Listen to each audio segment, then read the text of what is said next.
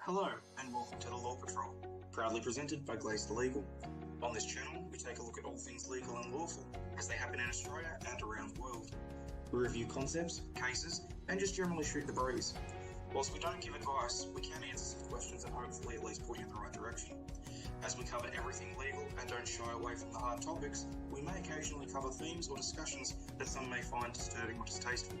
So if necessary, make yourself a cup of concrete, put on your big kid pants and pull up a chair.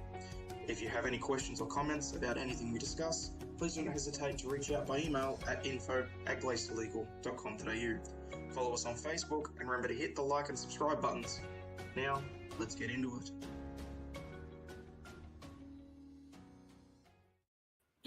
Good afternoon, good evening, and good night. And holy crap, what an afternoon. In today's news headlines, got a little bit of an update for Julian Assange after academics have attacked him on an ABC program. A little girl has unfortunately embarrassed the hell out of her parent after attempting to steal a stranger's baby at the supermarket. A woman who was too fat to date has had the last laugh at her ex after losing 38 kilos.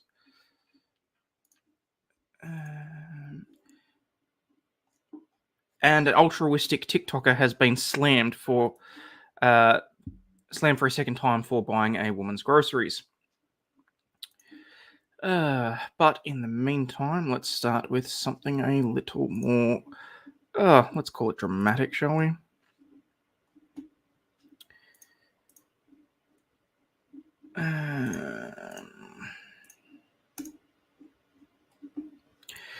Woman swears off dating men due to frustrating trend. A woman has highlighted a painful trend among men on the dating scene that has left her too scarred to even enter another relationship. A frustrated singleton has this week announced her plan to hang up her hat on finding a relationship for good and explained why. Jules Lau. Doesn't matter how many times I say that in my head, it just doesn't sound right. Aired her long-running grievances in a video posted online last month, detailing the reason she had given up on pursuing romantic endeavors. Titled "Reasons I'll Be Single for a Lifetime / Forever," her viral video has resonated with thousands of people across the globe. Listing a thread of common male dating behaviors, she detailed why she had come to a firm stance on not buckling at the knees for a partner who would end up ultimately she would ultimately have to mother. This is a problem reason why 500,000 of what? This is probably reason number 500,000 of why I'm going to be single for the rest of my life, she told viewers. I don't want to do anything for you. I don't want to cook for you. I don't want to clean for you. I don't want to be your secretary. I don't want to set up your appointments and chase you around. I don't want to pick up your socks for you. I don't want to be one of those people who come on TikTok and makes funny videos about how you can't do anything for yourself.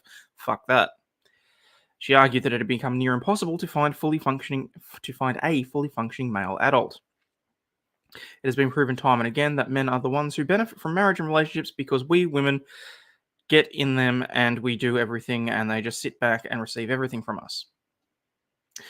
Probably should have actually saved this for controversial opinions because fuck you! As a treat, they might do something for our birthday or for Mother's Day, or, try and get in your pants. So, that could very well be an issue on your end as well, just saying. Men have unconscionable permission to plainly exist in relationships and receive.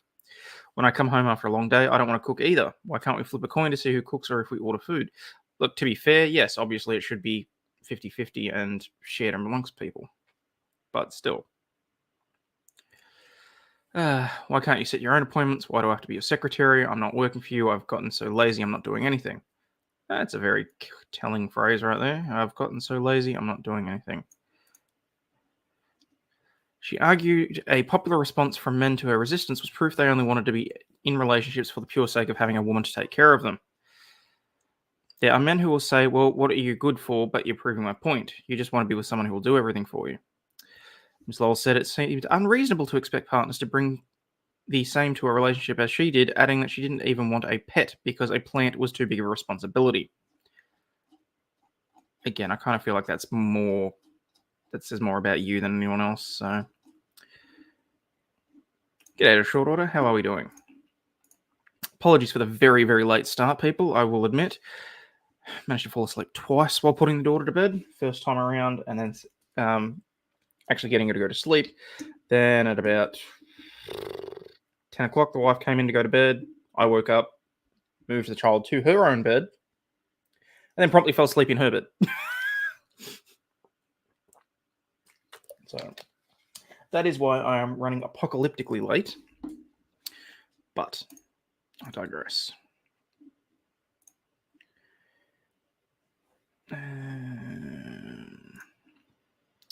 Now, slight trigger warning. This one may offend some, only because it refers to someone of colour as a chocolate baby.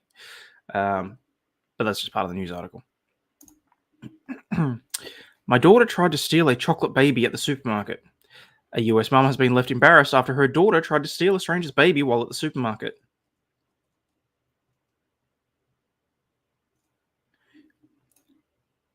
Lisa M.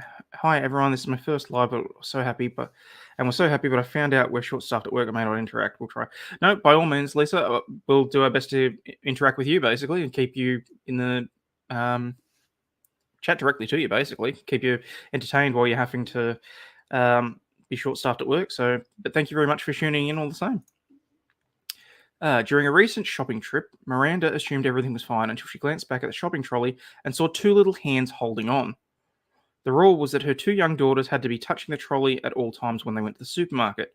But what the American mum didn't realise was that she had been duped. My daughter had decided to go and get a baby brother. As Miranda hilariously revealed on a viral video, her two little girls weren't actually holding onto the trolley. One daughter had two hands on the cart to trick me so that her daughter could go and get a baby brother. It turned out that the 3-year-old girl had decided to take matters into her own hands when it came to getting another sibling. She tried to steal a whole fucking baby. This poor woman was just trying to pick out the right kind of toilet paper.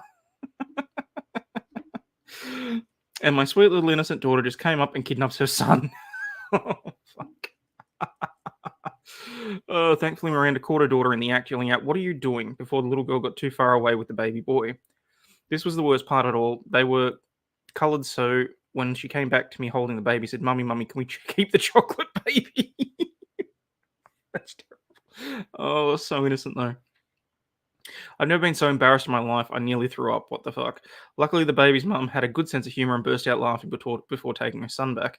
Unfortunately, this wasn't Miranda's daughter's first foray into crime, with the toddler stealing a bag of lollies from a shopper just a day earlier. Ooh, hello. Someone needs to be more careful about what... She's not keeping a good enough eye on her kid, although I will admit Little Law Patrol's been getting a little bit closer to... She's been bringing toys home from daycare. Like, we're starting to build up a little bit of a bag that I'm having to take back to daycare regularly. I'm terrified for the day that she does something like that when we're in the supermarket. She almost did it when we were at the servo today because she was like it was perfectly innocent. Like, she just picked up a trockie and she said, "Daddy, I have this." But rather than wait for me to say, "Okay, we need to pay for it," she turned around and went to walk out of the store. And I was like, no, get back here. So yes, I'm very worried that something like that's going to happen eventually. Where are we? I don't even know how she did it. I can't take her anywhere. Some families save money for holidays. Some save money for medical bills. This family has to save for bail because I'm raising a fucking criminal. Thankfully, Miranda had the support of countless parents on TikTok who all jumped online to reveal everything their own children had stolen. My son was forever kidnapping kids. I've had to return all kinds of babies. The first time this happened, he simply said, "Say hello to Pete." It's still a joke in our home to this day. My son has done this. We legit walked out with him holding hands with a little girl that did not belong to us at all. That's not a good look. My twins tried to kidnap a newborn in a car seat at 2.5 years old. Oh, not exactly the same. My 3-year-old daughter demands complete strangers give us our baby. I'm pregnant, so she knows her brother is in my stomach. My son stole a fish from therapy. Well, someone else's child used to pickpocket cash from a handbag and pretend he found it and had lucky money in the garden. Until it was $20 when I found out what it was. She didn't notice that he was pilfering her purse until he pulled out a 20. Fucking hell.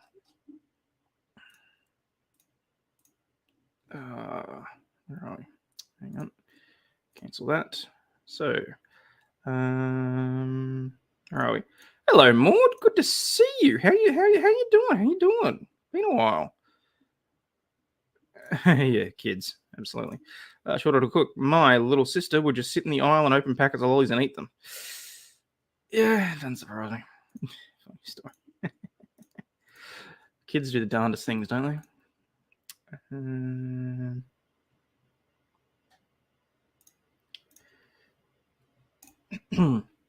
Senior public servant questioned about Women's Network rebrand, but not the phallic logo design, documents show.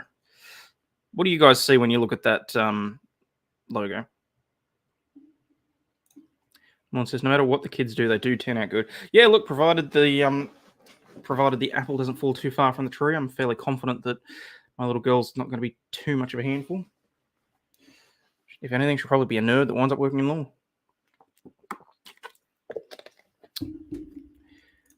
Hello, David G. How are we doing? Good to see you. So basically, sometime, I think it was last year or the year before, the Australian Women's Network was rebranded, and supposedly nobody noticed. Nobody noticed. A senior public servant designated as the federal government's women's champion raised questions about a controversial new logo on the Women's Network, though no concerns were raised about the design's phallic appearance, according to newly released documents. The purple elongated logo was swiftly withdrawn in March after much public mockery, with the National Older Women's Network describing the image as either thoughtless or an insult. Yes, I'm aware I'm late and Australian. Hello, Parallax. How you doing? Documents released by the Department of the Prime Minister and Cabinet under Freedom of Information laws show that the PMC communications team developed the eye-catching design. It then presented it to the Women's Network and promised ongoing consultations before it was released. Okay, so keep in mind, this is while ScoMo was still in power, and it was basically his own cabinet that designed it. Oh, it's kind of a big... I mean, could you imagine that kind of erection and FU to the Women's Network everywhere? According to the Freedom of Information release, the PMC's Inclusion and Diversity Committee said that in an email in September 2019 that the Women's Champion wanted to know whose idea it was to rebrand. The Women's Champion was keen to understand where the idea to rebrand stemmed from. Why was action taken if it didn't come from the network themselves? We clarified that it was a comms team initiative, reiterating reasons for this. The email said the rebrand would go ahead as long as the networks were happy with it and emphasized the need for ongoing consultation. Yes, Leighton Kiwi would be worse. Because, fuck if I know where he is. I think he's probably asleep on his keyboard or his couch. All right. Their job is to demonstrate inclusive leadership, and model and promote the values and benefits of diversity and inclusion. The logo, a cursive W with a domed protuberance attached, was only part of the broader rebrand that was controversial.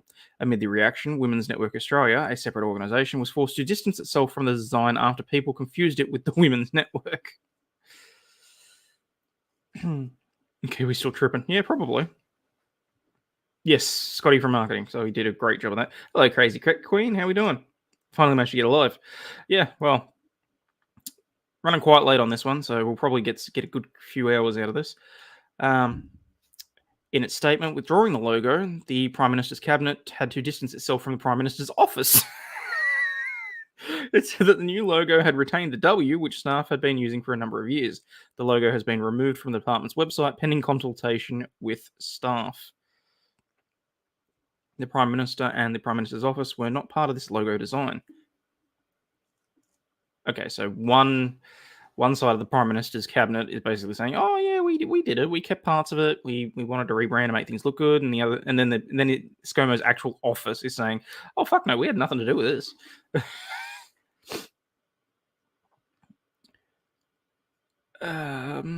The public relations hiccup came at a time when Prime Minister Scott Morrison and his government were under fire for the treatment of women and having a tin ear on gender issues. The presentation on the rebrand and minutes from the Inclusion and Diversity Committee were partially redacted. No shit, I wonder why. Emails released discussed the refresh and a proposed network branding and the value of consistent approach that maintains the distinct identities of each network. According to this document, no one mentioned the shape of the logo. So seriously, for like 8 months, nobody noticed? and then within a week of it being publicised, half of the population of Australia, and I'm not going to say which half, were laughing their asses off. Like, seriously. No further action agreed to other than emphasising the importance of continued consultation with the networks was planned. For anyone that is tuning in late, that's the logo that was released in March for the Australian Women's Network. Morons. Absolute morons.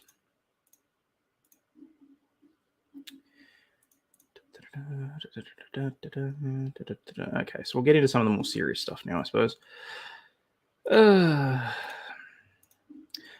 No bail for pair over Fitzroy shooting. A man and a woman charged over the shooting death of another man in Melbourne's inner north will remain behind bars. Duck Nugent and a 21-year-old who cannot be named for legal reasons appeared via a video link in Melbourne's Magistrates Court on Friday. Their lawyers did not apply for bail. Okay, so if their lawyers didn't apply, why did they bother even making an article out of this? Both individuals were charged with murder of a 55-year-old man who was shot dead in Fitzroy on Tuesday afternoon.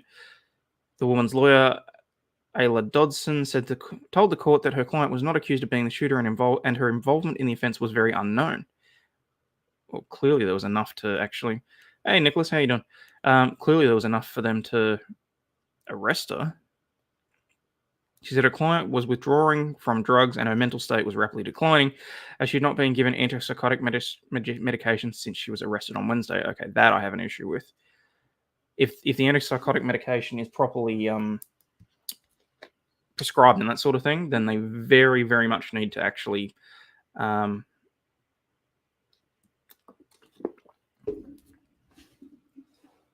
hey, Mim Copian. Cheers. Thanks for the raid. If that was prescribed to her, then I have serious issues with that. And it's not the first time that I've heard that being an issue. So, Laser Turk, hello. Offnix, hello.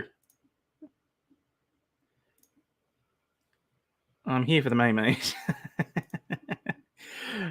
She was not in a position to be interviewed due to the nature of her withdrawal issues. Jesus. So if she's gone through particularly bad withdrawals like that, why the fuck were they even bothering to put her in court? That should have been adjourned.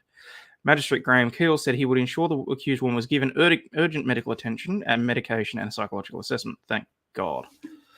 Homicide Detectives Senior Constable Aaron Price said the police needed 18 weeks to collate CCTV evidence and transcribe about 3 hours of audio recordings. He said it would also take time for police to gather together forensic reports from DNA and ballistics evidence. Anyway, lawyer Adrian Lewin said that it was too long for his client to sit in jail without knowing the evidence behind his murder charge. Keel agreed and prosecutors were just given 10 weeks. I'm sympathetic, but I do not want people to be lingering in jail. Union and the young woman are due back in court on November 4th. See, that is particularly fucked to me. So the woman's lawyer didn't bother to apply for bail. She's going to be behind bars for, 10 weeks, going through withdrawal symptoms. I mean, look, it may well be that family members might have said, oh, it might be the best thing for her so that she can go through a withdrawal and that sort of thing. But what a horrible, fucking miserable existence that would be. Being behind bars, going through serious withdrawals. And she was She was arrested, Wednesday? They appeared in court on Friday afternoon, so she's been going 48 hours without withdrawal medication, and she's been stuck in jail. And it took the judge, basically ordering the police to provide her with medical assistance. What the fuck? Honestly. Not very urgent if you're waiting until pulling her into court. Exactly. Can't have a sham trial without a sham defendant. Oh, and look what the cat dragged in. Not that I can talk. What's she addicted to? They haven't specified. Yes, I'm aware, Parallax, that people go through withdrawals in jail all the time, but at the same time, it's like, well, hang on. If she's already going through withdrawals, I do think that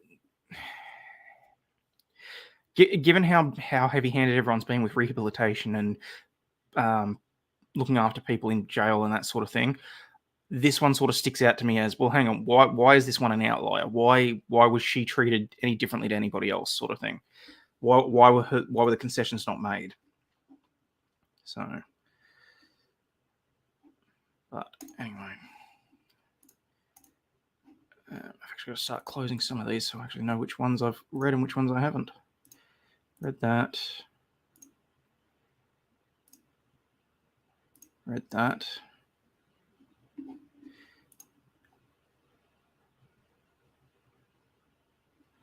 If it's heroin, I have no sympathy. Sorry, not sorry. No. Look, I can understand many people have a hard stance on drugs. I'm not saying that I have any sort of issue in that. Sober people get hooked on drugs in jail, just saying. Yep. Unless she's experiencing the DTs or I think withdrawal from H, she'll be fine. Short, too long, didn't read for those who just joined. What was that article? So that was basically two people that were involved in a shooting in Fitzroy. They appeared in court this afternoon and were remanded into custody for 10 weeks. What the lawyer for the woman, who was not named for various reasons, didn't bother applying for bail. So she's going to basically be going through detox and withdrawal for the next 10 weeks or however long it takes to take. Hey SG, I came in too late, obviously. I've only been going for about 20 minutes. I wouldn't stress, okay? As for the other articles, there were a toddler went and picked up and ran off with a young child, basically saying, "Mummy, can we keep the chocolate baby?"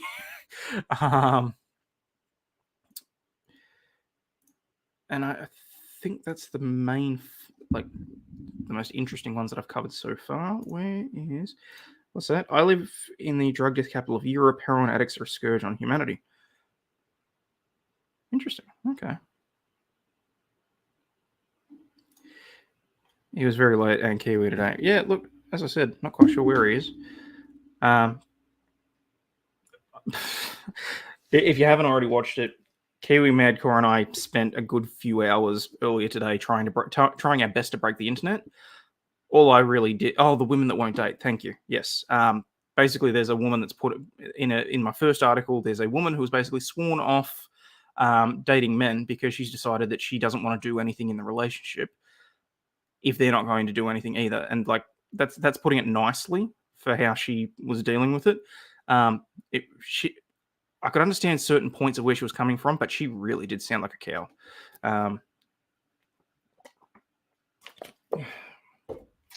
Just sounded like she was looking for an excuse not to be in any.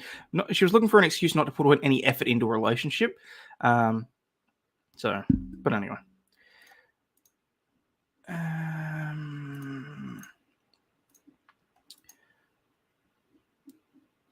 What's that? I also suffer from antisocial personality disorder, so I'm incapable of empathy. Oh, fair enough. Sean sniped Madcore for a couple of minutes last night, Streamception.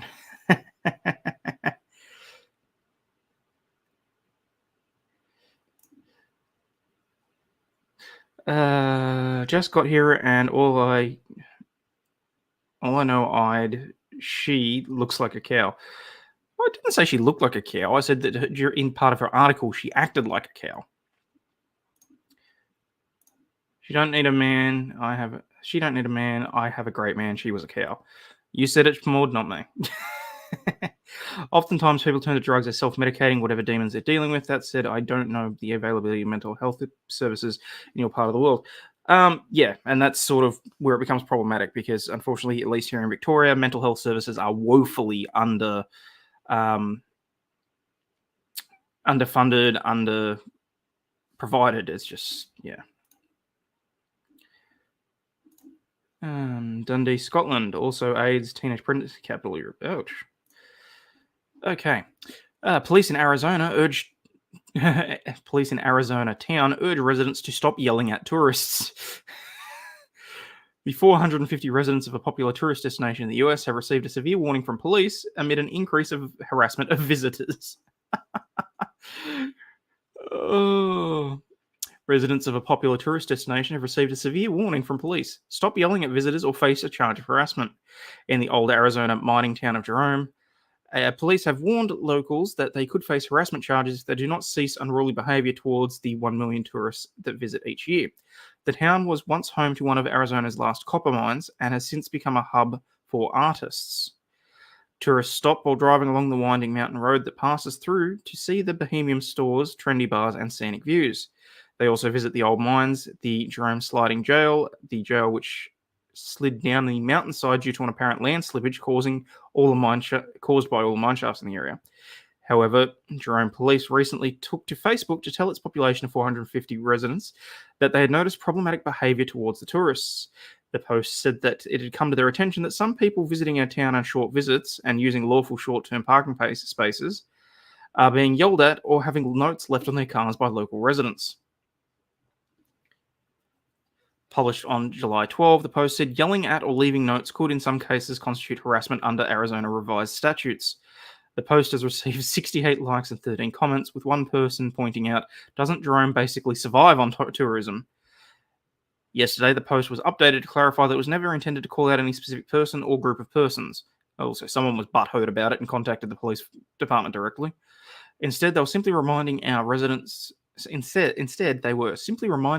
to call us if they observe a possible crime like trespassing or a violation of town code, such as a parking violation. It's always better to allow the police department to handle these issues. Depends on the police department whether or not they get the balls to actually do anything about it, am I right? Jerome was designated as a National Historic District in 1967. It is located halfway between the Grand Canyon and Phoenix.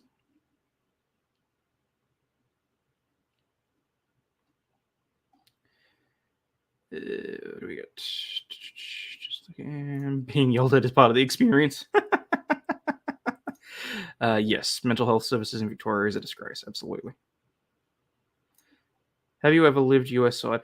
No, I can honestly say as bad as it sounds, I've never really set foot out of Australia. I've spent a good chunk of my last 31 years of this planet exploring our great country on foot, by plane, by boat, however else you want to travel. But I'm yet to step foot outside I'm yet to pass international waters. Let's put it that way.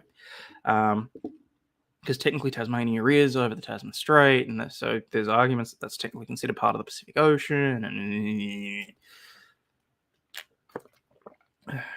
which is just a whole lot of BS that I don't really.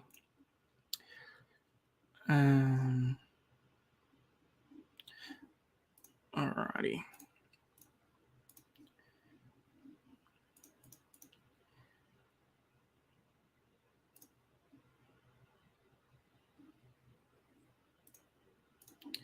Now, I hadn't actually heard they want us to report traffic violations.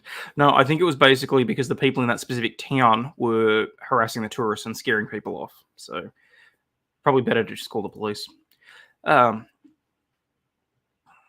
Katie Hill, former US politician, bankrupt in wake of revenge porn scandal. A former politician who resigned from the US Congress after intimate photos of her were leaked says the scandal has now left her bankrupt. Katie Hill, a Democrat, represented California's 25th congressional district between January and November 2019.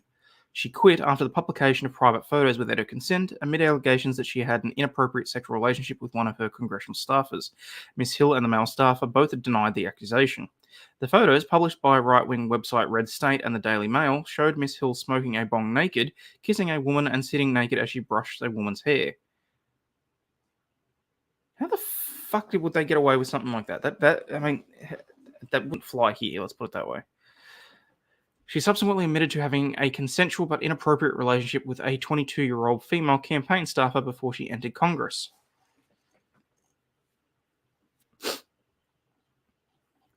All I'm saying is that if you have an issue with that, you're not allowed to watch lesbian porn.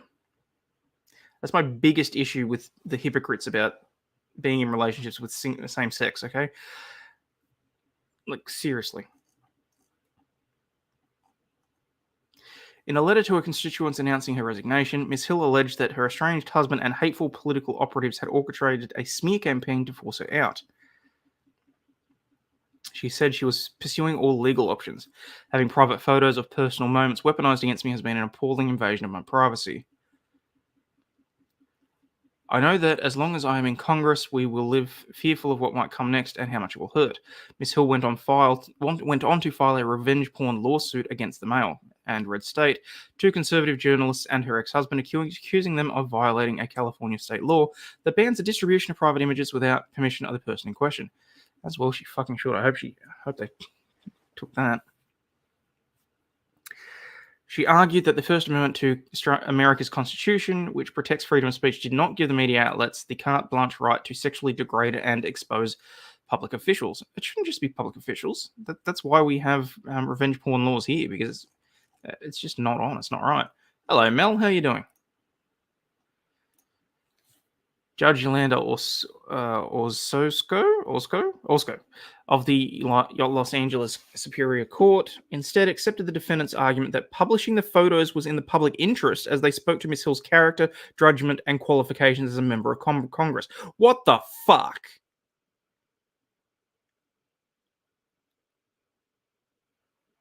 She ordered Ms. Hill to pay out $220,000 US, $325,000 Australian, to cover the defendant's legal fees.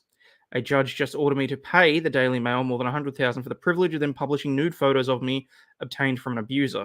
Ms. Hill fumed at the time, calling the US justice system broken for victims. Ms. Hill's ex-husband, Kenneth Heslop, has denied her claim that he abused her. Oh, but he didn't deny that he provided the photos and that they were published by a third party. Like, what the fuck?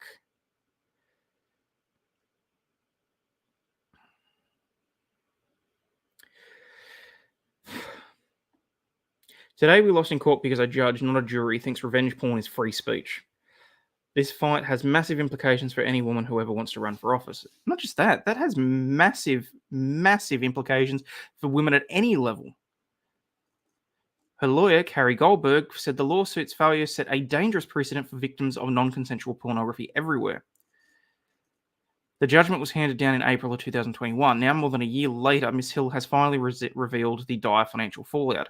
Victims of cyber exploitation are being drawn out by our legal system, and I've gotten an unfortunately personal look at the damage that can do, she said in a statement.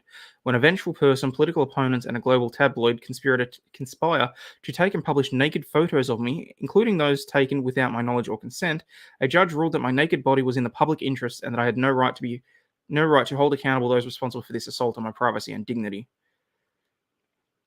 I incurred substantial financial loss to fight this case because I believe it was in my responsibility to do so to protect future victims of cyber exploitation. The consequences for me personally meant that I had to recently file for bankruptcy. Still, I don't regret doing so, despite the severe and lasting financial repercussions of the offensive and just plain wrong ruling.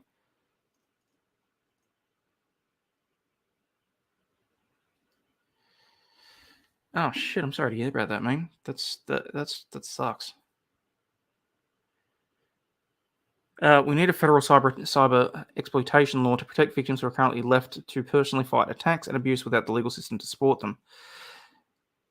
I'm in a different chapter of my life now, being a mum and getting a fresh start, but I will continue fighting this fight on behalf of all victims for as long as I have to. Ms. Goldberg, who is still representing Ms. Hill, gave a brief statement to the LA Times. It is a broken system where the plaintiff's sensible use of our legal system to adjudicate fundamental breaches of their sexual privacy can result in such financially punishing consequences. Meanwhile, a lawyer who represents the two journalists Ms. Hill unsuccessfully sued accused her of trying to evade responsibility for her errors. The bankruptcy process was not meant to enable privileged politicians with the means to earn revenue evade the natural consequences of their intentional acts. We have questions about this filing and we'll be suing them in court. Fuck. And you got artificial nails on. Fair enough. People at any level, not just women. Yeah, exactly. What am I seeing then in relation to Hunter B's laptop photos? That's a good question. That is a very good question. So apparently, if anyone can get a hold of his laptop and actually disseminate the information, it would be in the public's interest in order to see what was on that laptop. You could do that without actually suffering any consequences, apparently. This is not acceptable. Speaking to MSNBC, Following the judgment against her last year, Ms. Hill said revenge porn laws across the US were fragmented, with 48 states each having their own version. She said there should be a single uniform law at the federal level. Revenge porn in zero circumstances should be in the public interest and should be free speech. Abso-fucking-lutely. It's tough, it sucks, and it's something I feel I have to continue this fight for, because most victims do not have the the ability or the resources to do so, and it has such big implications for any woman who wants to run for office, and any woman who has a potentially powerful voice or is in a position of power. Excuse me. Anchor Joshua Johnson summed up the court's judgment in a statement that there's a prevailing public interest in knowing about public officials and that other public figures, which is different from a private individual. He asked Miss Hill where the line should be. Are you fucking kidding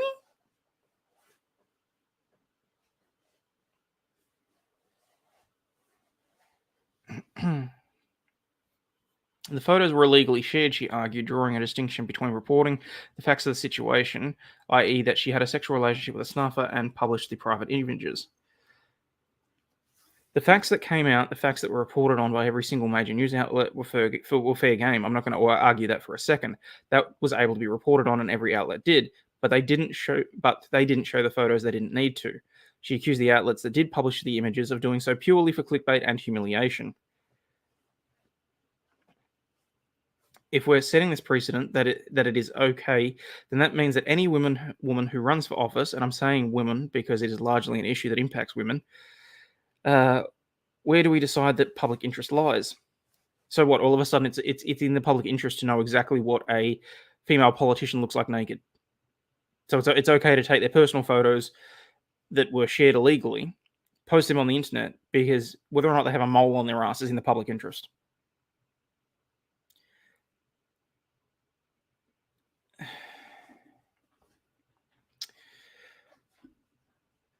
There's no limitations around it, and that cannot be acceptable, or there will be a chilling effect on women who will not run, because they will know that they had a vengeful ex out there, or they have some kind of history. Yeah, exactly. Everyone has some kind of closet. Everyone's got some sort of skeleton in their closet that they're not happy about. But at the same time, holy shit, that's pathetic.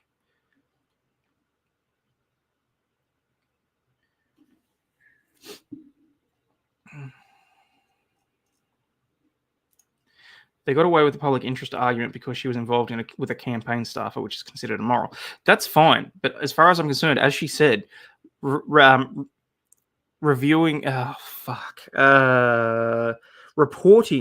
on what exactly happened between her and her staffer is fine. At no point do I believe it was appropriate to be showing her naked body out of personal photos. That's just not on.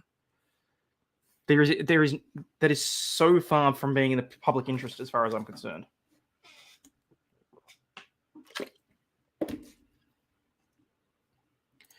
Be me. Got shared laundry room. My neighbor dumps my soaking wet clothes on the floor. I reset her wash cycle 3 times. She ends up spending more time than me. Feels good, man.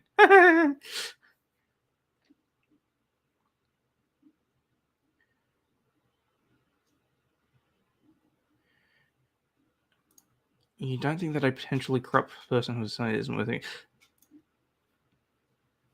Law Patrol's skeleton is that he's secretly a member of the Paw Patrol. I tell you what, I'd be happy to, honestly. I mean, the way that they keep adding... the way that they keep adding to the Paw Patrol with the additional dogs, like the one that's from Brazil that has the claws, and then they've got the one in the wheelchair that's from apparently got dinosaurs around him. Like, some of the storylines don't make sense, but you know, if there was going to be a lawyer Paw Patrol dog, I'd be happy if they based it on me. That just really means that they were afraid of her and what she could do. True. Adam A., you blindly believe what reporters tell you? I presume you're directing that to me, and the answer is fuck no. Anything and everything should be investigated fully, but I don't believe that photos of a naked woman are classed as journalistic. I'm sorry. Particularly not if it's revenge porn. That's ridiculous. If the journalists had the photos, it was easy to prove them. if they were able to say, oh, here's the information, here's the evidence, that's fine. But at no point do I believe that they needed to be published. Is there a member of the Paw Patrol that identifies as a cat? Well, Charles, I can honestly say no. There is a cat sort of off to the side, but then they're sort of like quasi enemies are called the Catastrophe Squad, which are a rival sort of team of cats from the next town over who work for the he's sort of the antagonist mayor, but basically, yeah. I know way too much about Paw Patrol, I'll be perfectly honest. No, look, to be perfectly honest, in terms of the skeletons in the closet, I'm fairly open about my skeletons in my closet. I'm more than happy to just hang them on the wall, sort of thing. I've told you guys about some of the various stories in my life that I'm not particularly proud of, but I'm happy for them to be out there because I generally have nothing to hide. So I agree. Revenge porn is absolutely crap. I also hate the chilling effect for women argument. Anyone who wants to be for office should be concerned. Absolutely. Absolutely. What is a cat? A cat is one half of a perpetual energy motion. A perpetual energy motion device. So basically, if you strap a piece of buttered bread to a cat and drop it, it will continually spin because the cat will always try to land on its legs, but the bread will always try and land butter side down. So eventually, as soon as we manage to harness that energy, we'll be free of fossil fuels. The reason that they were published is because she got in the wrong with the owners of those newspapers. That doesn't make it right, though. That does not make it right. Did you see JD's legal team were backstage at a concert and the Fat Mads were on Twitter were upset about that? I was not aware, honestly. I've been trying to keep this a no turd zone, at least until I actually manage to get back to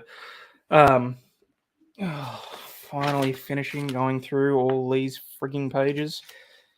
So kinetic energy moggy. Yep.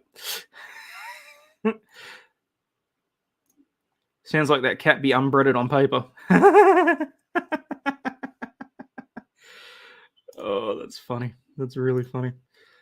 Where are we? Share page. Okay, covered that. Got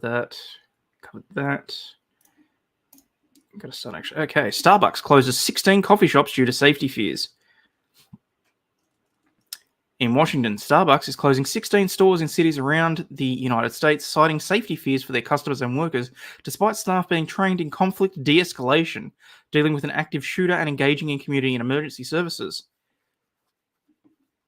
Send me a link on Discord. Oh, thank you, Parallax.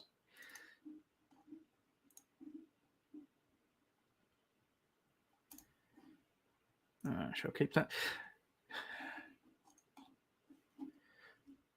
Totally normal, nothing to see here backstage at the Johnny Depp concert. Definitely not weird in any way. Why the hell would that be even remotely weird? Like that is just ridiculous. That so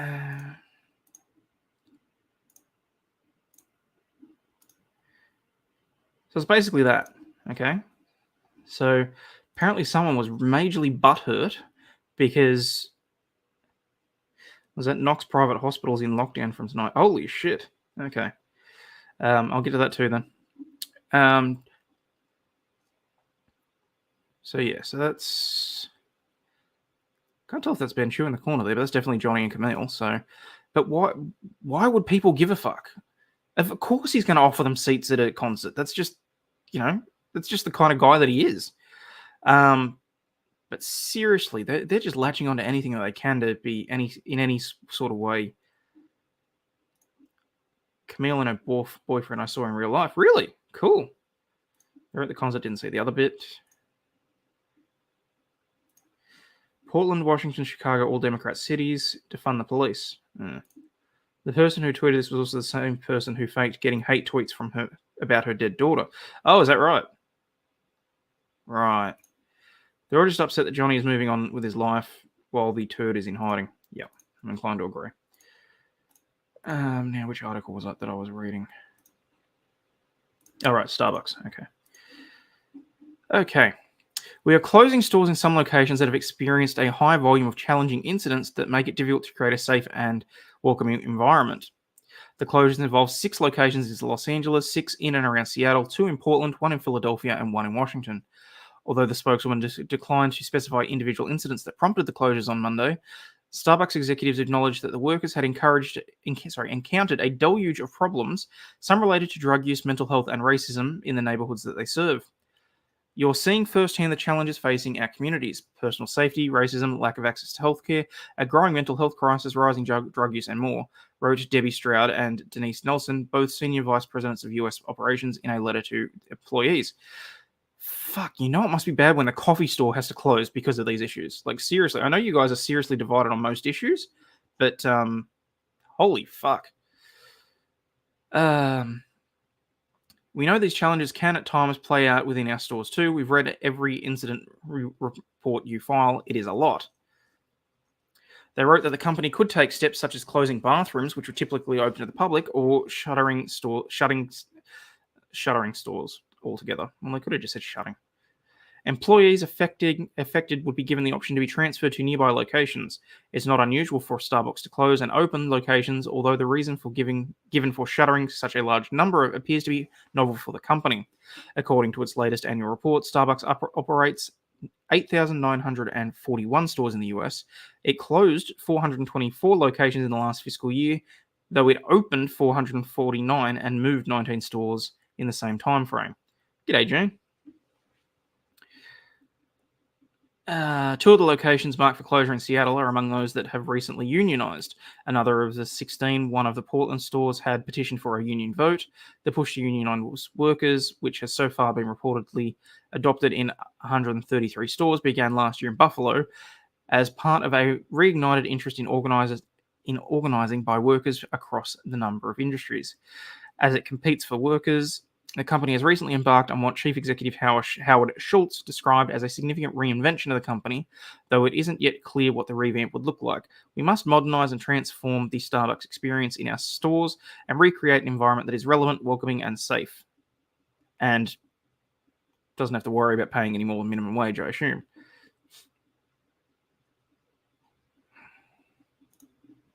We got some of these.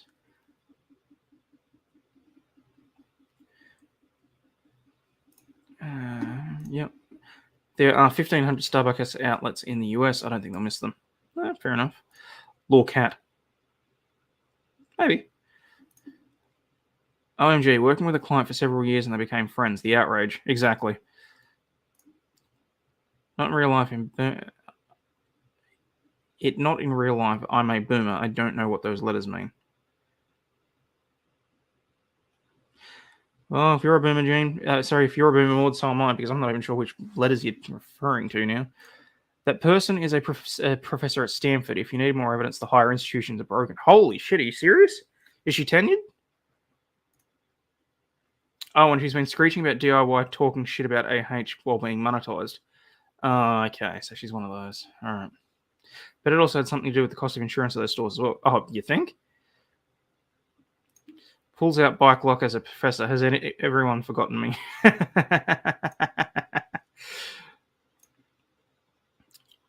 I had a challenging incident earlier. It was fine. Oh, I'm sorry to hear that, Sheev. Anything you care to share or talk about? It's free and open space. More than happy to. I worry about my daughter all the time. She works at a gas station. Yeah, I can sort of understand that. I mean, I don't know what the statistics are like for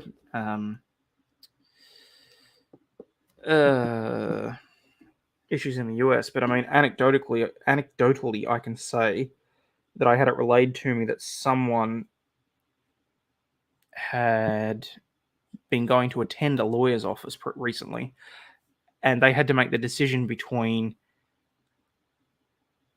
doing a runner at the servo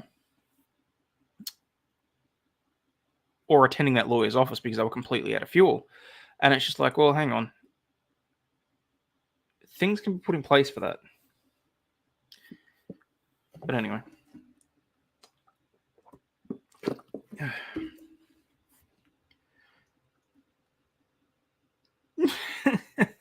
I love that more you call everyone kiddo. I love it.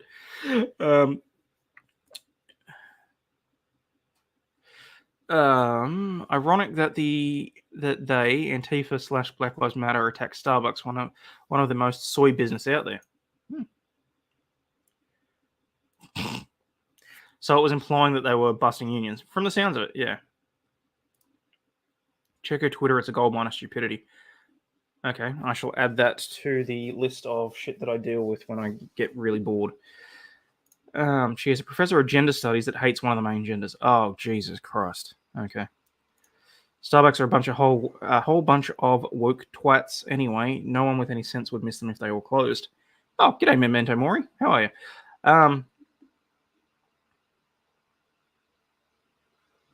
I would definitely apply for concealed carry if I lived in the US. Yeah, look, I'm not going to lie. I probably would too.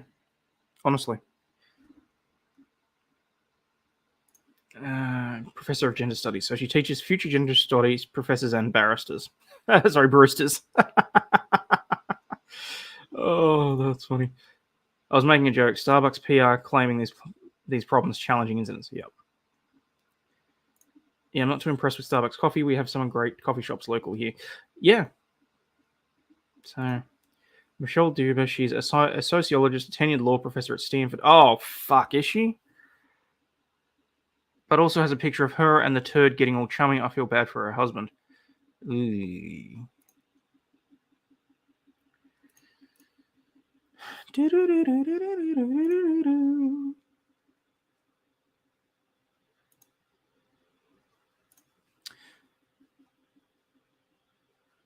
It's actually law she teaches. Wouldn't surprise me. So this one got my blood boiling a little bit today when I was looking over this. Fuckwits and too ugly to be great. What Queensland police officers said about DV victims. From calling grape surprise sex to referring to victims as fuckwits, bombshell claims have been made. Police have issued a commission. Got to work out how I can stop that. Half the time I completely forget that those videos play automatically. Bombshell claims have been made on how some Queensland cops respond to DV cases. Victims of domestic violence have been referred to as fuckwits by Queensland police in call centres, while officers actively not responding to domestic violence orders, a court has heard. I suppose actually muting all the tabs would matter, wouldn't it? Okay, I'll give that a try. Both active and retired female police officers are detailing the widespread cultural issues of misogyny, sexism, and sexual harassment committed by their male colleagues in the ongoing independent commission into the inquiry into Queensland Police Service responses to domestic and family violence. Jesus, they can come up with shorter names. He'd probably boom and mute himself though. Oh, screw you, Parallax. On Thursday, the inquiry was told. Hang on. Actually, how do I do that, sir? Is it right click?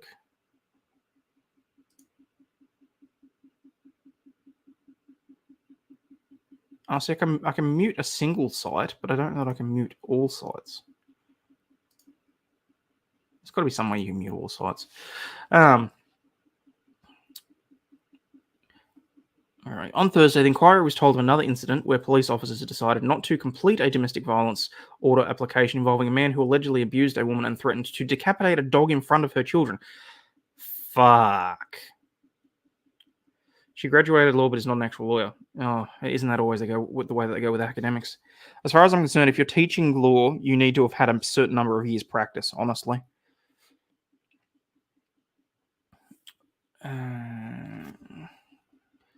Despite having photographs of the victim's bruised ribcage.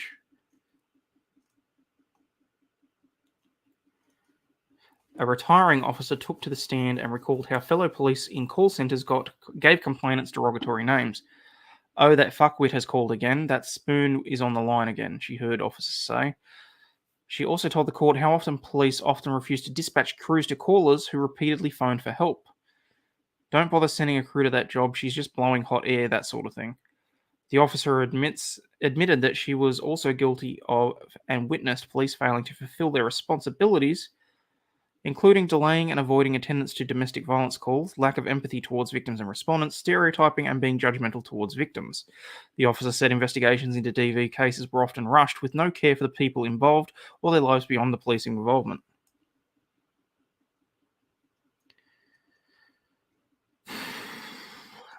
This comes after the court also heard on Wednesday how responding officers to domestic violence and rape would refer to victims and sex crimes as in misogynistic terms. Male officers have been described as referring to victims as too ugly to be graped and that she deserved it, while referring to a grape and sex crime as foreplay. Jesus Christ, these guys need to be hung and quartered.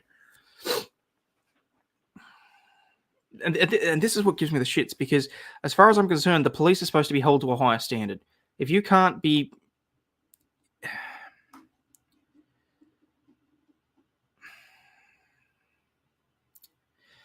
I'd play the controversial opinions, but let's face it, this shouldn't be that controversial. As far as I'm concerned, your police and public responders are supposed to be the equivalent of the old-time knights, okay? They're the ones that are supposed to hold themselves to a higher standard, be accountable for their actions, and be the ones to protect people. How the fuck are you supposed to trust or rely on these people when you've got shit like this coming out? This is just wrong. The officer also described how colleagues would actively avoid responding to DV cases, instead opting to respond to other, usually lower priority cases. I'll go attach a DV and the officer sitting in the driver's seat when I'm telling them what job they're going to do. They've interjected and gone, no, fuck that, we're not doing this job. That's a code 3. One of the other crews can pick that up. Let's go to this suburb. The court also heard how male police officers would refer to their female counterparts as, are you fucking kidding me? I'm not dropping the C-bomb, but that's C-bomby McC-bomby face. Fucking bitch, fucking slut, and mole. No. That's really not good enough. I do hold police officers to a higher standard. I know that they're human beings. I get that it's the whole argument with holding, say, AFL players and sports stars to hold higher standards as well. But I'm sorry, but if we're holding our sporting stars to such a high standard, why the fuck are the police on such a low level? Jesus Christ. It's generally behind their backs and behind the backs of the clients who aren't in the office with us. Their comments are made in the day room. CG, mole seems out of place in that list. Not if you knew what it meant here in Australia. You'd understand. That's not on. It's generally behind. Yeah, okay. The inquiry was recommended by Queensland Women's Safety and Justice Task Force after finding evidence of widespread cultural issues that had led to police failure to respond to domestic and family violence cases. On Thursday, Sergeant Paul Trinder detailed how the leading officer responded to alleged threats against a woman, her child, and her dog, which had not reported the claims to him despite receiving earlier advice on how to deal with the case. Sergeant Trinder only found out a day later, after which he issued a directive to two officers and a senior constable in charge who had failed to investigate the case. Sergeant Trinder said the senior constable had been outraged that his decision had been questioned. Parallax, I'll come back to that. I'll star that and come back to it. It's a reasonably big thing here.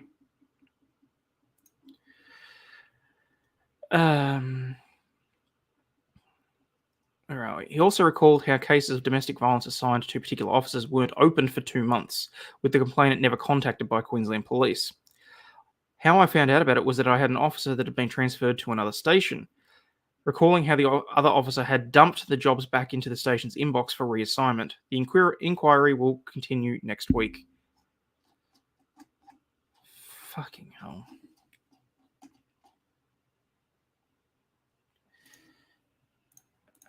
I'll just double check whether or not the Urban Dictionary covers mole. Otherwise,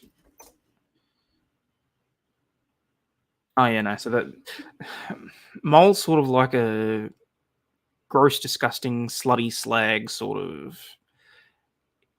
Here, it's a very derogatory term for a woman. Let's put it that way. So we pay them to turn up, and they should do it and handle a complaint professionally. This has been going on in Queensland indefinitely. Yeah.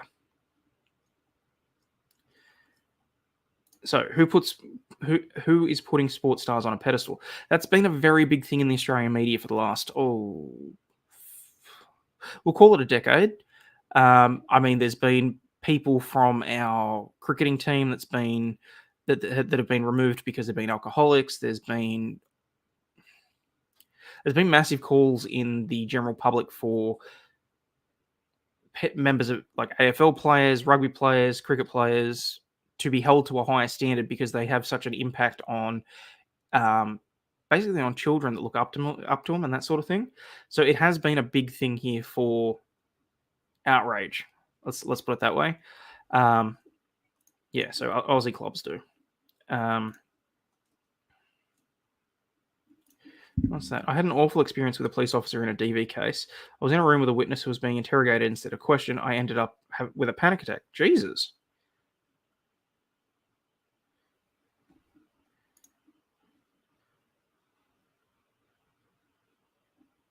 It's mole, like a gangster's mole. So what? You sure? I thought that mole was like the informant mole. Famous people are usually idiots just like everyone else. Yeah.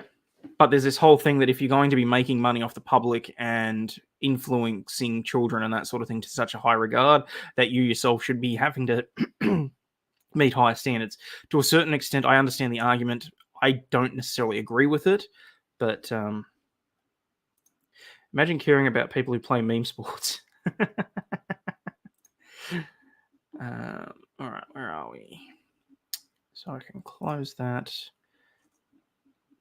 Yeah, I don't really care about the fact that she's behind bars. It's really not. Mole is usually an informant. Yeah, that's the general use of the word in non-insult terms. That's the general use of the word. Here, you're basically calling someone a slut or a slag, or someone that's just not worth your time.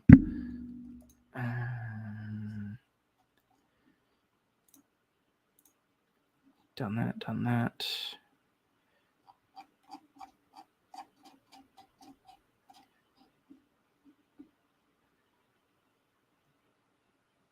Oh, okay. Well, there you go. Mole equals a prostitute, a gangster's companion. Okay, yeah. So that's not the term that we use mole here. That's not what it's. That's not the. That's not what it's generally used for in derogatory terms, at least here in Victoria, anyway. Assumed they were the worst way back. No, yeah, okay. This is the same problem we have with politicians. They look to politicians as moral arbitrators and not just people who have been hired to do a job. Exactly. Fancy a game of sticky wickets, Lancelot, old boy. Why, yes, Galahad. I'd be more than inclined. Speaking of moles, have you heard about Lindsey Graham's moles? Parallax, if I Google it, am I going to have am I going to have ASIO banging on my door?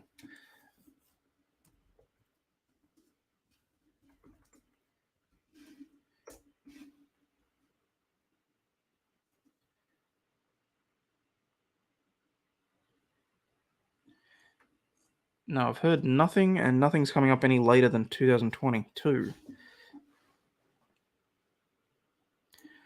Politicians corrupt, he is corrupt. Surprise Pikachu face when the cop is corrupt. Yeah, exactly.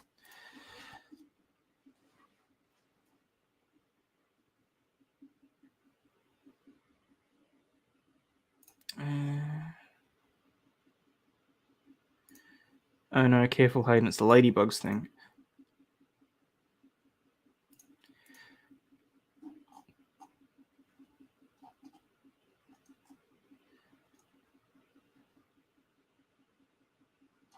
Oh, okay.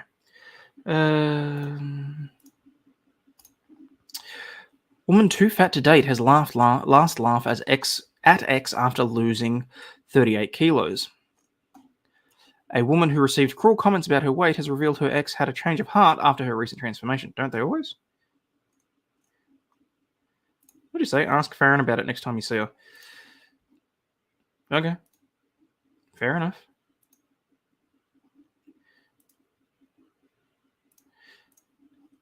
Where are we? Scrolling through her DMs, Sophie Patel's inbox is bulging with messages from guys who want to date her. It's a stark contrast to 2 years ago when the messages were downright nasty. At the time, the 29-year-old British woman was a size 16 who weighed almost 90 kilos. Are you fucking kidding me? That's... okay.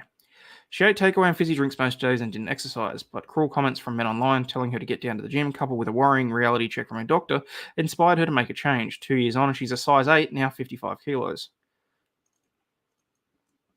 Damn. I'd always been a bigger girl, but it was only when I started to receive negative comments and messages on social media from men telling me to lose weight that I decided to do something about it. Good on her. Well done. Is it fat shaming if you bring it up after the fact? It's a good question. I'm not 100% sure. Now I look and feel amazing. Growing up, Sophie said she struggled with her weight, but it didn't affect her until she was in her 20s. While I was always bigger than other girls, it never really bothered me, but when I was 23, my eating was out of control. I would binge on McDonald's, KFC, Burger King, and all Burger King for dinner, along with 4 full-fat bottles of Coke a day, cakes and donuts. Holy shit, okay, yep. I got to the point where I didn't care about my health anymore, I did not exercise, and I ate fast food all day long. By the time Sophie was 27, she was size 16 and weighed 89.8 kilos. Yeah, okay. And what's your point?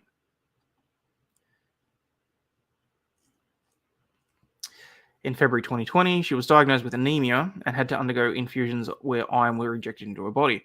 I was constantly weak and tired. I was extremely unwell. When I started to feel better, I went to the doctor for a checkup, and he warned me that I had a high risk of diabetes if I kept putting on weight. For a while, Sophie didn't take any notice. It was only after receiving cruel messages on her pictures about her weight that she decided to take action. I looked in the mirror and hated the girl staring back at me. Oh, see, that's terrible.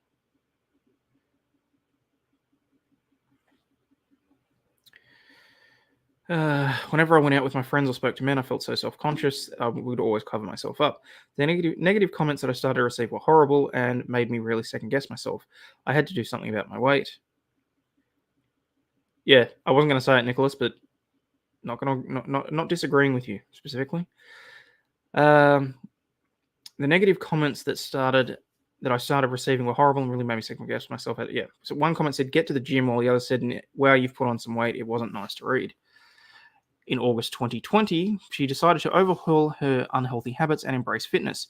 Every day, she cooked healthy meals and adopted a calorie deficit diet.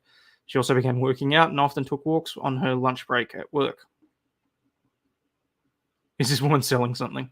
I started to follow healthy recipes online, and every day I either do a brisk walk, jog, or do high intensity training workout. At first, I didn't believe that I'd be able to do it, but then a switch flicked in me. After working out and eating healthier, she noticed that her physical and mental health were feeling the benefits. I found it so relaxing when I started seeing the results. I felt so proud that I'd stuck with it. After a year of hard work, she lost 38 kilos. Now that she's lost the weight, she does strength training multiple times a week to build muscle. I now restrict myself to 1,600 calories a day and increase this when I work out.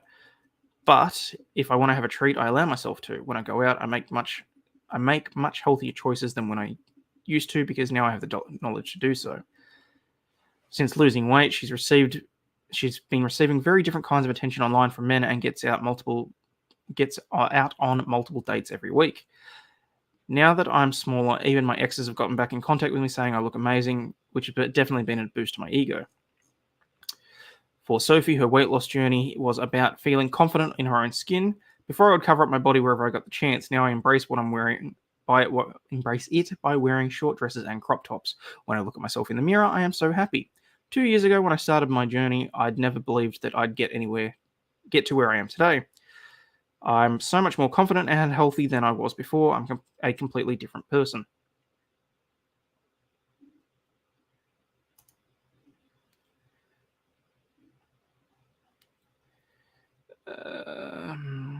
What's that? Don't ask Farron, just look it up.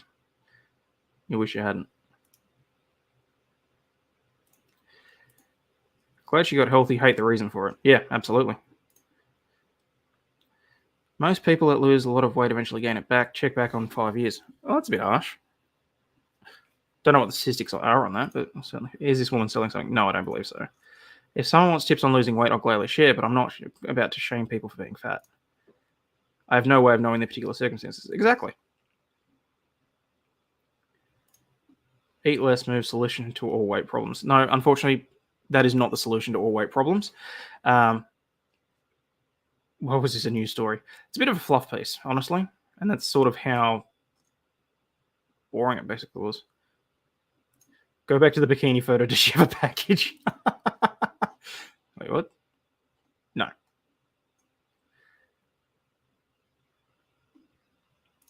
I hope she shoved them off, the X's, I mean. Yeah, I would hope so. Nothing tastes as good as skinny feel. By the way, I'm kind of fat, but I was skinny when I was young. Fair enough. It's to boost female readers' connection to the news site. Quite possible, yeah. That was an odd story. She wasn't that fat. No, look, not especially not by Australian standards as well, so... The true evil of all modern processed foods is that it contains compounds that are like heroin. These compounds are in modern food only to make a person addicted for the food. Yeah. A woman selling breast sweat and farts makes $7,000 a day.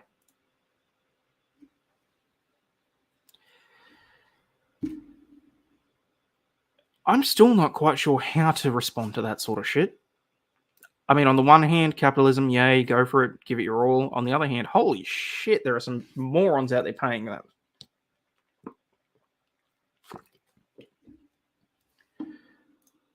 Send you the Lindsey Graham thing on Discord. It's fine. All right. You know what? I'm going to open it on Discord. I will read it to myself, and if there is something there, at least you will get my reaction face.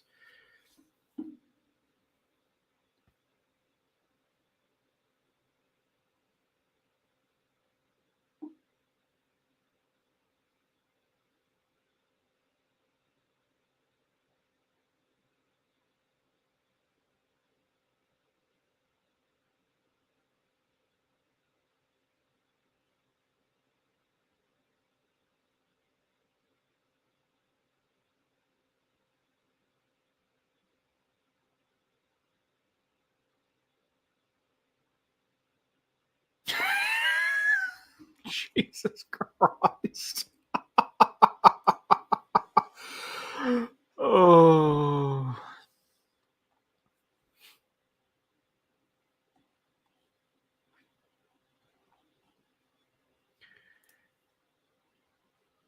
It is, you just need to move. No, Laser, that is absolutely incorrect, okay? I'm not going to go and dox anyone, but I know for a fact that there are medical conditions that no matter how hard you exercise, you cannot lose the weight and you do continue to pack it on. So no, I 1000% disagree with you.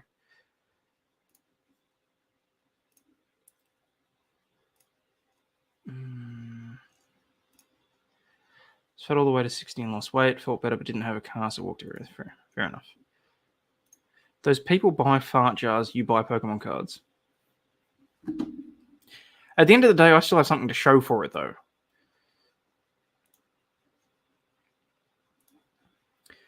Where do I get into this breast sweat deal? It would motivate me to work out. I'm not going to Google it, but I would suggest something along the lines of, I don't know, OnlyFans or... I think that... who's the chick that's on Twitch? The one that did the bikini thing the other day. Not that I was looking. I was watching Halo, and it sort of just popped up on my thing as, you may enjoy watching this. I've only ever liked Halo on Twitch, so I have no idea why the fuck that would have come up. But anyway. I would suggest just Googling, honestly, if you genuinely want to get into it.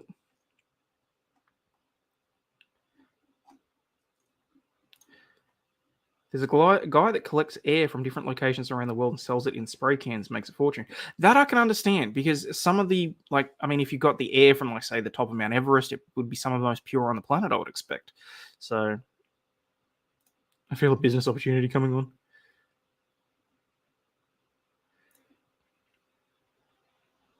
spent 4 to 8 hours a day on my sport of choice for 10 years, so I was fit as a fiddle. Yeah, I can completely understand that, Laser. Simple fact of the matter is a lot of people these days do not have that kind of time to spend. Stick a tube in after eating baked beans? Ooh.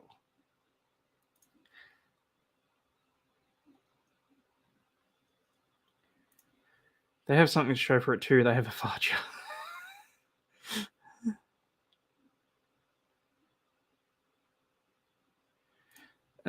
Sometimes the chemical imbalances that require vitamins at doses you can't get from food. Well, except a lot of food, yeah. Yeah, friend has pituitary issues and gains so much but can't lose it. The other things that can impact it on things like, what the fuck's it called? Not endometriosis, or is it endometriosis? The one where you get cysts on your ovaries that cause hormone imbalances. What's the other one? The pituitary thing. No, look, there are plenty of legitimate medical reasons why it causes issues. Let me say, the backpedaling. Was I backpedaling? Fuck it. A second-hand Amaranth fart jar would probably sell for more than some of those shit new Pokemon cards. Yeah, I can't really say that I'm surprised, honestly. I think that's the chick that popped up on my Twitch stream the other day. I didn't pay that much attention.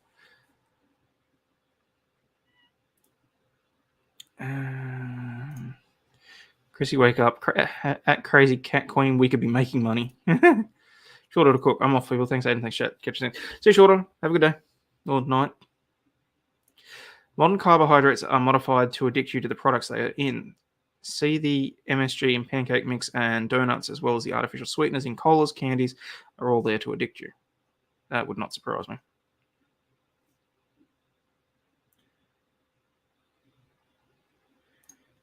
Shoot, my guy's so skinny he can't gain weight and he eats more than I do. Thyroid, yes, thank you. Oh, so it is endometriosis. Okay. I try not to throw things out there. I'm really hoping that... oh, fuck, is this going to get flagged for medical misinformation? Jesus Christ, you got to be careful.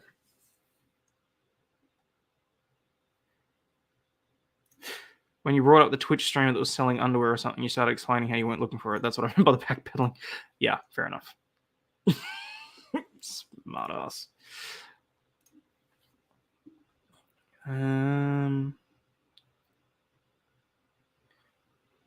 Oh, hey, Megan. How are you? Endometriosis plus Pokemon card chat.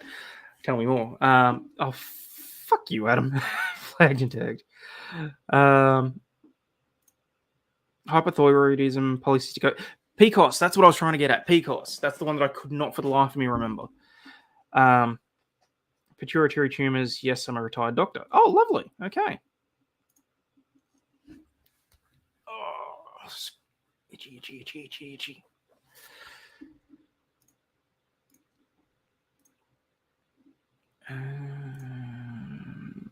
What else we got? Done that.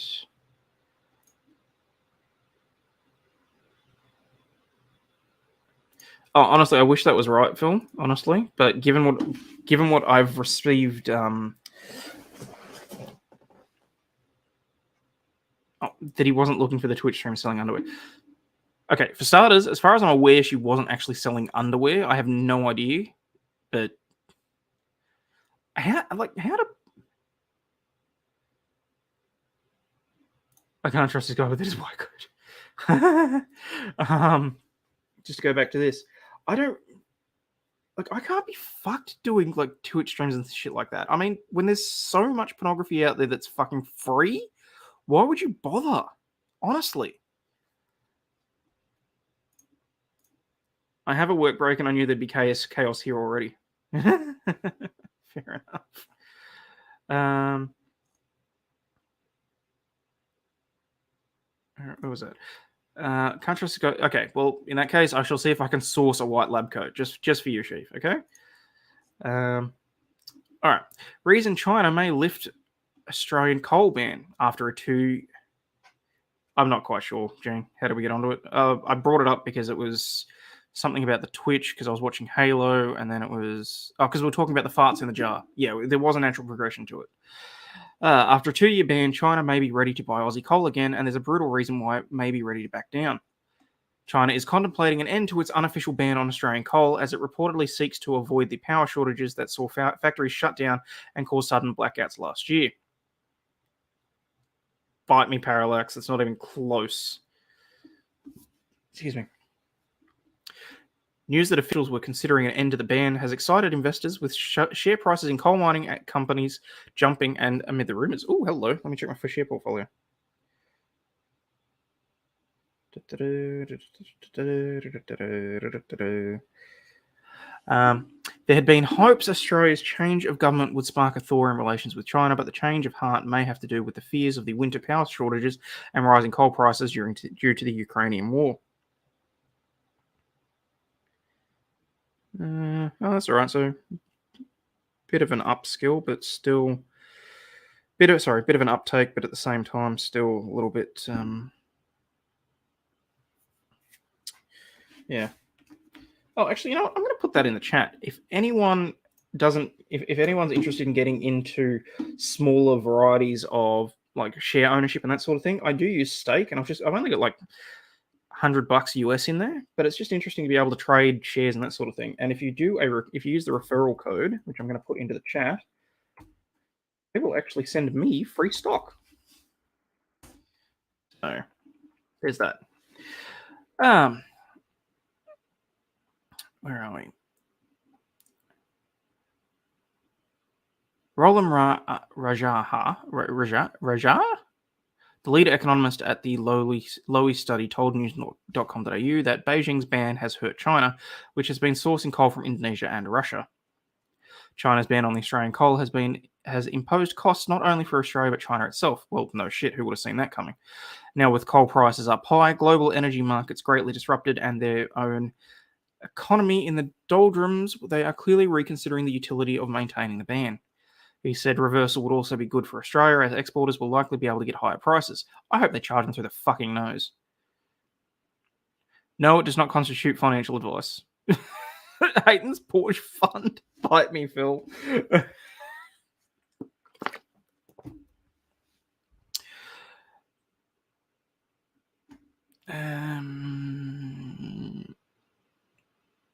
He added the change in Australia's government may have impacted Beijing's decision. However, it would not be the main reason for the change at heart.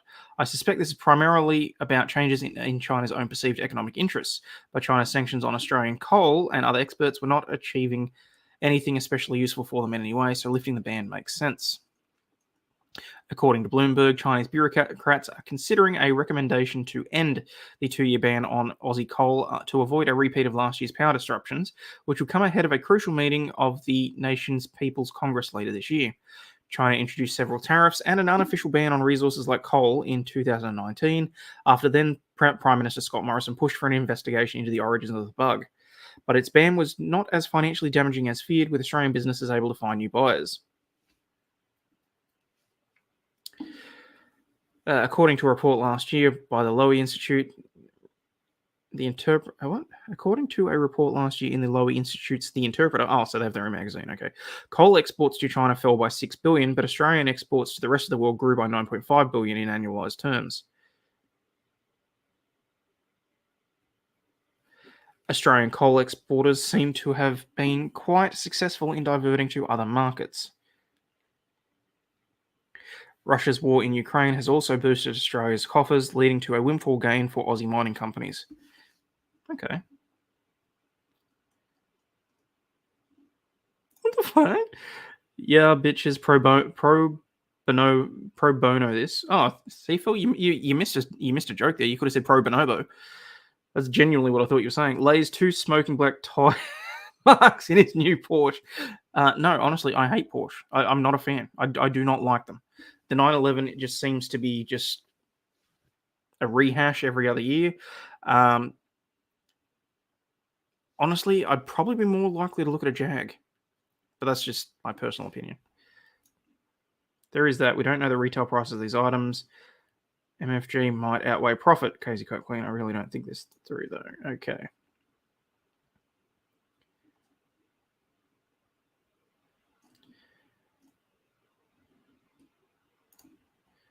Pussies drive a Porsche. Yes, as does Richard Pusey, who, as we all know, is the number one scumbag in Victoria.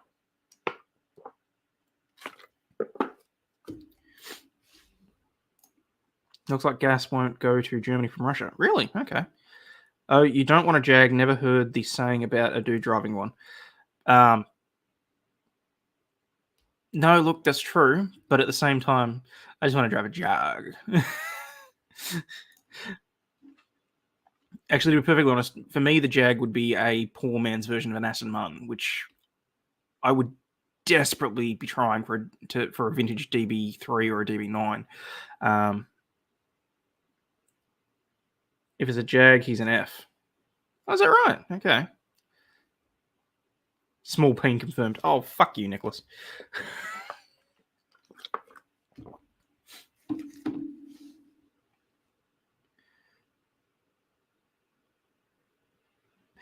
Okay, Parallax. No idea what the acronym is.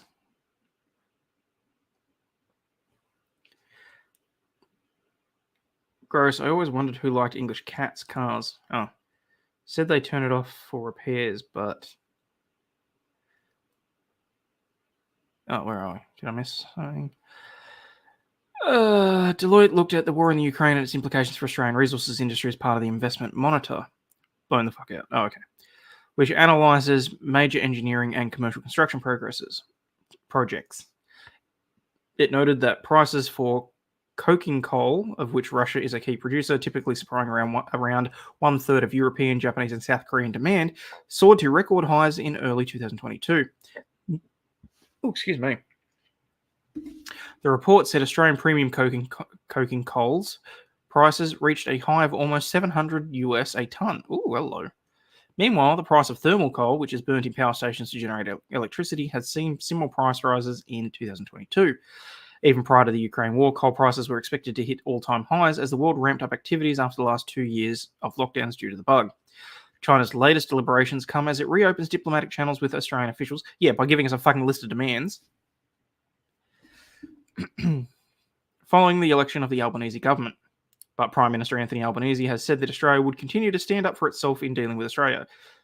Albert, I'm going to hold you to that. If you don't fucking keep it up, Hayden doing victory laps in his Mini Cooper.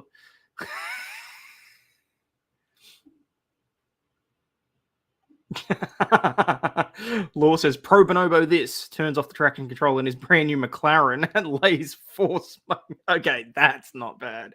I do like that. That's great. Actually, I would love to. So there are car clubs here in Melbourne where you get to go and drive some of your really nice cars. I mean, I don't think that I'd ever want to see myself like in the reflection of a window driving a Lamborghini through Melbourne. But there are some really nice cars that I would just like to actually sit in and don't forget to contribute to Hayden's Ford Pinto fund. Fuck no, okay? Look, I'm aware that Holden's gone down the tube. I'm aware that, you know, towards the end they were basically GM Motors in all but name.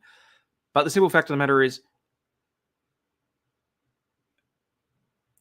you're never going to catch me dead in a Ford, okay? Honestly.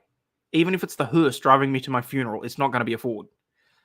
And let's face it, every fucking Ford needs to come with a pair of running shoes for when it eventually breaks down. We should cooperate where we can, but we will stand up for Australian values where we must. No, not where we must. At every instance, because you know they're going to push back. It's the same negotiating tactic, okay? If you walk into a negotiation, you always ask for at least 20 to 30% more than you're willing to accept, because you know the other party is going to push you back. Excuse me. China, Australia's biggest trading partner, imposed tariffs and disrupted more than a dozen key industries, including wine, barley, coal, as relations deteriorated over the last 2 years. Oh, really?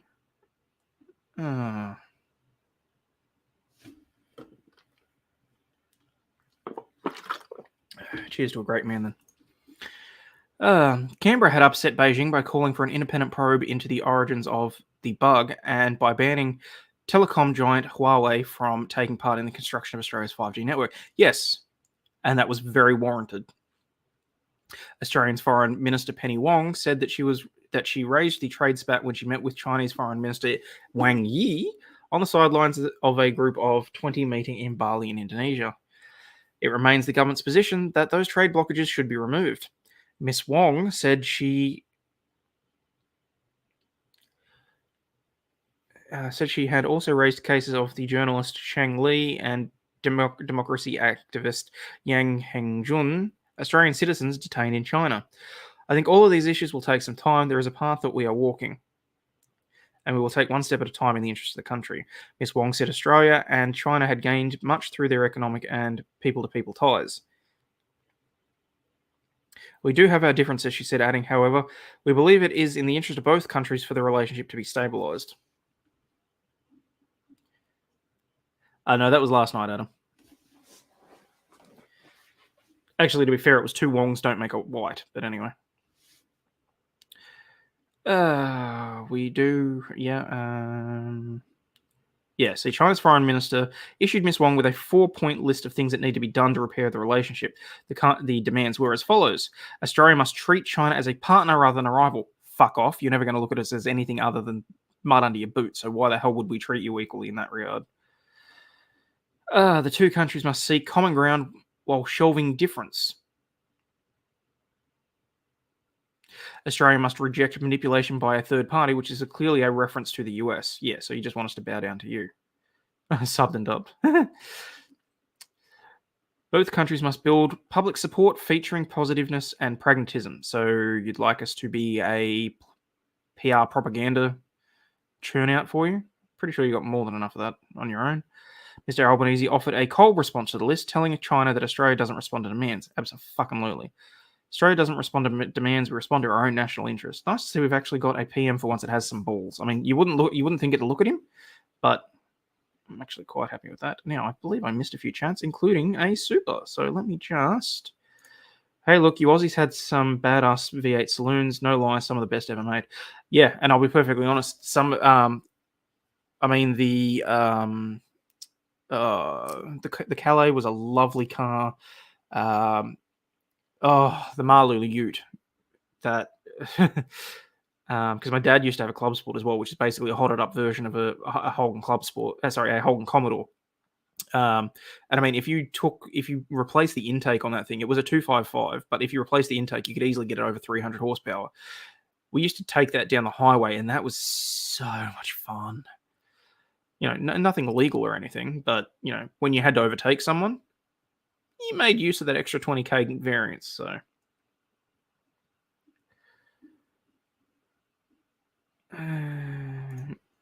Yes, you should speak to your grand. Actually, you know what? That's a call to action. If anyone has any elderly relatives that they have not spoken to recently, pick up the fucking phone, because they may not. Just a tiny car. I'll go and get a Matchbox car. Little Matchbox car. Mazda RX-8 Tokyo Drift style, then talk to me. I haven't been able to look at the RX-8s ever since my aunt had one. Just the whole Bathurst race car feel comes to mind. Badass cars, yeah. And there's a reason that I enjoyed living in Bathurst. So my grandmother actually lives in Bathurst, and she's got a balcony that overlooks an area, so you can actually see and hear parts of Mount Panorama. So that was really fucking fun. You can't knock the Barra engine. It's true. RX-8 is a woman's car. Okay, already got there. Yeah, she's sent mine are all gone, so are my parents. Yeah. I trust Penny Wong. Look, to a certain extent I do. She seems to be one of the few politicians that I've seen that's actually sort of stuck to her guns and is reasonably trustworthy. So I don't know that she'll ever make it to the top job, but I would be very interested to see how far she goes. Labour finally holding China's feet to the fire. Yeah, about damn time. You bet your ass it is, and it's glorious. Oh shit, I missed the RX-7. That thing spit fire at the exhaust. I'm a bit of a fan of Albo. Yeah, he seems to be getting in and doing the job. That's the main thing. My ex was an engineer on the new Monaro. Yeah, see, that's the trouble. See, I mean, when they originally brought out the refurbishment of the Monaro, and they were calling it an instant classic, it really seemed like they were hedging their bets on history, basically, and just taking what they could to make sure that people bought the car. And I thought that was a bit of a cop out. I myself drove one. I wasn't a huge fan, but that's mostly because I've been spoiled by the club sport. Let's be perfectly honest. Nothing beats the Fab Fiat 500. Fiat 500. That should be the. Let me just double check that I'm thinking of the right one. It's almost 2 a.m., so I'm just making sure that I'm. Yeah, okay. I do love a good hot hatch. I don't know that I'd class the Fiat 500, specifically the C, in that, but.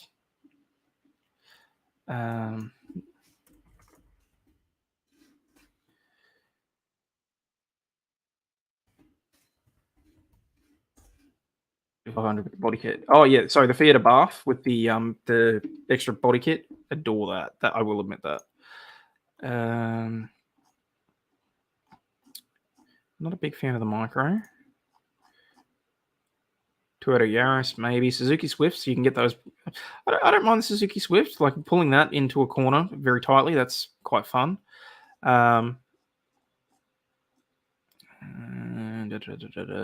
Ford Focus ST. I never understood the ST. The 500 Sports moved. Yep.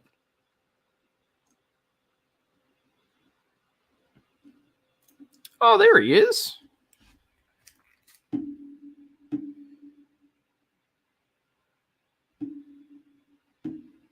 Look at the cat dragon. I was being sarcastic, but okay. Well, I can never tell with you. Oh yeah, the Honda Civic. That was pretty good.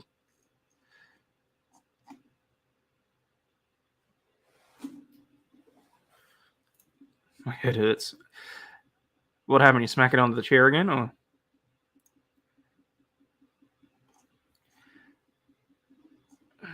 Actually, let's remove that one because I think I've only really got the one more.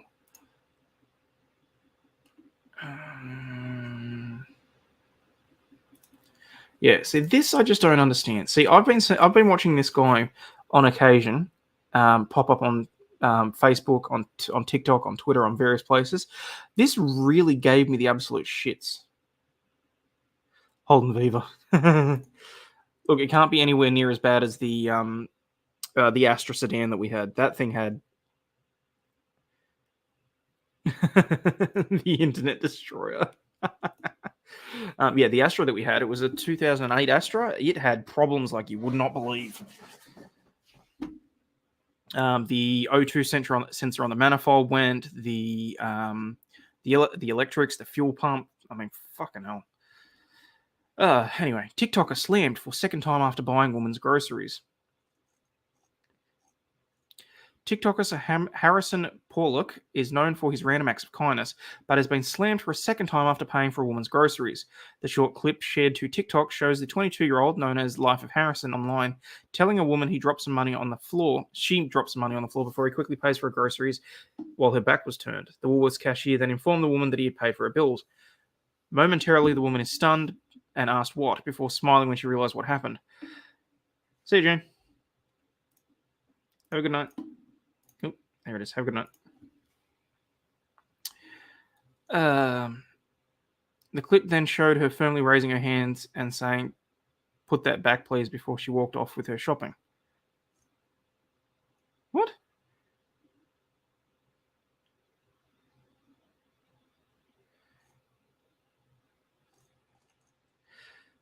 Several people online have slammed the clip. Would have been nicer if it wasn't filmed. Oh, for God's sakes. He's doing something altruistic and he wants to get that out there. I don't really care if it's filmed or not. It's still helping people that wouldn't otherwise. Because the one that I've seen, the previous one that I've seen, is he was helping a guy who was basically sitting there counting out coins and whatnot so that he could actually pay for his. It was definitely a guy that was in distress, and it's just like, just Who gives a fuck if it's filmed for TikTok? Okay, it's still someone out there doing something altruistic. Ford Sierra, really? Never drove one. Quick break. Don't get a Jag. Ford makes them. I'm fat. Don't care. Oh, fat shame. Been up and down all my life. Can't blame thin people for it. On my own fault. Great news, topics, and commentary. Hi, Tish. Fair enough. I'm glad that we're keeping you entertained. And now back to work. G'day, daily donkey salty dabs. How we doing? They can pay my bills anytime they want. I won't bitch. He gave flowers to an older woman and she was insulted. Unless you put toothpaste in Oreos and give them to a homeless man. Don't film that. Yeah, that was disgusting. Another said they couldn't tell whether or not the woman was mad. The third said, bro, give the money to poor people. Donate it. That would be valuable. How do you know that these people aren't struggling? Like, just because someone isn't strictly... I mean... Look, I'm not tooting my own horn here, but I do this on occasion, okay? It's only happened a few times in my lifetime where I've been in the position where I've been able to help someone like this, but one springs to mind where it was a woman. She had her 2 kids with her. I can't remember, like, I didn't get too many details because you don't want to know. But I remember her making a phone call basically saying that, hang on, why have you cancelled my card? And so it sounded like she was going through some sort of, like, split up with a partner. And the fucker had cancelled her cards, like, to their joint account. Well, not her joint account. I think it was his account, and he'd been controlling the money. So he cancelled the card that was attached to that she'd given her to attach to the account. And she's sitting there with a trolley full of, like, items for her kids. There were nappies, there was baby formula, there was all that sort of shit. And I'm just like, you can't be fucking serious. How can you do this to kids? It just wasn't on. So I just said, look, honestly, ma'am, I'm more than happy to assist here. This is just a shithouse situation. I will take care of this. You please go and get yourself sorted out. Admittedly, it was only like $60 worth of stuff. So it's nothing to write home about. It's nothing to toot my own horn about. But it's altruistic. I've said this however many times. The world is a much better place if we can just do a little bit of good. I mean, not everyone can afford to be helpful in that sort of manner. Like I said, I'm not always that flush with cash that I'm able to do that personally. I mean, I know people have questioned me about the super chats that I send and all that sort of thing. That's a tax write-off. I'm not going to lie. That's why I'm able to do that so frequently, because I need to get my GST bill down. But at the same time, it's like, fuck it. You help where you can. Exactly. People nowadays don't know how to accept kindness if they've never had it. Yeah, which is terrible. Susie, how you doing? Good morning, good afternoon, and good evening all.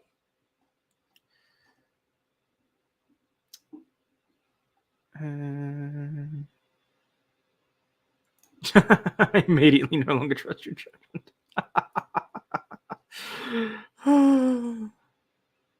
I once tried to give a $5 bill to a genuine homeless lady, and she tried to hit me with a stick. All I could think was, ma'am, it's for food for you. I just walked away. That's horrible. What's kindness? Dude, I know you've got no empathy, but still. Hopefully someone's at least tried to explain that to you over the years. Where are we? Some are too proud to accept help, no matter how down they are in their luck they are. No, look, that is true. Spokesperson for Harrison, Taylor Riley, told news.com.au that the woman was not pointing or speaking to Harrison, but instead her 2 children that were off camera.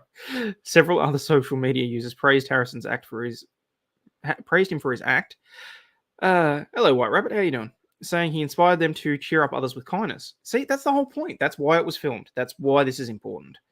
It comes after Melbourne woman Marie, who was made the star of one of Harrison's videos, after he gave her flowers, revealed she felt dehumanized after the clip went viral. I've watched that.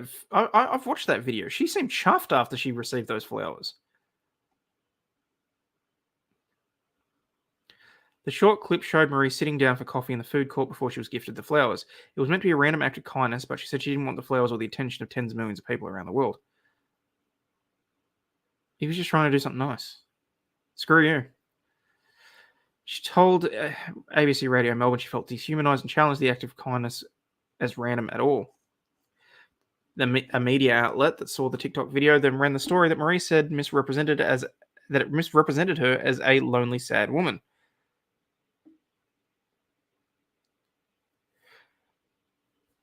They must have gone through the film and they got this picture of me looking, supposedly crying, but it was just a horrible expression, and I was quite offended. Oh, dear God. He interrupted my quiet time, filled and uploaded a video without my consent, turning it into something it wasn't, and I feel like he was making quite a lot of money through it. Wow.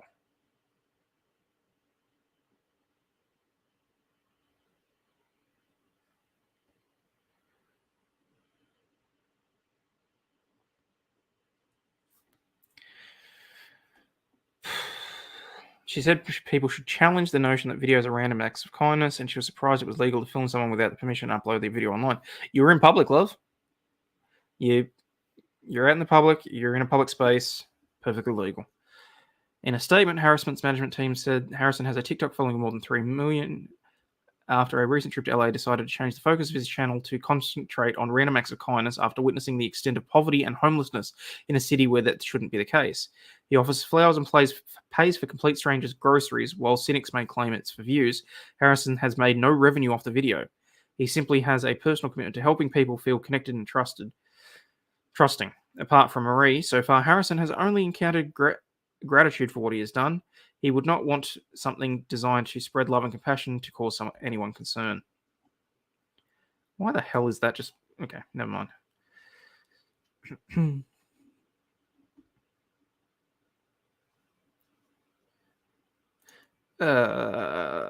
Listening while working. Hope you're all doing well. Happy Friday or Saturday, depending on where you are. Well, technically it's Saturday now, I suppose.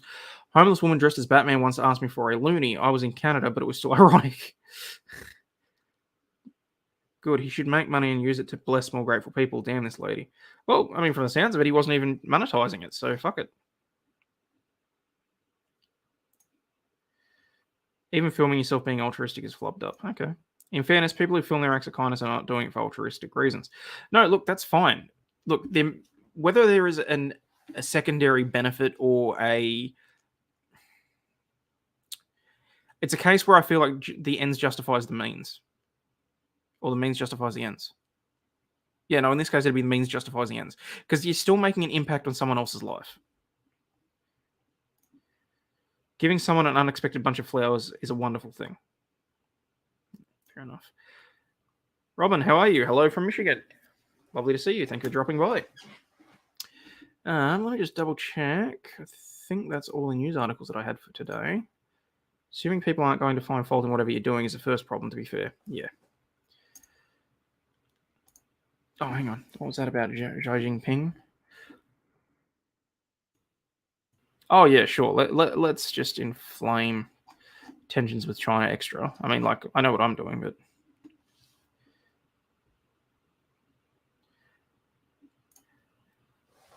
No, look, I agree with you on that, but that doesn't cancel out the good deed.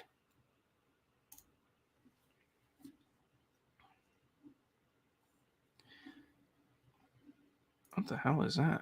Former reality TV star and ex-cheerleader stay in jail on demand. To be fair, Maud, TBF is to be fair.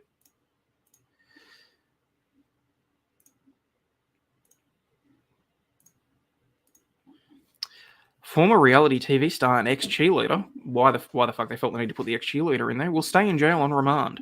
A reality TV star with a serious drug problem will remain bars after she allegedly stole from a Bucks party. Huh. So much hate at the boomers. Oh, that's not nice.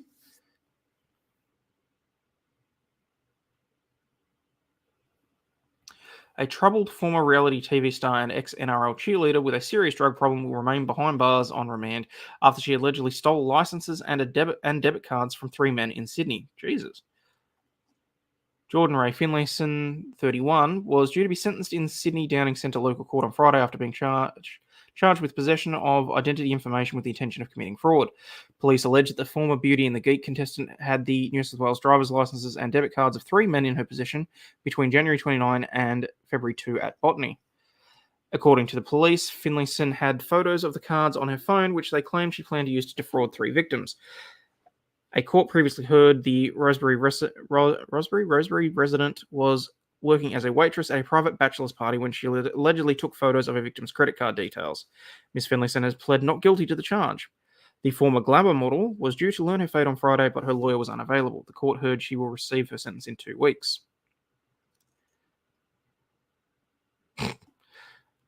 Not to cast aspersions, but anyone notice the bruise on the knee? They could have picked a better... Oh, really?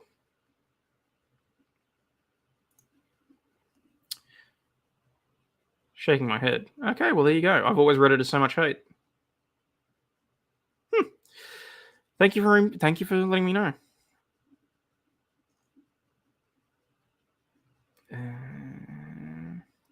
All right.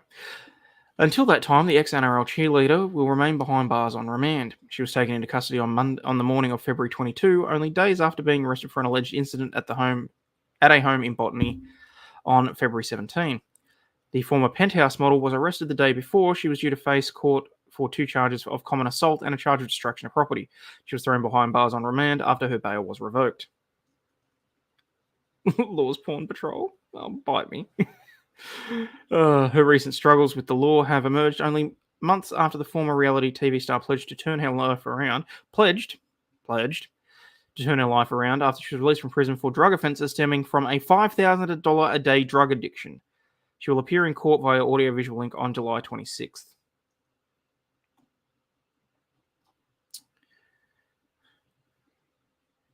Something doesn't quite look right with that photo, and I can't tell what it is.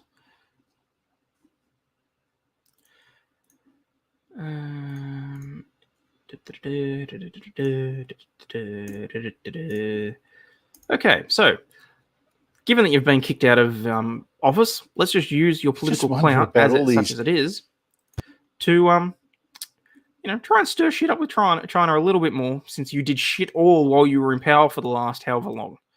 I mean, the Liberals, being the Conservative Party, have been in charge of Australia for the last, 12 years? I think 8. So, fuck it. Scott Morrison has laid blame for tensions between Australia and China in a speech where he spooked his bug response as world class. Are you fucking kidding me? World class? Jesus Christ. ScoMo, everyone's called you Scotty from marketing. I'm a little bit concerned about how exactly you were actually promoting anything while you were acting in any sort of marketing. That's Scott Morrison has pointed the finger at Chinese President Xi Jinping's assertive tone for flaring tensions with Australia during his time as Prime Minister. Yeah, it had nothing to do with the fact that you were a fuckwit. In an address to the... sorry, let me qualify that. That is nothing to do with, in my opinion, on all information available to me, in my personal opinion, that you were a fuck with no balls to stand up to China. In an address to the Australian Leadership Conference in Seoul on Thursday, Mr. Morrison accused Mr. Jinping of leading the current Chinese Communist government down an aggressive foreign policy path. No shit, so you're out of government, so now you're trying to stir shit up. We have no quarrel with the Chinese people. We have a deep relationship. There are over 1 million Australians of Chinese descent in Australia. But there has been a very different tone under the most recent Chinese leadership. There has been more autocratic tone to this leader of the government.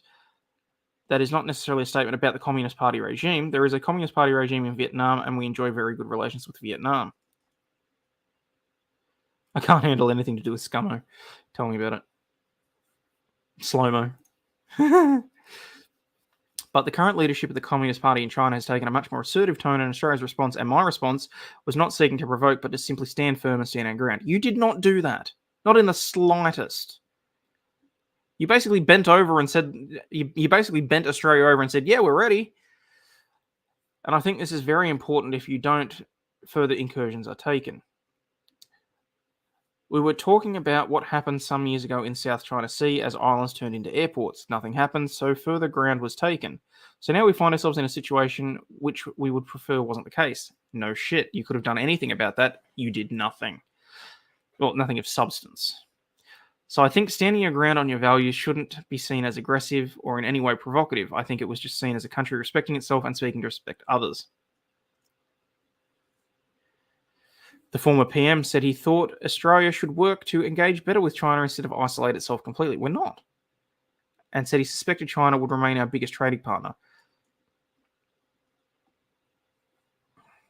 That's not the point. What has changed over the past 5, 6, 7 years is a more assertive China seeking to assert its presence and influence over sovereign countries in the region, including Australia.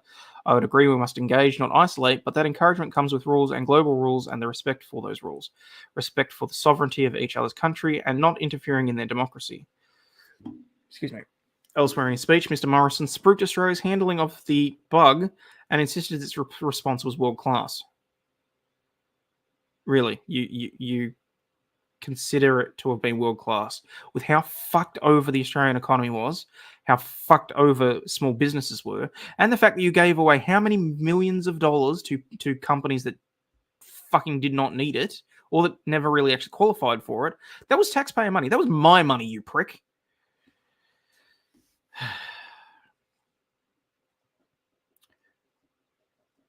The results we were able to achieve were no accident. It was no fluke.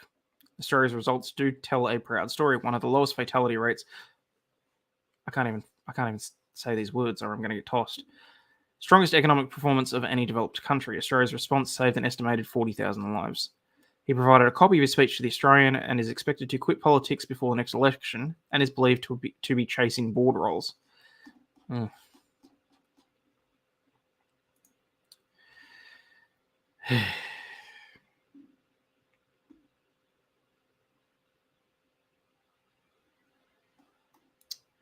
Go back through the chats.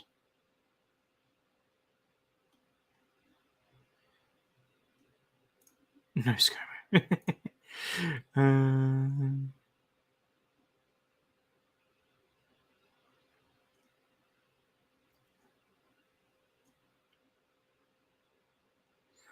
Apparently there are a lot of Fords in the UK, is that right? There you go.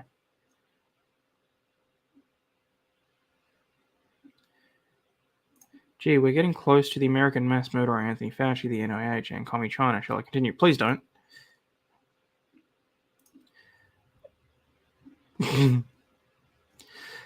Maud, are you whining about Parallax calling boomers whiners? Wouldn't call that whining, darling. It was a question. No, fair enough. Did I have to? Yes, look. I had to. It was getting my blood pressure up, so I had to. That was painful. Yes, that JobKeeper scam. How I did adore slow-mo for the supplement.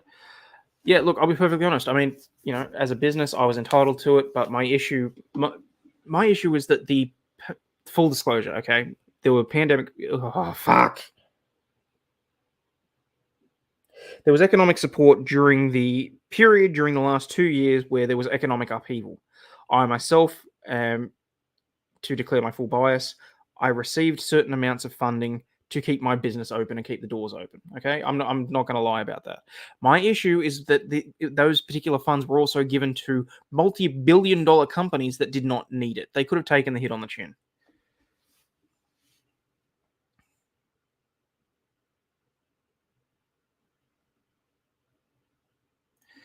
Some people call it coof or the beer bug. Yeah, look, for the most part, I generally try and keep it to the bug, but sometimes it just slips out.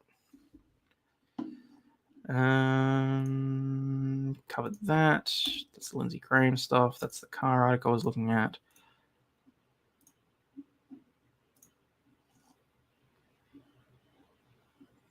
When was that? That was yesterday.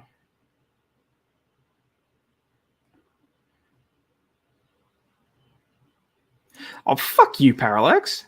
No, I was in no way bought off by the government. Have you seen some of my rants about the shit that they did and how fucked up it's been? Well, you millennials can't spell, so you use initials or some are too lazy to type, but not all millennials are lazy. It's a shame you have to be so careful discussing certain topics. Yeah, and look, I will go back onto this, okay? I did a video not long ago where Kiwi and I discussed a certain topic. Because that topic was seen to involve that particular issue that I'm certainly dancing around, so the beer bug or whatever you want to call it, because that was classed as medical misinformation, that video of itself was completely struck, and I got a content warning. So that video is completely gone, or it would have been. That's been re-uploaded to my locals. So if you want to go and watch it, you can, along with my version of the Dateline interview, where I made a shit ton of fun at Amber Heard and Savannah Guthrie's expense.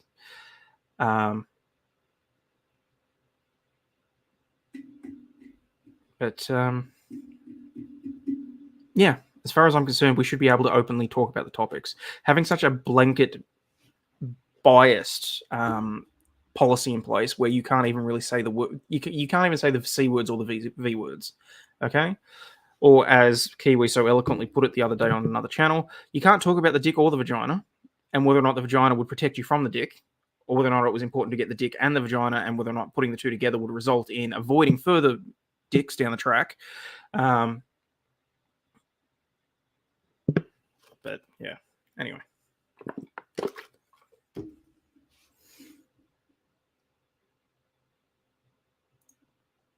Precisely, those billion-dollar companies should be paying it back via the robo-debt scheme or tax. Exactly. Yep. That's because YouTube loves CCP cock.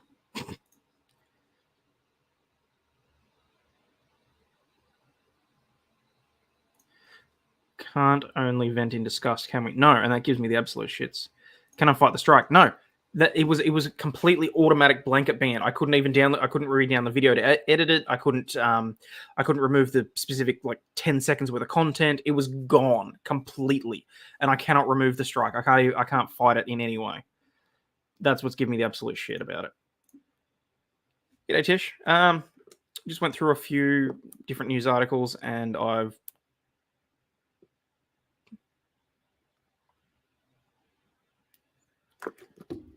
what did I miss?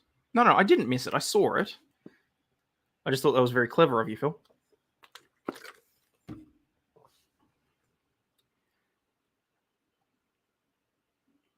I'm not a boomer, but you're totally pissing me off, and I have a wrench. Don't abuse the wrench, SG. Can't handle a real question, Parallax, but of course I'm... That is unfair in any case. Absolutely it was.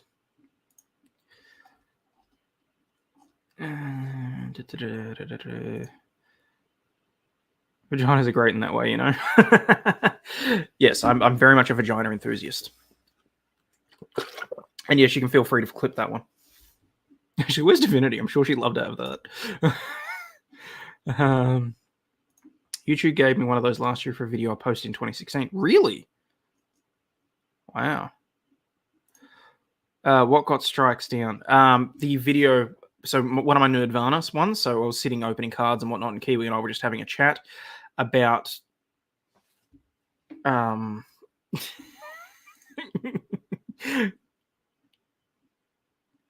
what can I say? I'm being a little bit cheeky. Without Kiwi here, I do get a little bit more crude, which I do need to be a little bit careful about, because I have had people call me out on that before, so I'm just being... Actually, I tell you what, where's Double D? I haven't seen her tonight.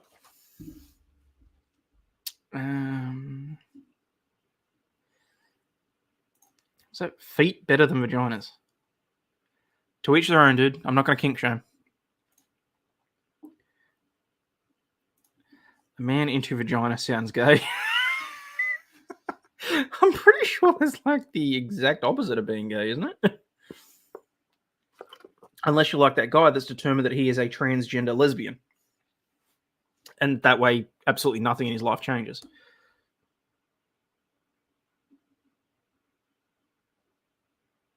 What's that? I just keep my earpiece in as I'm working when I'm on your channel. Oh, fair enough. I very much appreciate that. Honestly, yeah, I'm aware that he's lurking. But at some point, he's going to have to get his ass in here because he knows that I have a box of cards to open. But I wanted to get through all this and keep you guys entertained before I scare anyone off. Copium was saying you need an invite for the locals. Maybe you could send one. Really? Have a look.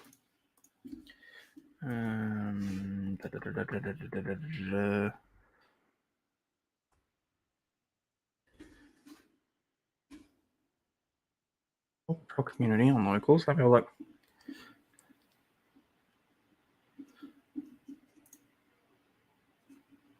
Community admin.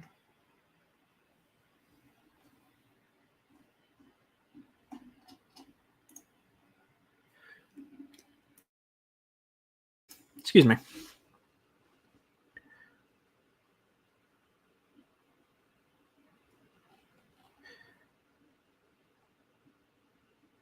I'll have a look at it. FYI, we all eventually become boomers. These kids with the new fandangled gadgets forget who invented the devices they're using. Yeah, no, I'm inclined to agree with that. I mean, it gets easier and easier for each generation to use new technologies. I mean, my siblings are doing things that it took me years to learn. My daughter already knows how to operate her phone so that she can access YouTube Kids and all that sort of stuff. And it's just like, oh fuck. Maud's taking everything well for a boomer. Chill out, man. Hardly bullying, lightly trolling.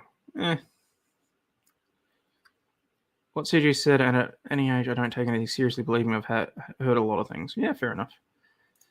Feet pics when? Not from me. Not from me. Just yeah, ain't no one going to be interested in my hairy little hobbit toes. Good morning, all. Enjoying the generational disconnects in the chat. Hello, CC. How you doing? Yeah, see, I'm still working out locals, honestly. I'm basically using it as a backup for the shit that gets taken down off YouTube. So it's not like I'm expecting anyone to pay for membership or anything like that. I'm not even sure if I'm able to actually stream directly to locals without it being set up. Then a lot of the platforms don't play nice. Like if StreamYard was able to be set up so that I could stream directly to YouTube and locals at the same time, I think it'd be brilliant. But they just don't seem to like it. I'm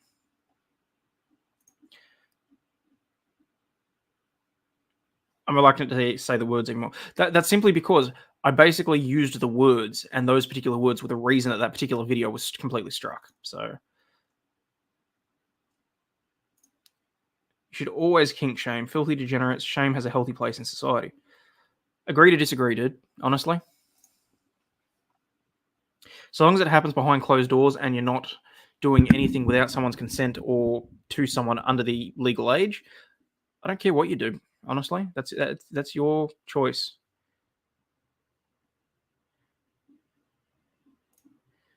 Unless it's hentai, never shame them, then they'll stab you. What are you going against hentai? Oh, fuck. I've seen that video of Samuel L. Jackson where he goes, yeah, I do like anime. Hentai, too.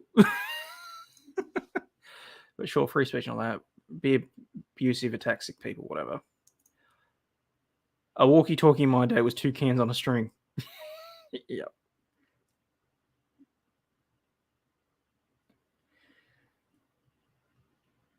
You never know. No, I'm pretty sure. Hairy Hobbit toes is a category you'd make money on OnlyFans.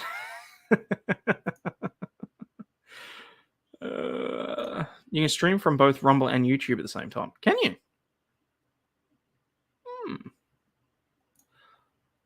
Laura, can you get closer to the camera? I can't get a retina scan quite yet. Sorry. One of the reasons I love you, Shade. Fair enough. Petridge Farm remembers.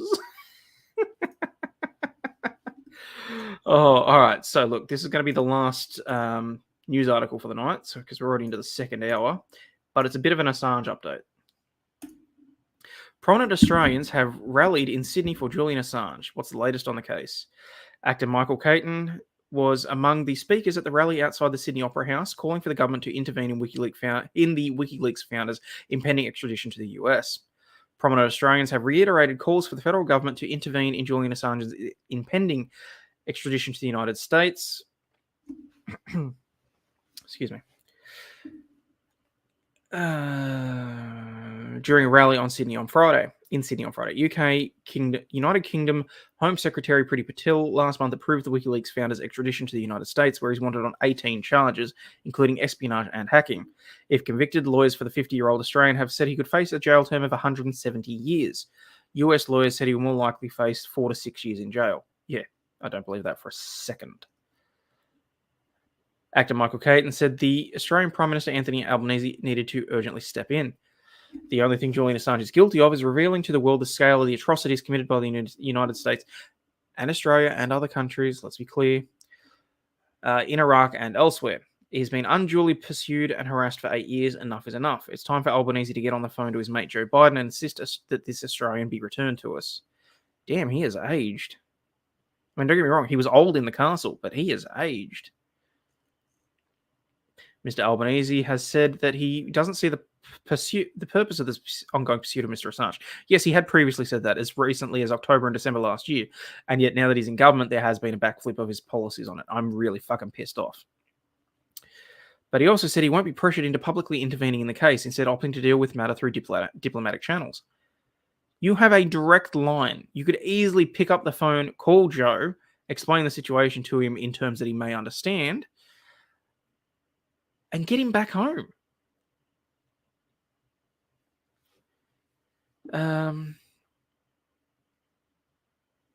Filmmaker James Ricketson, who was wrongfully imprisoned in Cambodia for 15 months on espionage charges, said he's doubtful a softer approach will work.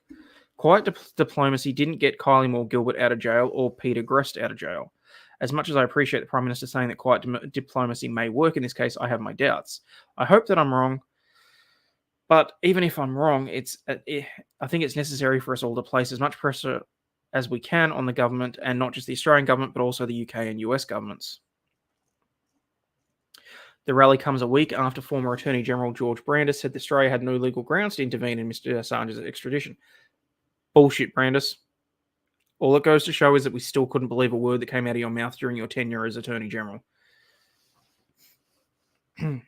Australia wasn't party to the proceedings and had no standing to intervene.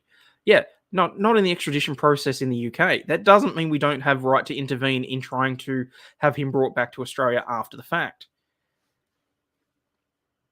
It was legal proceedings in a British court between the government of the United States and a private citizen. We would not intervene in those proceedings. Why? We've intervened in various things before. Why would we not intervene in that one? Oh, look at Maud. You got someone that's really trying to get up there. Get in up there. Oh, God, that's terrible.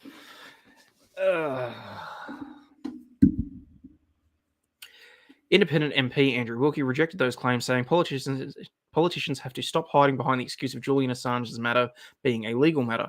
It has always been an intensely political matter. A former CIA programmer was found guilty in the New York Federal Court on Wednesday for the 2017 leak of the CIA's most valuable hacking tools to WikiLeaks 2 years after his initial prosecution ended in a mistrial. Joshua Schultz worked for the US spy agency's elite hacking unit when he quietly took the Vault 7 tools it uses to break into target computers and technology systems, and after quitting his job, sent them to the anti-secrecy group. Vault 7 was a collection of malware, viruses, trojans, and zero-day exploits that, once out, were available for use by foreign intelligence groups, hackers, and cyber extortionists around the world. Not quite sure how that... I mean, did WikiLeaks propagate the Vault 7?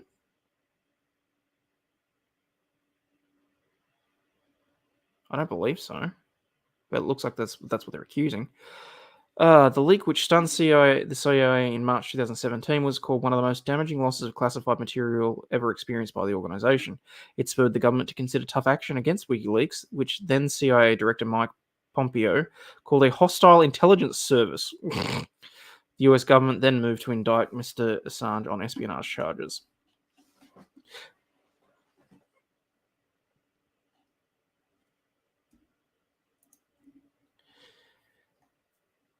What have we got in the chat? Stress tends to accelerate aging. I'm sure he's been under a lot of it for a long time now.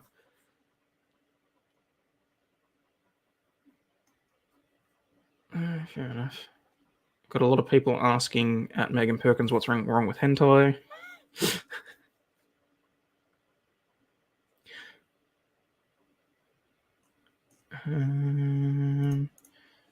I'm an addict and it didn't bother me one thing I learned in my 65 years that you have to let go of comments that are no longer important. Yeah, fair enough.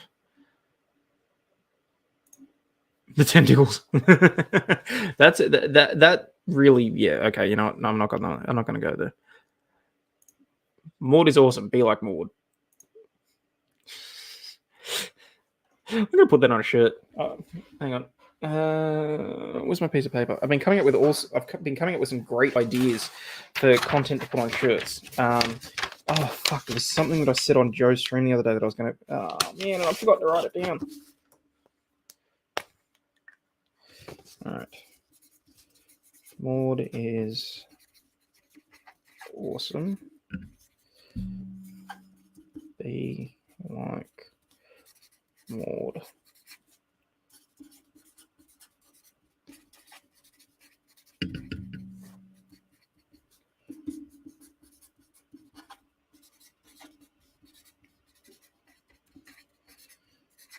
Can't remember what the fuck I was gonna. It was hilarious too. So that's really gonna shit me.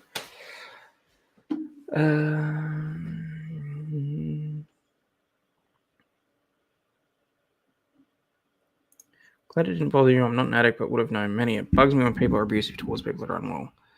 Trump should have pardoned Assange just to be done with the whole thing. Would have been nice. Certainly don't ever see everything about after that stabbing crazy video. Oh god, yes, that was fucked.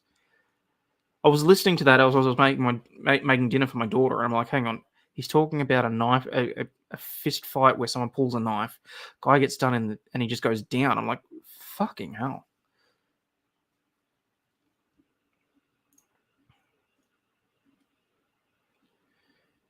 Schultz could face up to 80 years. Yeah. I'm fucking torn with that. Is it real or are they being an asshole? How are you supposed to tell? If you mean it, then good on you. And he goes, no, I don't know what those letters mean. Yeah, probably for the best in that instance, Maud, to be perfectly honest. What a cutting insult, calling him a philosopher.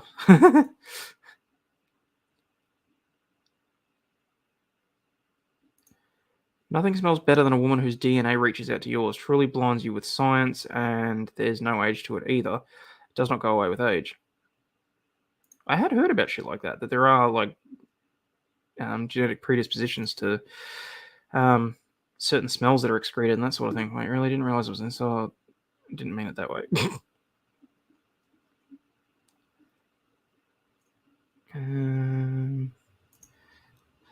I would be offended if someone called me a philosopher. Why? Just means you go into... Oh, great. Thanks. You got the retinal scan. Okay. It's a good thing I don't use my eyes for anything other than seeing then. You've got mail, do I? No, not that I'm aware of.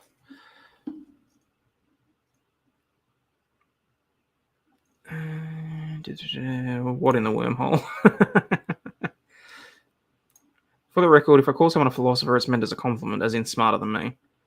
I'm completely darky. No, fair enough. Alrighty, let's do our second favourite segment, because I have been getting a lot of compliments on the unpopular opinions, because it's just me ranting. Alrighty.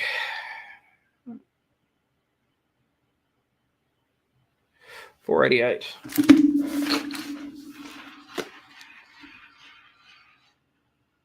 Sorry, that just grabbed my attention because that was literally my X-Acto knife rolling towards me. I'm like, holy shit, that could end badly.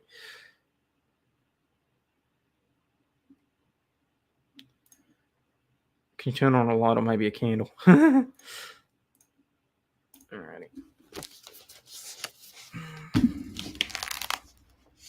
Was it 488? 488.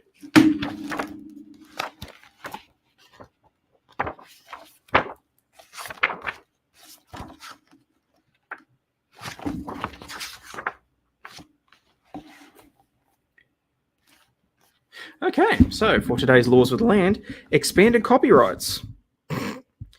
New York Times Co. versus Ticini.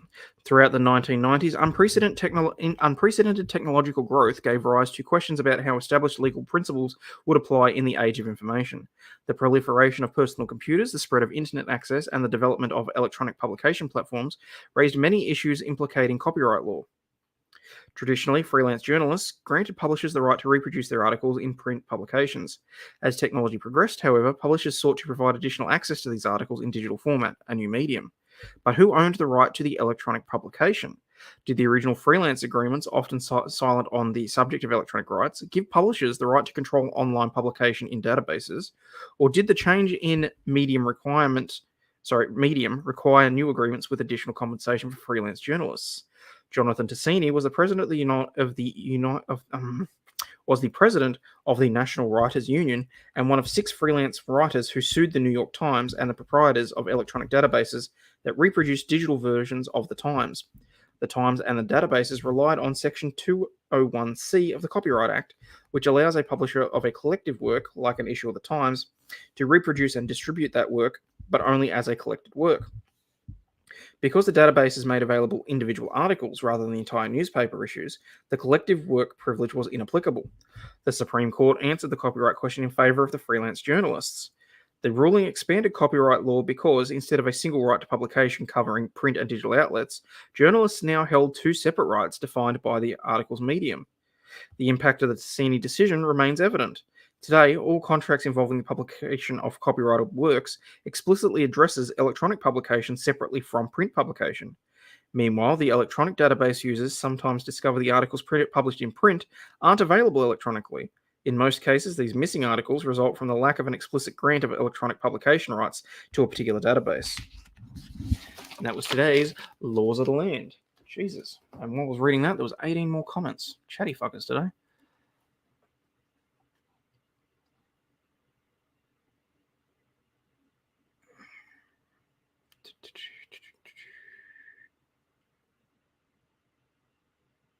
Wait, are you doing Unbreaded?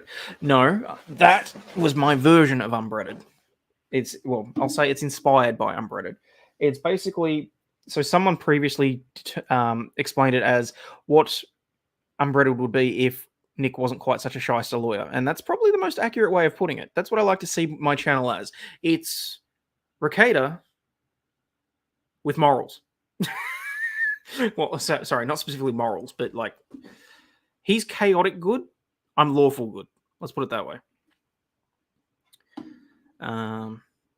Yes, I'm aware it's derivative. Boom, I forgot to mute. Oh, fuck you. If someone self-identifies as a philosopher, you should immediately discount what they say. Okay, I've seen the term unbreaded a lot and have no idea what it means. Can someone please explain it using simple words?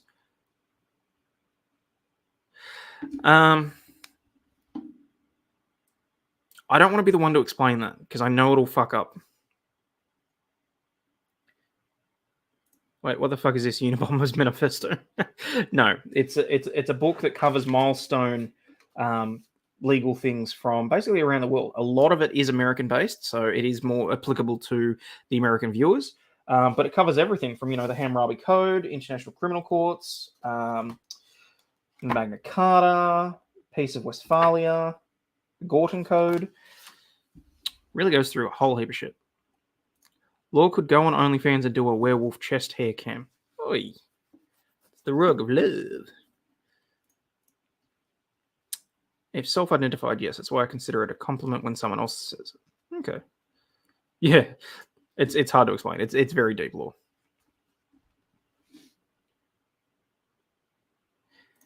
And long story short, Crazy Guy wrote a manifesto where he uses a lot of grammar words and threatened to murder the philosophy department at UCLA. Yeah, that pretty well covers it, doesn't it? Later all have to make daughter breakfast and wake up for work. Fair enough, David. Have a good day. That's probably the easiest way to actually explain it, isn't it, Leander? Unbreaded does not give a shit.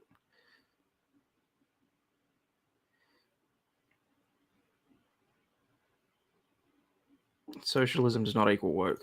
So that's true.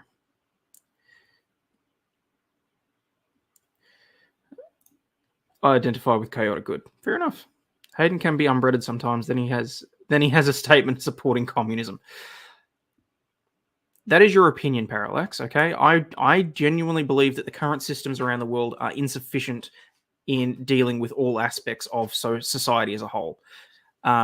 Whilst I do believe in personal autonomy, whilst I do believe that it is important for individuals to have rights and to live without government interference, at times I do think that it is necessary for humans as a general whole look after the people that are in desperate need.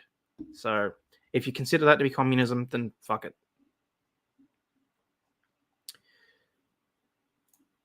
Welcome to the lawful good place where shit is shit and fuck is fuck. We save the unbreaded and sow the world.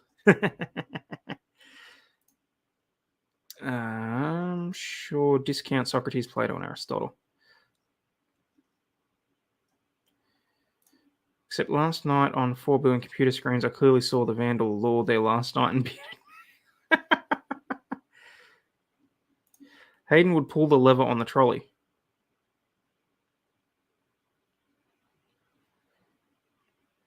You're gonna have to explain that one to me, CJ. That's probably, I get that there's probably something there, but that's not what I necessarily understand. No, I consider that not the job of the government. No, I'm not talking about the government. That's what I'm saying. I do not consider it the job of the government. I consider it the job of society. I believe that society should have the values and the responsibility. It should be everyone. What does it look up the trolley problem? Okay. I say again, I love you. Thank you, SG. Very much appreciate the support. I identify as transracial, transgender, and trans species, so I can say what I want whenever I want. Fair call.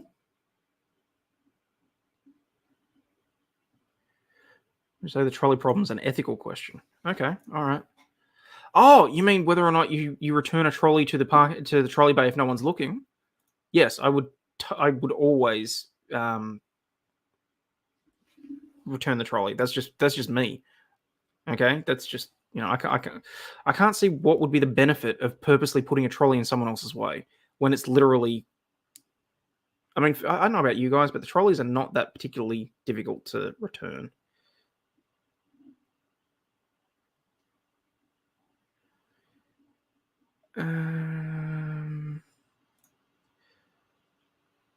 It was like living in my mind. Felt very comfortable last night on the screens. Government cannot give to anyone what it does not take from someone else. Yeah, no, I completely agree with that. And as I said, I don't think it's issues with government. I think it's that it's kind of difficult to explain. It's a concept that I have in my head that may or may not be coming across properly, because I can see some people in the chat are saying that I might be insane.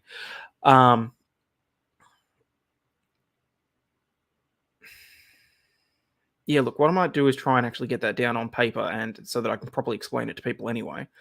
But in my core, I believe that people should be altruistic. Let's put it that way. It's the whole tenet of moving forward with society, because we can only move forward as quickly as the slowest person.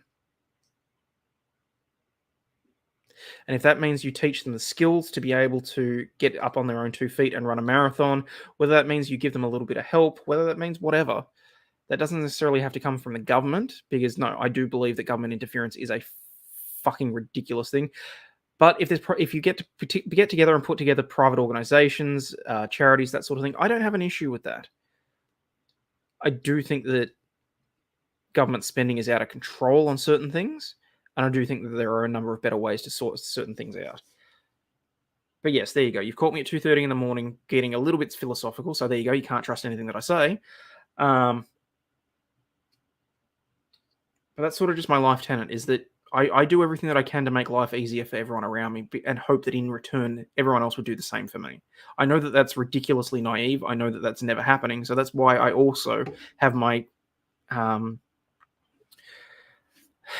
mean, look, my first rule is always plan for the worst case scenario and then be pleasantly surprised when things go... literally, it's just plan for the worst case scenario and then be pleasantly surprised. But,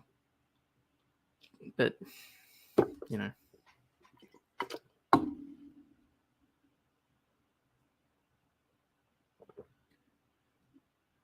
Oh, you mean the... Oh, fuck. Yeah, okay, I completely misunderstood the trolley thing. Because there's two that I'm aware of. So there's the whole thing about whether or not you pull a lever to save the one, to kill the one to save the many, which I've only ever seen as a train. I've never actually seen that as a trolley, I'll be perfectly honest. The other ethical conundrum that is put to people is whether or not you would physically return a trolley to a collection bay. If you whether or not you would be ethical enough to return it, even if no one was watching. So,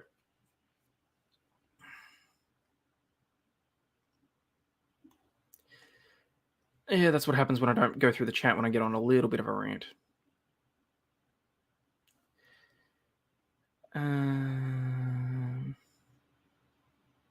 No, whether you kill one person or 5 on a tram card. Yeah, okay.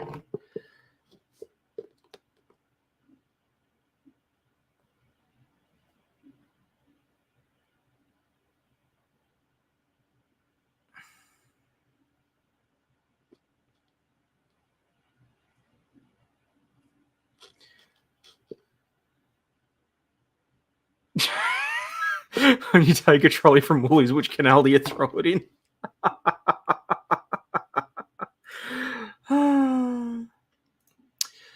Thought experiment in the ethics of fictional scenario when onlooker has the choice to save 5 people in danger of being hit by a trolley by diverting the trolley to kill just one.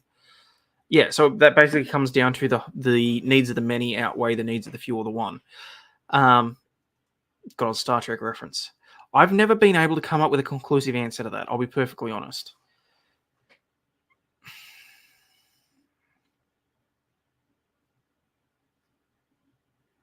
Plan for the worst, hope for the best. Absolutely. Get wrecked. Would I put my trolley away if no one's looking? Off topic, I've spent 7 hours on a train and I have to spend 7 hours on a train in a few hours. What should I get watched so that I'm not bored?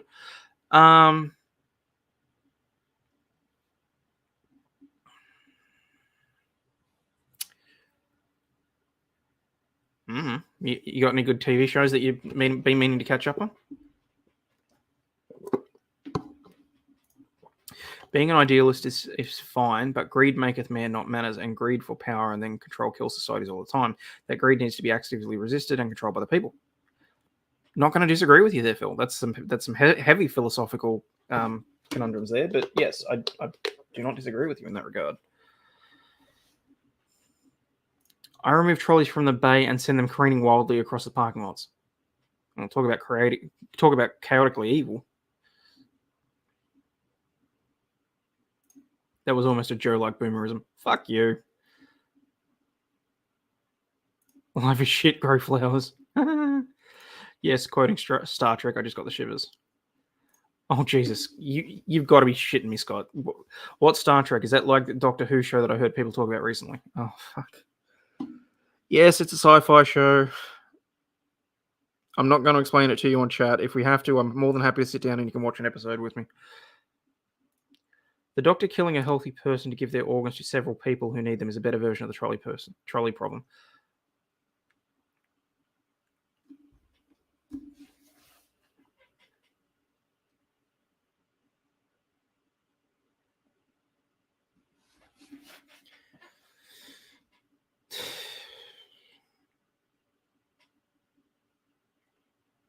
Yeah, and when you put it like that, no.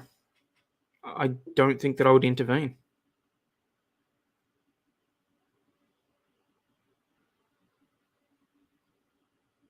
I don't believe in killing a healthy person to save people that are already...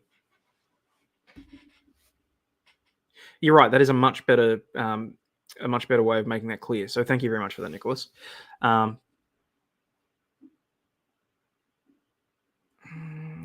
Shaun of the Dead, Cuban Fury, Read the Art of War, whatever's considered classic. Yeah, fair enough.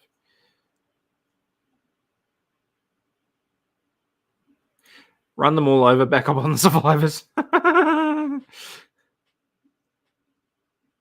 Boomers can't read sarcasm. I am not explaining WAP. I know Scott's in the chat. I'm not going to do that to him. He's being very... What that?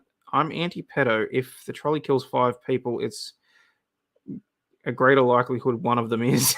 Checks out.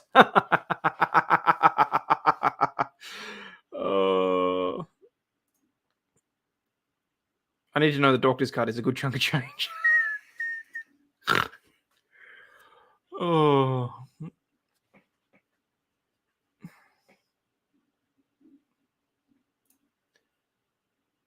No fucking way, Scott. No fucking way you never heard of Star Trek. Of Star Trek? Ha ha ha, let's talk.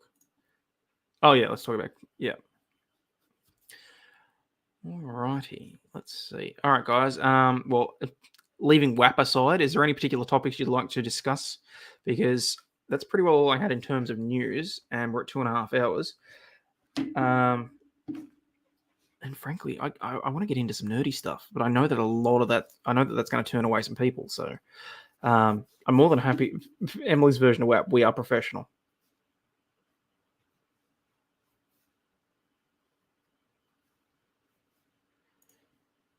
What's that? 2 videos. One in which you explain to Scott what Doctor Who is, and one video the comparable to Star Trek. Have fun.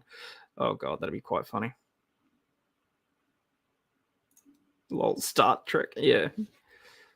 Say it loud for the boomers in the back. Yes, I was trying to make Scott sing it the other day, but he didn't know what it was. It all boils down to whether or not you want equality or whether or not you want equity or equality.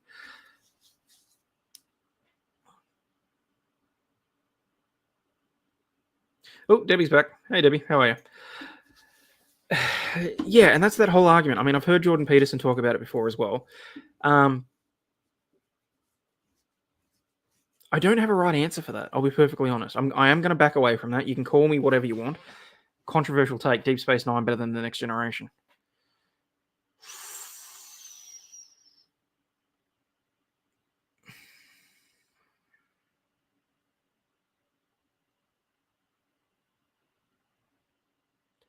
I'm thinking about doing a show called Who is Doctor Who, where people can explain it to me, maybe Rob. Would anyone watch that? You know what the absolutely hilarious thing with that is, Scott? You've stumbled onto one of the main issues of the TV show that's philosophical in that regard, and you had no idea about it. Like that's what I love about that particular sentence.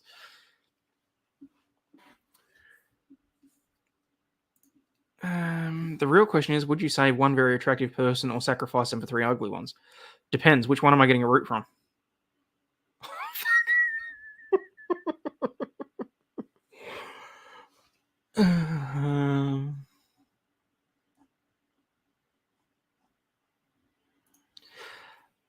No, look, I can understand why some people would prefer DS9 over The Next Generation. I do think it covered certain topics in a better way. But I would have preferred. I think Cisco got a bit preachy in the later series. Hello, Vicky T. How you doing? Oh, you only just caught up on that SG? How many minutes behind are you?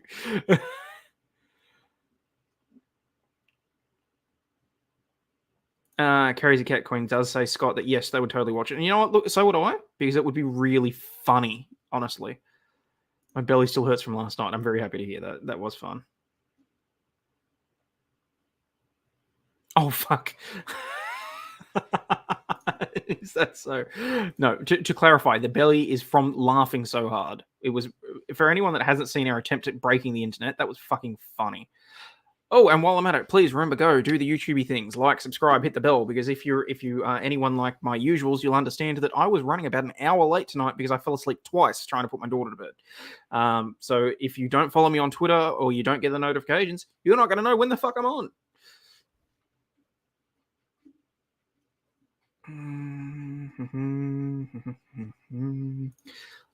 Is the very attractive person Amber Heard? Well, no, that's a moot point because she's not a very attractive person. Golden Card did nothing wrong. Now that's a controversial take.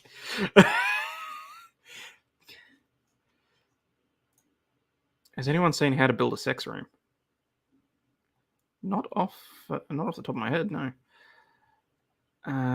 Seen Takashi Mike? No, I have not.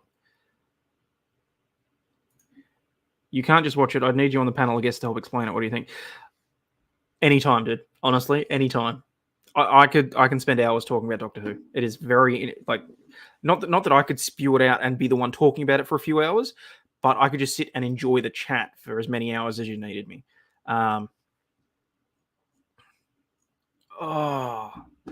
We'd have to see whether or not Doctor Who's on Twitch and we could do a watch party. Some of the new Who episodes would be really interesting to get your opinion on.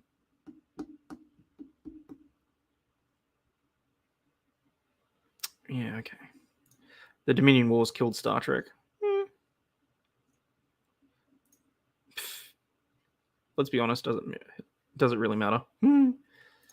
Totally watch it. Loved the H.H. Holmes with Rob. Yeah. I would love to watch Scott and Hayden. Lol, Queen. She had striking features when she was younger, but she's always had crazy written all over her.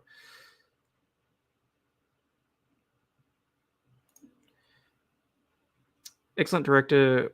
Audition, visitor queue. Totally bonkers. Yeah. And yeah, I'm like, yeah, no, that's fine. I was too. How to Build a Sex Room is on Netflix. It's like The Block, but for something like that. But it's about sex. Are you shitting me? Really?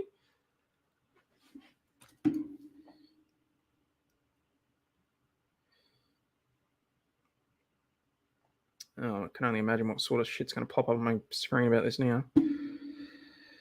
How to build a sex... Oh, Jesus, right there. And it's in the top 10. Look at that. Can you explain the end of Evangelion? No, who the fuck can? From a secret rock and roll dungeon to a next level spa, designer Melanie Rose dreams up erotic renovations for couples. Okay.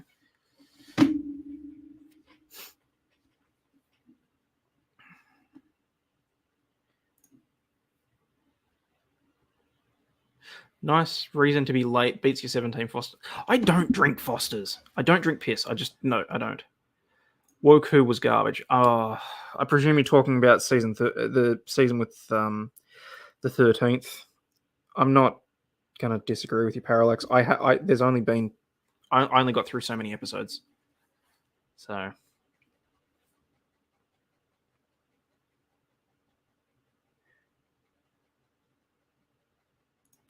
no issues. Not shooting. Yeah, no, well, I've had a look. Netflix gets more degenerate every day. I think they have to. I mean, with the whole thing about what they're doing, clamping down on people sharing sharing passwords, canceling all their good shows after a certain number of seasons. It's like, what the fuck are they doing? It's like they are doing. Someone's got a game plan there into how to drive the company into the ground. That's what it feels like to me.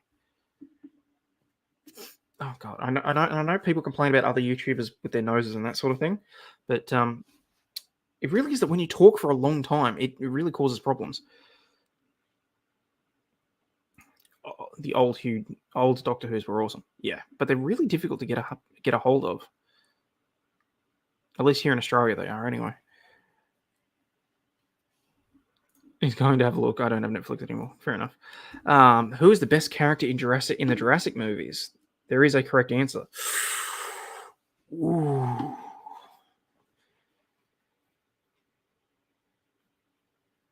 I do like Dr. Malcolm. I'll be honest.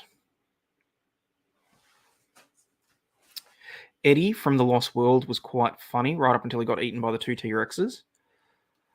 And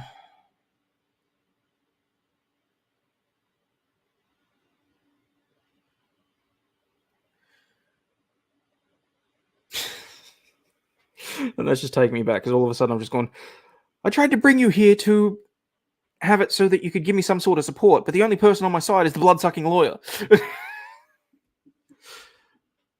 Yeah, look, if I had to say, I'd say Dr. Malcolm, but I'm guessing that's probably not the correct answer in your eyes. I've not seen any Doctor Who yet, but Doctor Who number 10 is easy on the eyes. Totally planning on purchasing eventually. 10. Oh, David Tennant. Yeah, he's my favorite. I actually went through a bit of an existential crisis when I realized that he was going to be changing into Matt Smith, because I was like, well, hang on. Because, yeah, I mean, I've been through the first series with Christopher Eccleston. I still think that he should have been in the 50th anniversary as well. I do think that was really a thumb at the nose to that. I was really not happy. But, yeah. Prefer Doctor Who from back when the monsters were painted with bubble wrap and dads and parts. You reckon Doctor Who ended with Tom Baker? Yeah, look. I'm trying to think who. I did enjoy that Tom Baker did come back for that cameo in the 50th anniversary as well. I actually didn't mind the movie, the Doctor Who movie. as long as you took it as what it was, a camp romp on face value. Thought they were called bad girl rooms. Sex rooms is not degenerate. Who's the boomer, Nick? Well, take notes. I'll be right. Have Netflix and might check out the sex room show. I'm sure that the rooms have a flogger in it. Yeah, probably.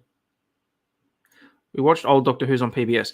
Yeah, the T-Rex. Yeah, Rexy's pretty cool. I love that they added that into Jurassic World. Like they still had, they made sure that it was the same T-Rex by adding the claw marks from the raptors from the first movie and that sort of thing. That was a brilliant touch. I loved that.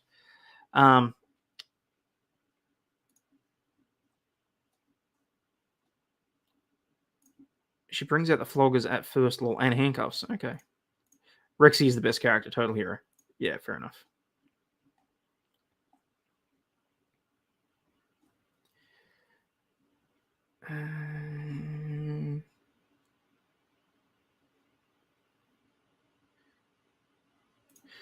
Did they ever even faulty towels? Yeah. Holy shit, crazy. That sounds really interesting. Oh, yeah, I should probably move on from that.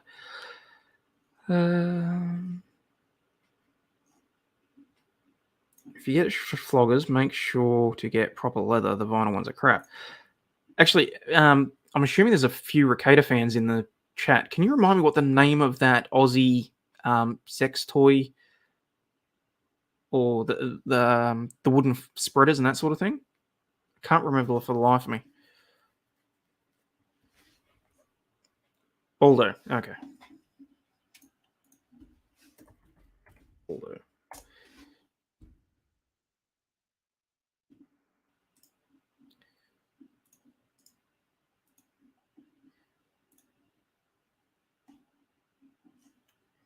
Oh, no, that's not actually it. Yeah, that's really not what I was talking about. You fuckers.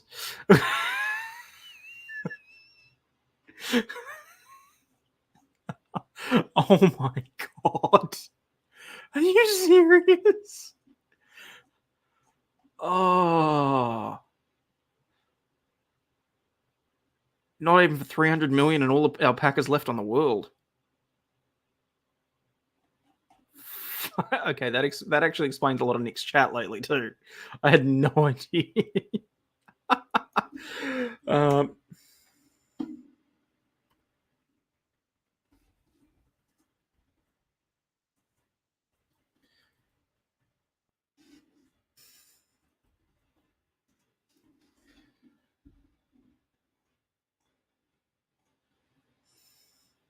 Look on your face. Yeah, well, I gotta stop trusting my chat, obviously. That's twice Parallax has got me with shit. Oh, all right. Where are we? All right, let's put out the word.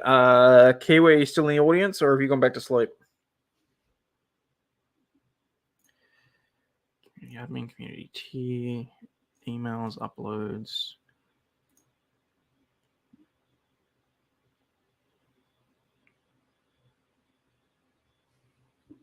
Yeah, that was basically what I was thinking. Yeah, it's like, how the fuck is it?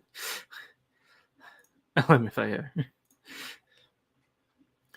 What other sex toys are you talking about? There was an Aussie woodworker that got Nick to purchase some like sex toys and that sort of thing. And he keeps talking about how they're being delivered and whatever. And do you mean a paddle? I'm pretty sure it was I think it was a paddle or a spreader bar or something, but I can't remember the name of the company. So the green screen goes down and Law's collection of sex toys hanging in the wall behind him shows up. Lol. Yeah, as if. I mean, I'm happy to show you what's behind the green screen. It's just that it's messy. And if I take the green screen down, it may not come back up again. But yeah. All right. I'm assuming that Kiwi's gone to sleep. So I'll I'll go another 10 minutes to bring it to the 3-hour mark, and then I'm probably going to flick this stream across to a Nerdvana. So YouTube Studios. I've got some Pokemon cards that are just absolutely that I'm itching to get into.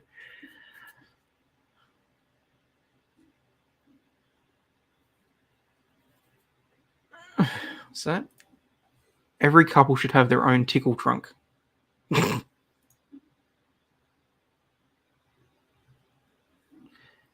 why it moves every time it gets the camera.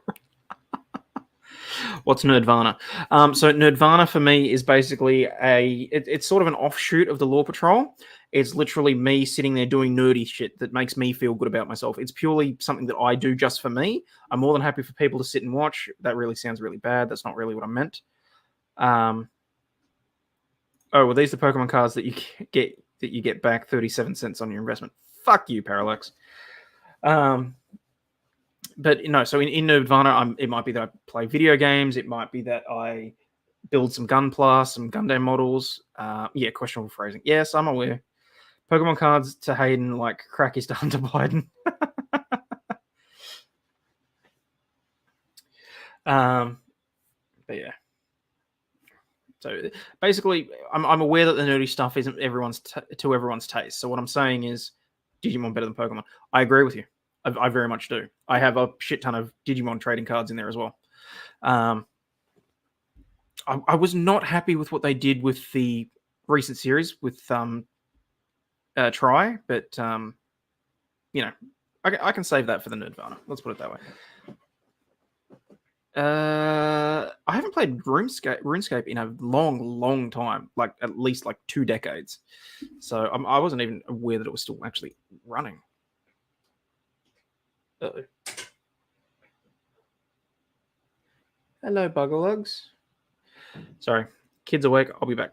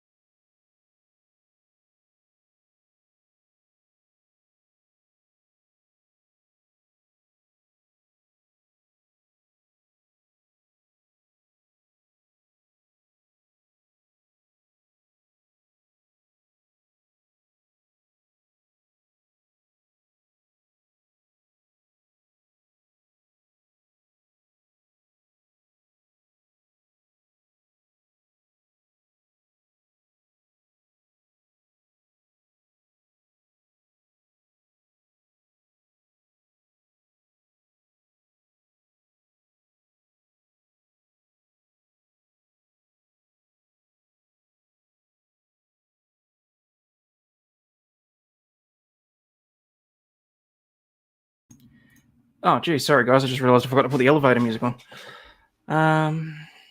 Imaginary elevator music.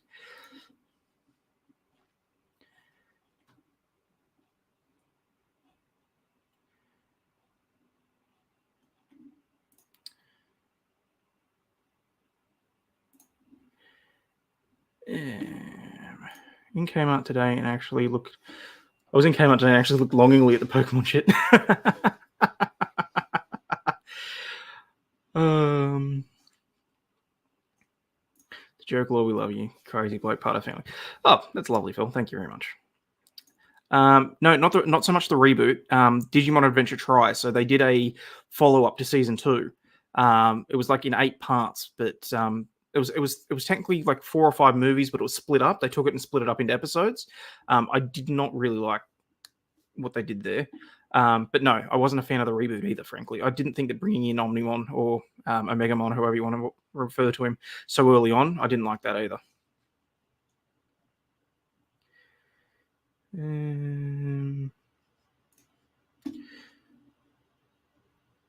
RS3 plus Yu-Gi-Oh! Slaps way more than Pokemon. Not going to disagree.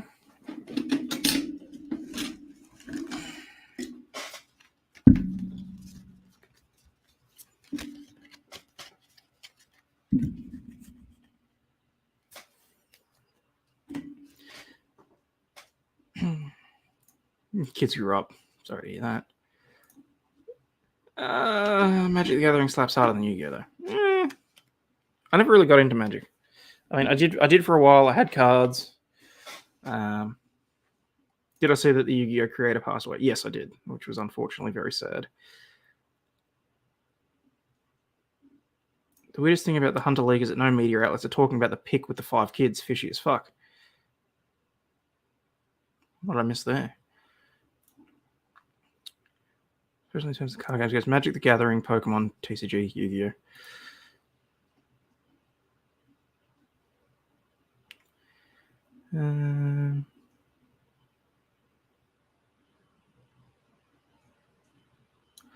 Imaginary elevator music, yep.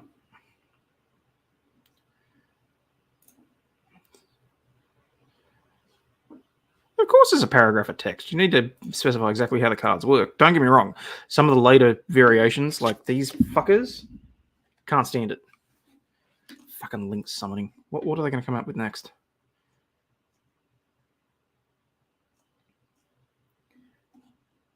Oh, no shit. Well, y'all, I've been sitting here for 3 hours. I need to get moving before I go to a doctor's appointment. See you, Maud. Sorry that I missed you leaving. Have a good day. Unfortunately, I don't get to see much of my grandbaby. She lives in... Oh, that sucks.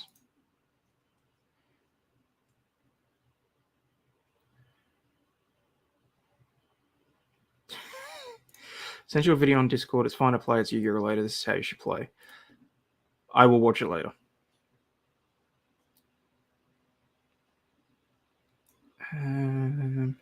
Yeah, the anime could be torched. The actual Beyblades, Chef's Kiss, still have my PS1 and PS2, to be fair. Never moved on. You have a 3D printer for it. Did you ever print yourself an FGC9? No.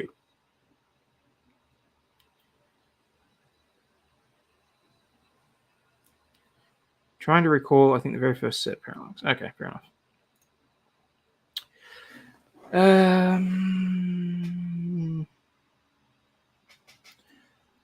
Alright, where are we? So in terms of what have we got left open? Let's just see if there's any breaking news just before national breaking news. It's the middle of the night, so I'm not expecting anything to come out of Australia, but you never know.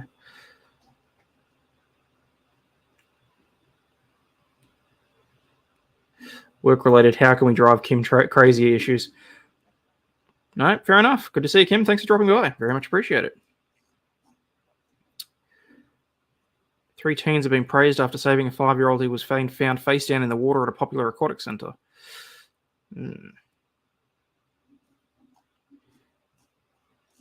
Hidden danger of online... Oh, okay. All right. Let's see how much bullshit this is.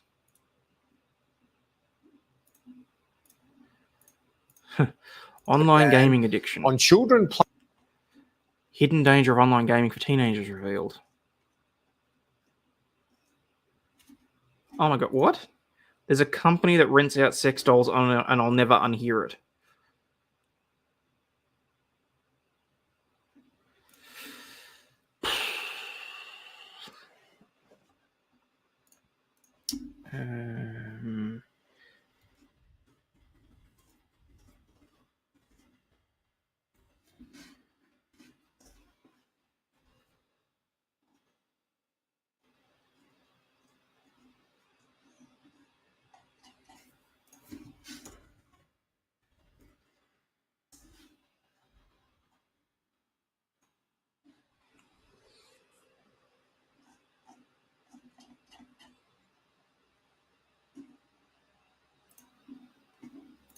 Oh, did you have to go there, Laser?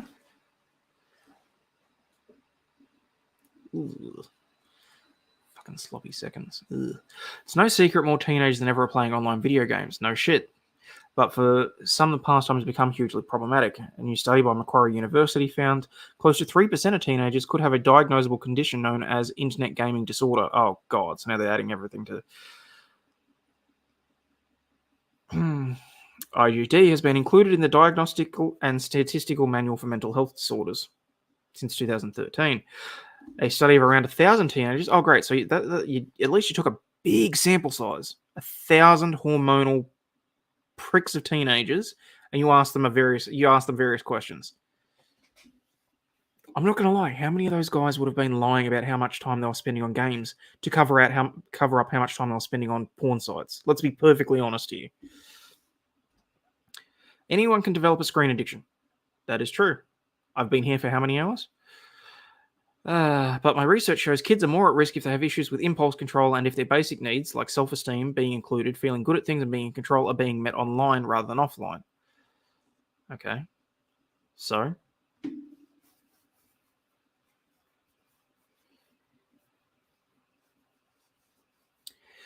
Earlier this year, the same team published a series of case studies of children aged 11 to 13 who showed excessive use of video games, including Minecraft, Roblox, Fortnite, Call of Duty, or Counter-Strike Offensive, as well as those struggling with other digital mediums like social media.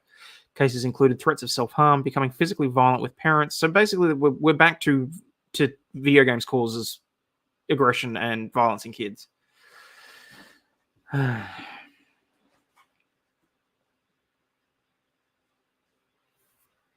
Young people who have yet to develop full willpower and self-control are particularly at risk of falling into harmful behavioural patterns. Could they have picked a more inflammatory picture? Online interaction doesn't provide the same level of complex mental stimulation and physical contact as friends are in real life. I should hope it doesn't involve physical contact. Actually, I'm sorry. People in real life, who the fuck is having physical contact with people with friends in real life? At least over the last 2 years, everyone's been 1.5 meters away from each other. Beyond that, I wouldn't class my friends and I as having physical contact. Like, what the fuck? A lot of what we do in games and on social media is repetitive. We don't use a lot of brain power. Okay, I can kind of agree with that. You know what would have helped with depression with children? Not shutting down schools. He explained excessive use of video games can cause the brain to atrophy, which is detectable in brain scans of heavy screen users. The brain is an ultimate use it or lose it organ. It changes second by second, and when we're working it hard, the brain develops new connections to keep up. If it's not being challenged, it may risk losing connections. It's called balance in life. Having a conversation with your child, checking they understand reality versus online, and standalone gaming are not the same. Yep, fair enough. You don't hug. No, I'll be honest, I'm a bear hugger, but, toxic masculinity and all that sort of shit. There's very few people that I hug. I mean, my daughter, obviously, my wife, my siblings, my parents, but beyond that, I don't really feel like I've ever known anyone close enough to feel comfortable giving them a hug like that, which is a shame because I've been told that I give really good hugs.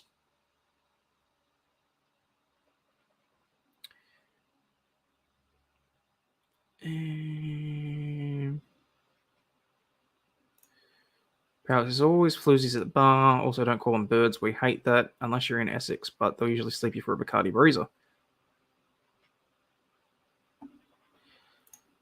There's a disclosure about TikTok that is actually a development of Chinese government intelligence services social engineering division meant to destroy the social fabric of the West. Trouble is, Phil, I can't believe a word that you say. You know what hurts the kids most? Being terminally online. Yeah. Our kids, minor young adults, have been raised in an online world. Their brains are different as a result. Yeah, I can understand that.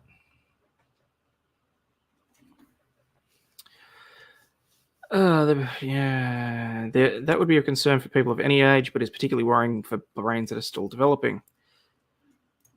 My son did a lot of FSP games, first-person shooters, limited on per-day hours, expanded for off-school time. Also, every few months had a reminder, you cannot do this offline. There are consequences for them. Yeah. He'd roll his eyes at me and said, my duty as a parent to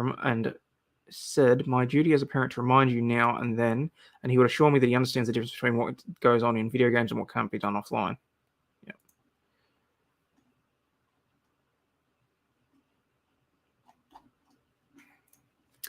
Warning signs of IGD include teens spending an increasing amount of time in their bedrooms, falling school grades, lying about how much time they're spending on games, and abandoning pastimes and friendships that they used to enjoy. Spending an increasing amount of time in their bedrooms. Again, you're just describing every bloke between the age of 13 and 18. Falling school grades. Maybe they're interested in a member of the opposite sex. Maybe they're interested in a member of the same sex. We don't know. All I'm saying is this is only part of the issue. Okay? And a lot of this can be explained in many other ways. Dude, you're really about the feet, aren't you? Those affected may become tired and irritable and possibly even aggressive or violent. Yeah, that just happens during puberty anyway. Team from Macquarie is calling for volunteers to take part in a new trial on a treatment program for problematic gaming designed in conjunction with academics from Hamburg University. The study will be held on New South Wales Central Coast in mid-October and is free.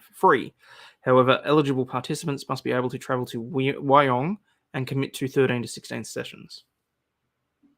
What? Me lie? How dare you? I trust everyone I see. Exactly, that's the problem. I thought you didn't kink shame. I'm not kink shaming. Purely just, you know what? You kids have fun. You two have fun. You're right. I'm not trying to kink shame. I do agree. Kids need to touch grass every so often. Doesn't help that a lot of the grass in Melbourne is now fake. But yes, I agree with you on that. He stated he was bored one time. I gave him so much cleaning tasks, clean the kitchen grate with a toothbrush, where after chore 2, he remembered he could go outside and visit his friends. Judgy McJudge face. Thank you. I appreciate that. At some stage, I would love to be a judge. We got anything else of interest? Next step for Australian nuclear subs. I can probably cover that tomorrow.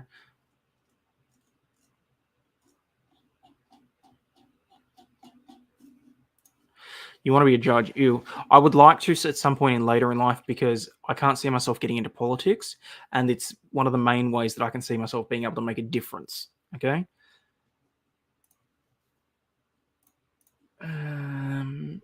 I can sell you a insurance policy with your name on it. Just pay me a monthly stipend because I printed the paper on it.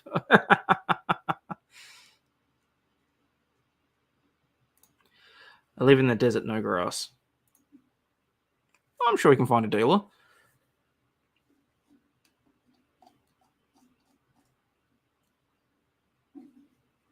Only if you have a bridge, you can sell me first. It reminds me of the guys so one guy sold the Eiffel Tower for scrap. Like he sold it to a couple of very gullible Americans because at the time everyone hated the Eiffel Tower, and yeah, so he claimed to have salvage rights to it because it was only supposed to be up there for a couple of years. Like, seriously, how stupid do you have to be?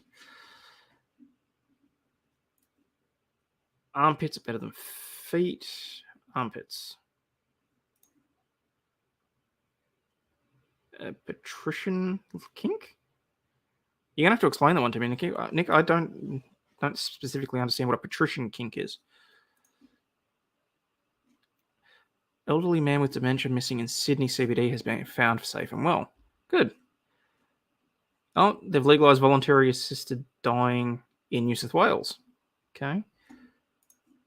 Have I ever heard of Roy St. Clair? Name rings a bell.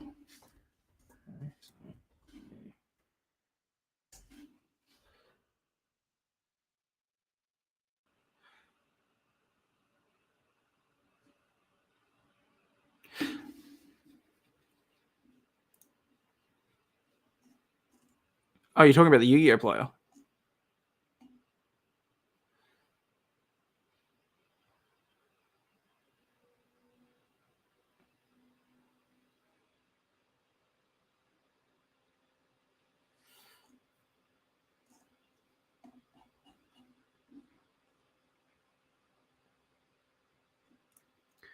Can sell you an ice road. It opens only once a year and closes after a couple of months of winter.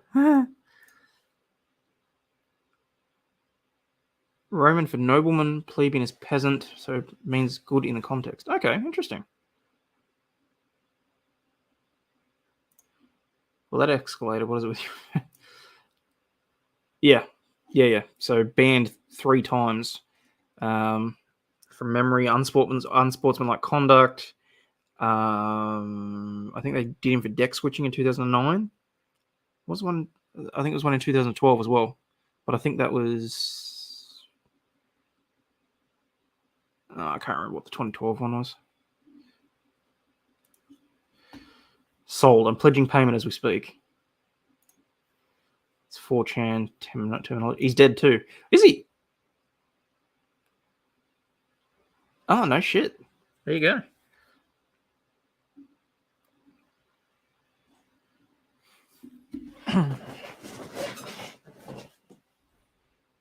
The moral is don't play Yu-Gi-Oh! No, it's so much easier just to be a collector. Oh, my knuckles so itchy, and I have no idea why. You'd swear I'd been dragging my knuckles on the ground all day.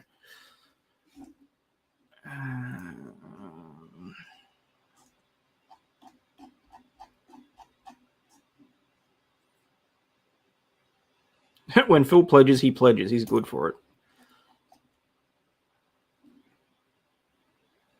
Sad story, though. The poor fellow had dementia. I hope I never get what were we talking about. You make a very strong point. Step bro, and being stuck in a dryer is more uncomfortable. Oh, God. Actually, where the fuck is Tweety? Honestly, she's missing out. Let's be perfectly honest.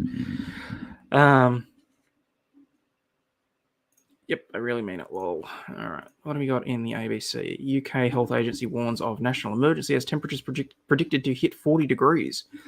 Britain's Met Office has issued its first ever red warning for exceptional heat, saying record temperatures early next week will put even healthy people at risk of serious illness and death. Jesus. What's that? Please kink shame Nicholas Taylor. You're right, I need to start making weird incest comments. Oh, Jesus. No, I said I wasn't kink shaming. I'm going to stick by that.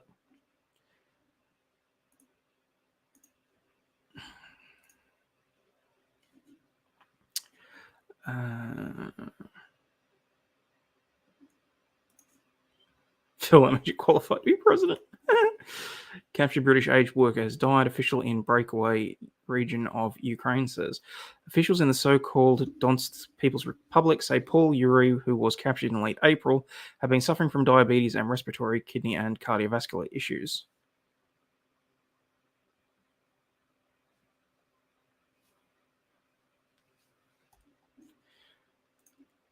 Got to up your step.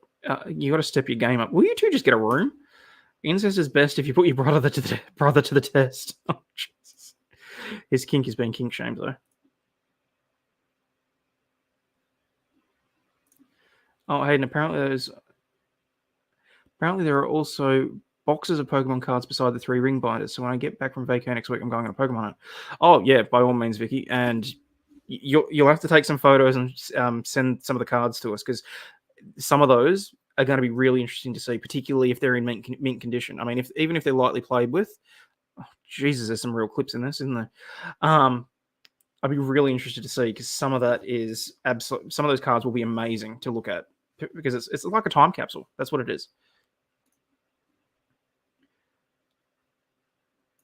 At this point, anyone but Joe Biden is qualified to be president. Interesting. Wake up to kink shaming. Like I said, no kink shaming. I'm not kink shaming. I swear to God. Campaigns for Phil running for president. He's running from his platform on all songs from NSYNC song titles. I know this is a turd-free zone, but have you seen the documentary?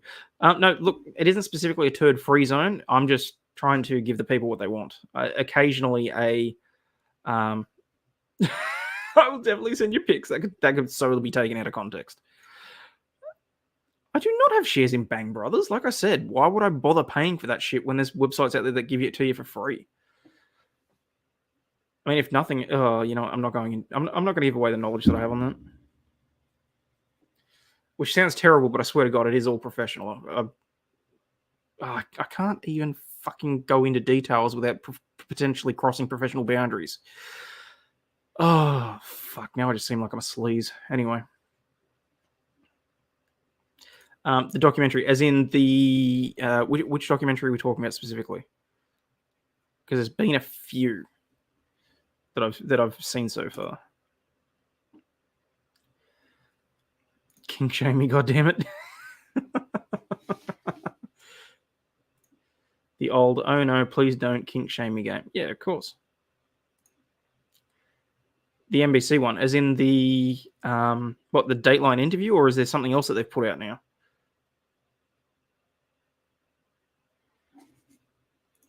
Oh, hang on, wasn't Joe going through this? Hang on, let me look. NBC heard. Oh, it was like what was it? Marriage something.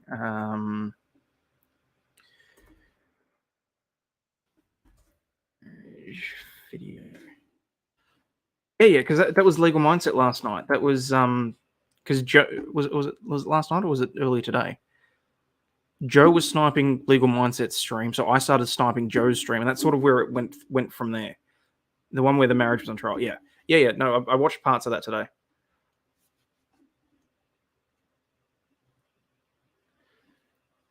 For science, you should explain. No, I genuinely can't.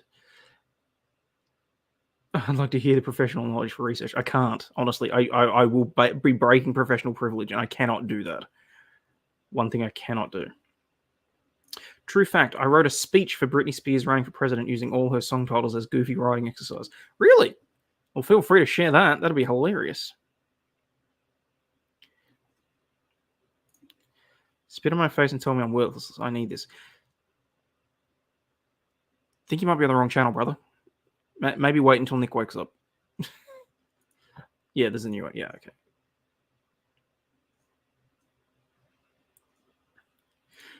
A volunteer's tribute. Jesus Christ. See, the funny thing is, this is all well and good for where I am. It's 3:20 in the morning. But as far as I'm aware, you guys, it's like the middle of the day or the afternoon or something. So, fucking hell. Yeah, Ruby, I agree. It was a horrible documentary, waste of brain cells. And the way that it was edited and cut it to make it more sympathetic to her, it was pathetic.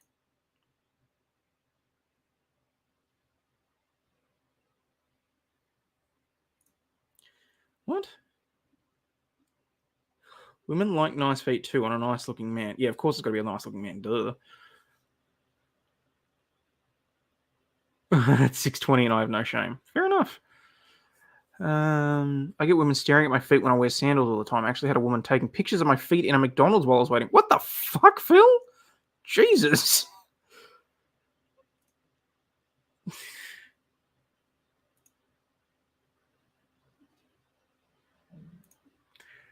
Kinks are so shameful they cannot even tie themselves into self-bondage. Kim, you're just reinforcing mine and Kiwi's opinions. You did that way too well. Yeah, no, I know where you are, SG. Oh, God, even that sounds bad. No, I'm talking about certain individuals that, yeah. isn't any hour happy hour. True. Very true. Careful what you ask for lol. I shall keep this PG for others. Yeah, well, let's face it. Everyone on Discord knows exactly where you can go to do that sort of shit, so...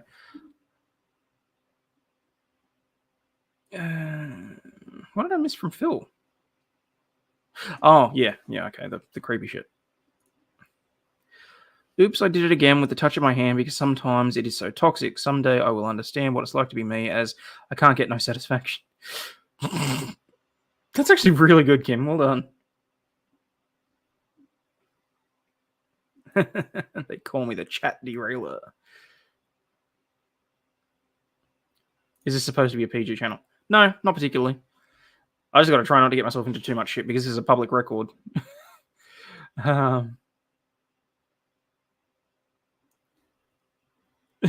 Debbie says I took 2 pictures, one of each foot.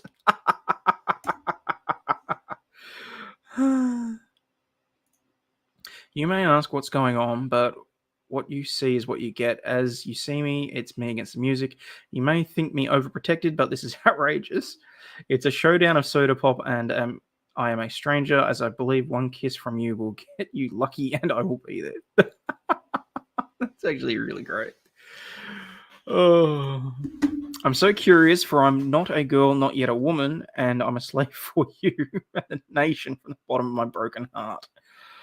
Oh, holy cow.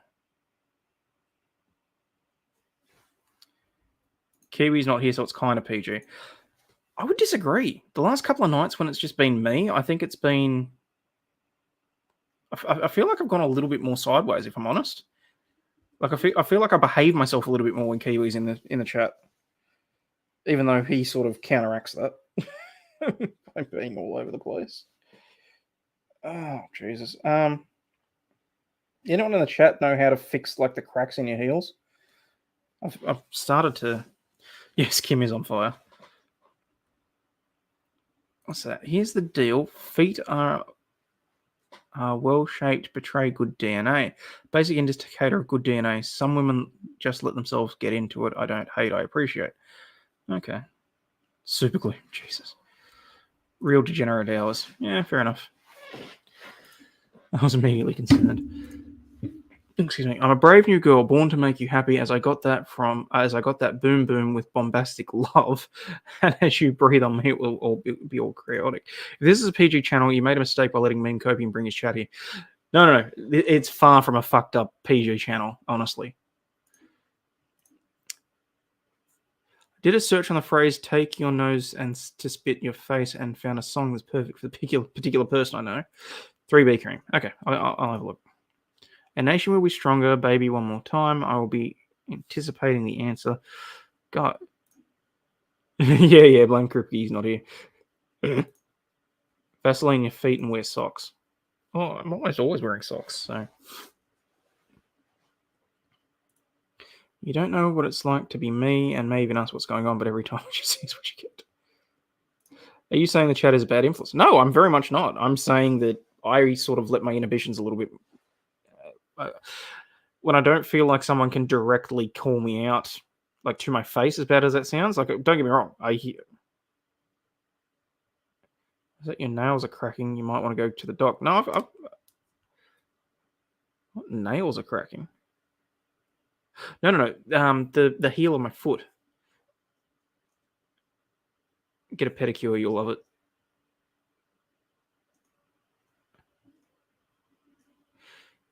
Zentai suit helps. Swear to God, Megan, if I Google that and that's some sort of weird ass shit.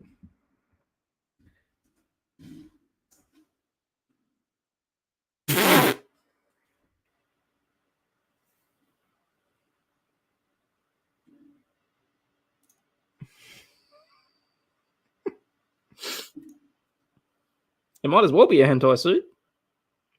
We are the worst. Sorry, I was born this way. No, that's fine. I'm not asking anyone to apologize.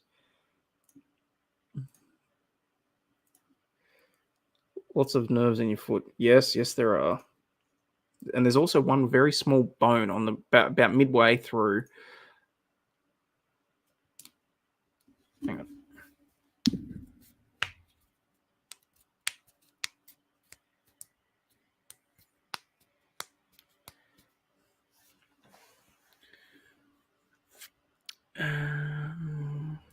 Oi, where the fuck are you been? Get your ass in here.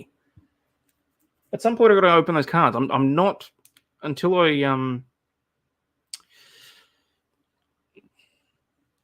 Anyway, you have to be really careful with cracking nails. If they break completely, your walls tend to fall apart.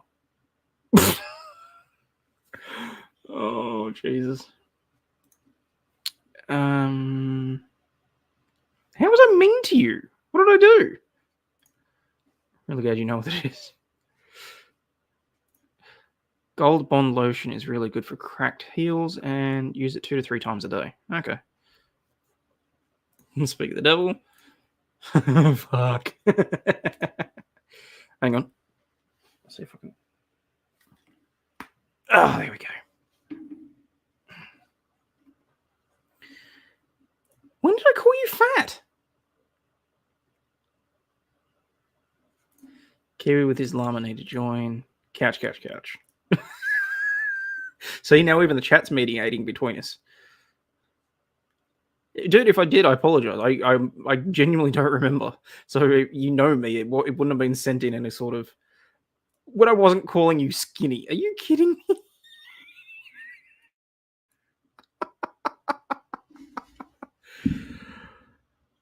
Oh, I had a BF son who had that issue when it was where I was about to bleed, and I had him start doing that, and it healed up in 3 or 4 days without the arnica cream, no less. Oh, there you go. I'm always fat shaming people. It's sickening. Bull fucking shit, Nicholas. If you knew anything about me, you'd know that I'm at least partly chubby chaser. Okay, simple fact of the matter.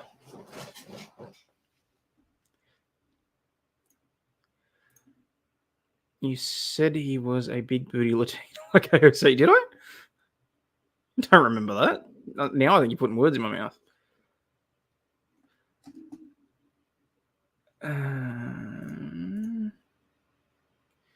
Isn't that the message of the woke left snowflake fuckerheads? Kiwi is of healthy non-starvation variety. Big booty. Scooty tooty. Yes, sorry for gaslighting you. You really had me going there for a second, CJ. Sometimes I wouldn't believe the shit that comes out of my mouth at times.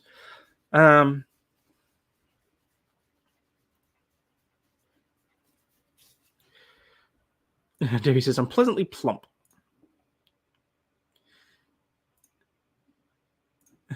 Kiwi, you suck, says SG.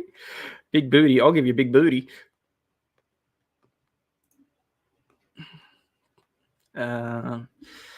Keeping it PG, full figured. Exactly. I mean, look, the simple fact of the matter is, as far as I'm concerned, sticks are out. Okay, let's be perfectly honest. The whole way through the medieval times, being more rotund was a sign of wealth. It was a sign of opulence. You could afford to be fed well. So, do you watch BBW? BBW. No, I'm just kidding. Of course I know what BBW is. No, look, not specifically. Sticks out, pulls in. Exactly.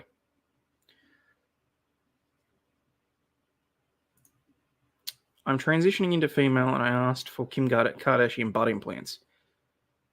You trying to blow up the planet, dude? I think I say that a lot.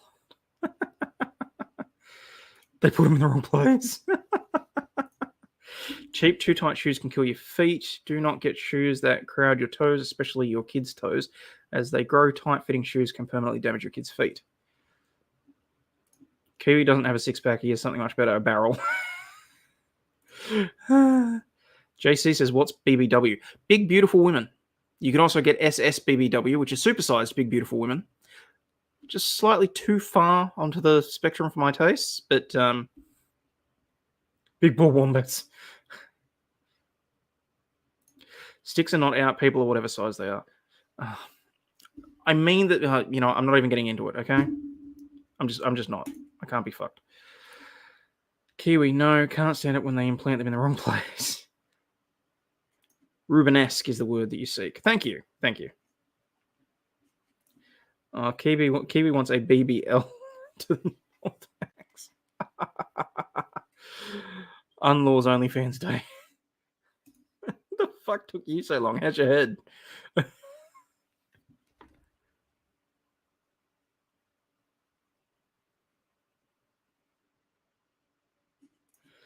You're shaming people for being skinny, shaming Kiwi for his weight. Pick a lane. What was that question again? How is your head?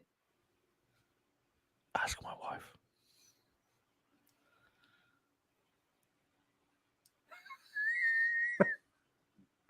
Juggernaut, bitch.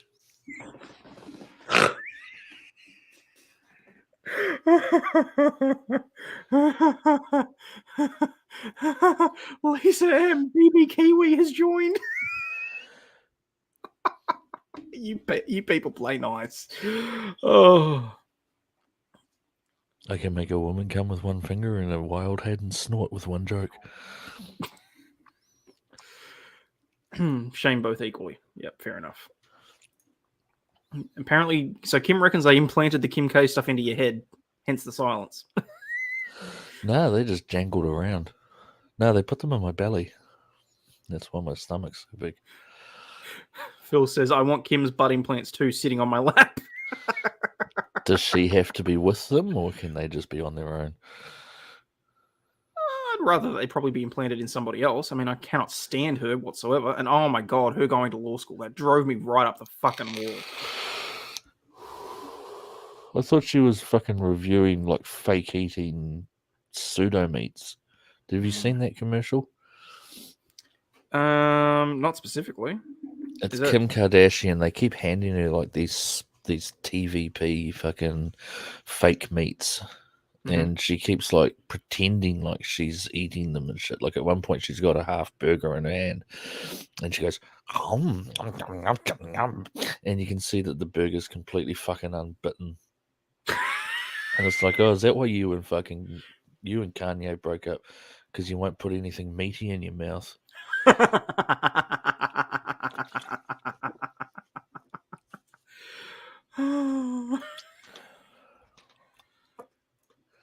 Sex is not the cure-all, Mr. Kiwi. Parallax, he just shames everyone. It's honestly disgusting. Don't know how he sleeps at night with all that bigotry flowing through his veins. I sleep on a bed piled with money. It's very fun. It's very entertaining. And I get a very good night's sleep for all of the 2 hours that I do sleep, because most of the time I'm here keeping you fuckers entertained. No, I want to go for a comfortable fucking... I like double Ds. I don't like Bs. I might go for a double C, because at least then my cups are half full.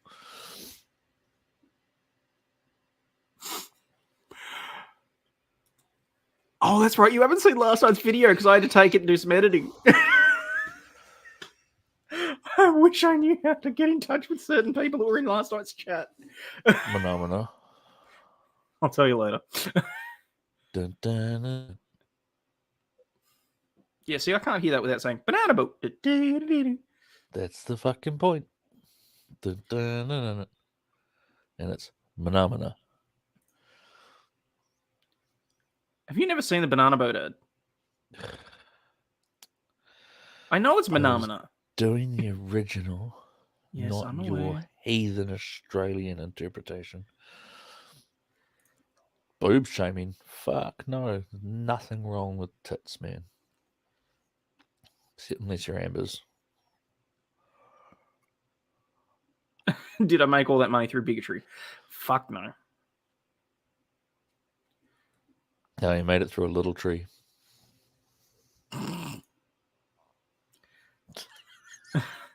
Apparently, I'm supposed to be shamed for never watching V for Vendetta. You know what? I'll probably try and rectify that sometime in the next 12 hours.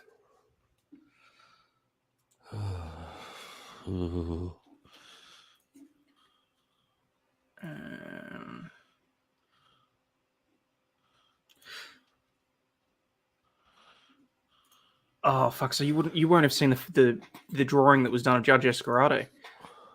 Let me see if I can pull that up because that was fucking amazing. Where did I download that to? Oh, it's got to be in the stream assets.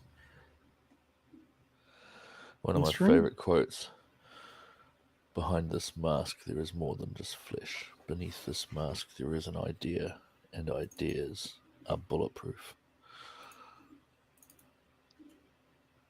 Actually, I had heard that. Is that was he wearing a bulletproof vest just to cover himself, or like I get the whole point of it? He was also wearing a bulletproof vest.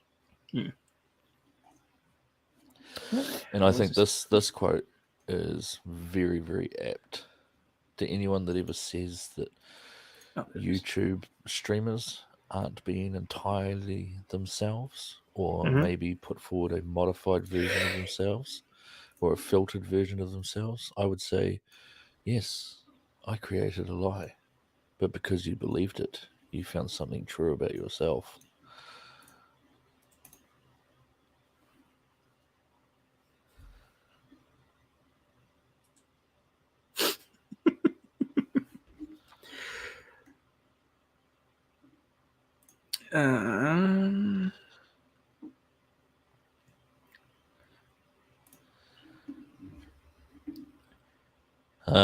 How apt is this, dude?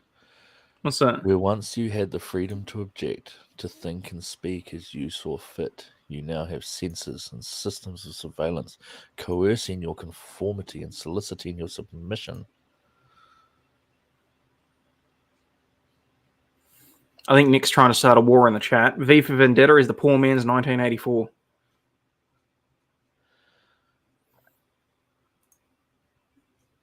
Where's that ban button? Oh, please. If I was going to ban him, it would have been for when he started talking about incest and various things in the chat earlier. I'm not surprised by that. The Kardashians are so fucking rich now, it's amazing. Sadly, they will keep fucking cut up their faces till they look like Jocelyn Wilderstein. The youngest K-girl is natural and most pretty for now. I wouldn't know. The only reason I know what Kim Kardashian even looks like is because that video where that photo where she tried to break the internet. And I think we did a fucking better job of that earlier today, don't you? Well, yeah, we did. But I was just going to say, do you know the ultimate proof that the Kardashian women are just utterly and contagious and infectious? And I mean, they even turned their dad into a woman.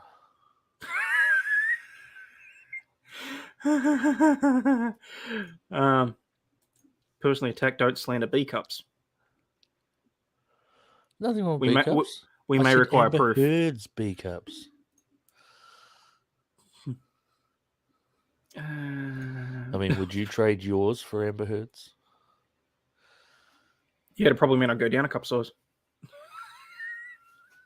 Yeah, I might have to go down a couple.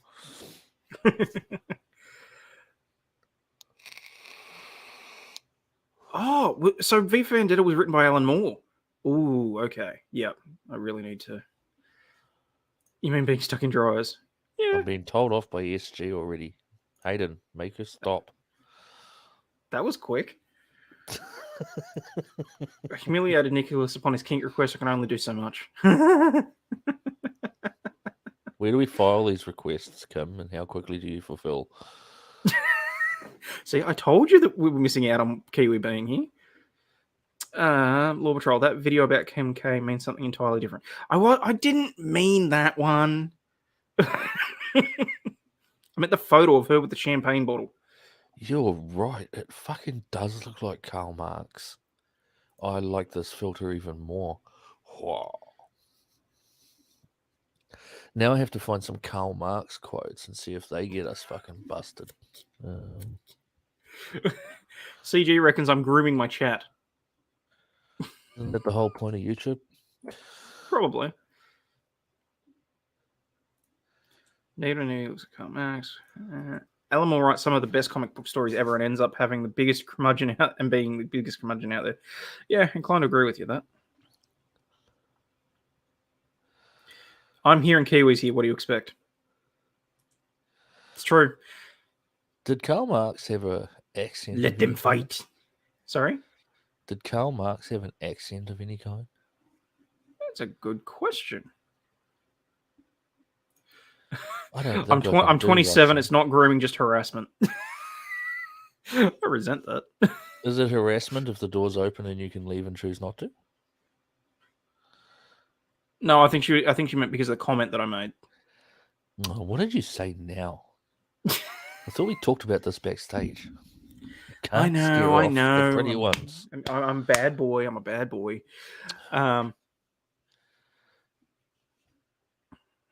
Is it? It's only harassment if it's unwelcome. I'm 51 and I find it funny as hell. There you go. History repeats it first. Fuck, it's cold. Fuck. Heat pump's not doing shit. Oh, actually, you just shamed yourself, hypocrite. Tits will get the fuck out. Parallax, you and I had a conversation, and I agreed that if I ever thought you were right, I would politely acknowledge that you were indeed right, and that I would be humble in my concession. So in this instance, I will simply say, fuck you. Okay, I have yet to see that pop up in chat, or was that because he said that I shamed myself? And I just made that up all on the spot. Well done.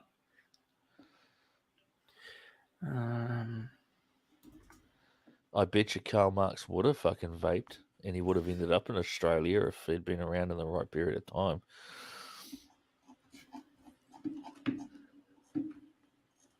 I can guarantee you the motherfucker smoked.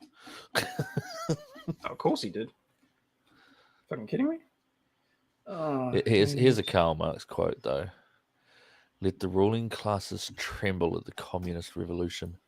The proletarians have nothing to lose but their chains. They have a world to win. Working men of all countries unite. He really was trying to stir up a revolution, wasn't he?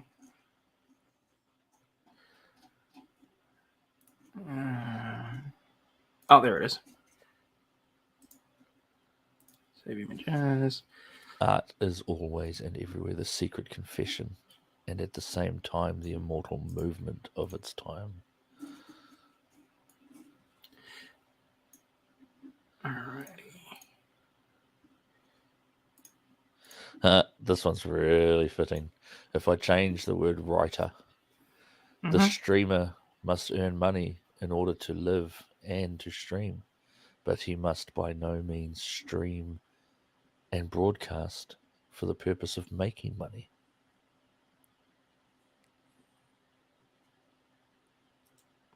Well, I ain't making shit out of this, except for a whole bunch of friends. So, and even that's a little bit iffy. I'll be perfectly honest. What's this? Tell you what, the dude on the bottom looks like he's got a way bigger cock than the one up top. Wait. Have you never seen this before? Wait. Can we? Oh, dude, send me this image. I need to Photoshop this now. I know where this is going. All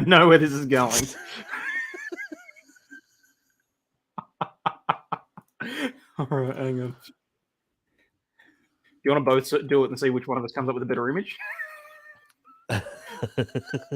Actually, no, because I still need to play nice. So you do it, and provided it's not too terrible, I will put it in the chat. There you go. It's in your Facebook. Okay, so if I save this in the spoiler, I'm saving this as hat. It's gonna go so badly.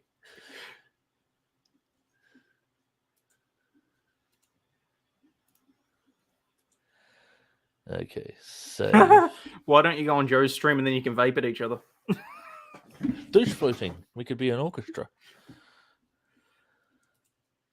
Susie says, "Is it too early to start on my weed?" Oh, never too early. No, it's always 420 somewhere in the world. So, open with. Theory of communism may be summed up in one sentence: abolish all private property. Yeah, which is again is exactly why I don't believe in communism as a whole. I do think that there are various different societal. What's the word that I'm looking for here? People that have dictionaries and thesauruses, please help me out here. I'm specifically saying ideologies, societal and political ideologies. You need to pick and choose from everything to make everything balanced, because as soon as you go down one specific path, that's when you lead to a road to ruin. So this is an OnlyFans page now. Did Nicholas send you money to slap your own hand? No, I did not. Scott says, wait, hold on. You guys are still on. I rode my bike, gardened, buried a... I don't want to know what you buried. This is really live, or am I imagining it? No, we're still here. We're still here. Although I probably should have ended about, 2 hours ago. When I talked about Doctor Who, Scott. Teach a man to fish, he gets in the water and gets wrecked by a small penis burrowing fish.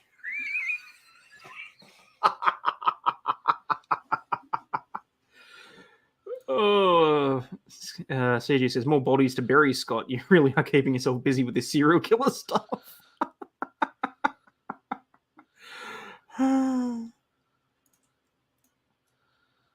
Capitalism is the worst is the worst system except for all the others.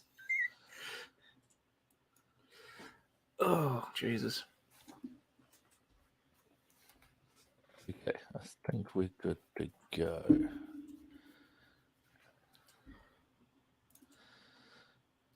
Okay, now if I go to the folder I saved that to, where did I save that to?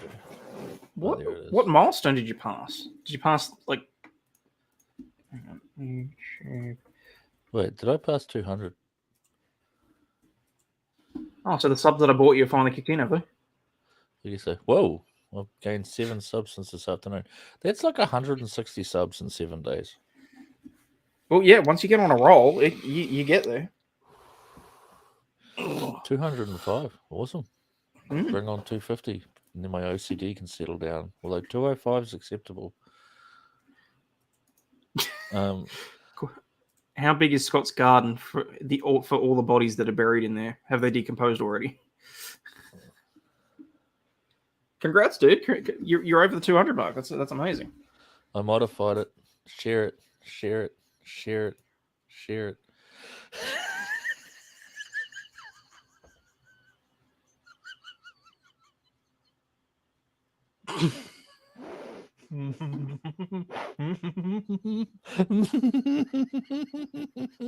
That was naughty, but honestly, nowhere near as bad as I thought you were going to be. I'll be perfectly honest. Subtlety is key. Yeah, I can't even think that a certain individual could get mad about that, if I'm perfectly honest, because there's nothing to specify that it relates to any particular individual. For all we know, for all we know, they could work in a cowboy company or something. It's a hat factory. It's a hat factory. That's exactly it. It's an Akubra. They're here in Australia. It's an Akubra.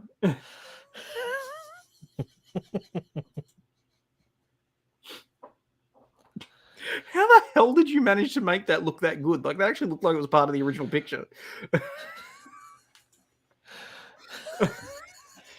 This will get struck for being a snuff film. Oh, shit. Only if we record the choking session later and it goes wrong. Oh, dear God. Oh, all right. All right, it's 10 to 4. Shut up. No, it isn't. Dude, how many views have you had on that Breaking the Internet stream now? When you say they're breaking the internet, let me look. 325. Is that all? What do you mean is that all? That's like one of your top viewed videos.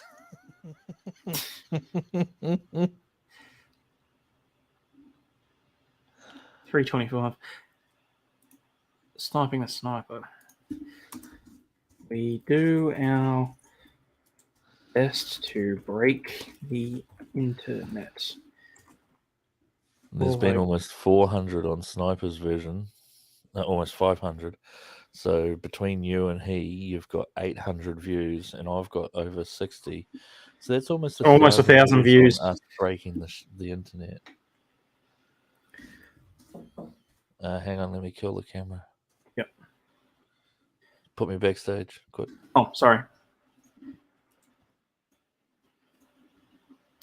So I'm changing it to sniping the sniper. We do our best to break the internet. All that happened was my laptop melted down.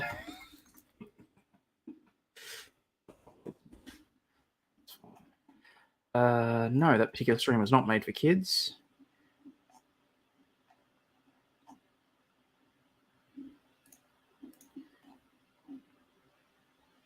Save.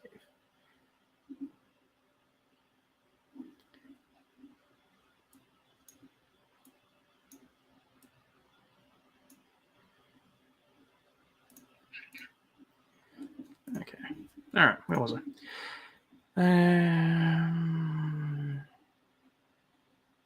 Oh, Jesus. What did I miss in that?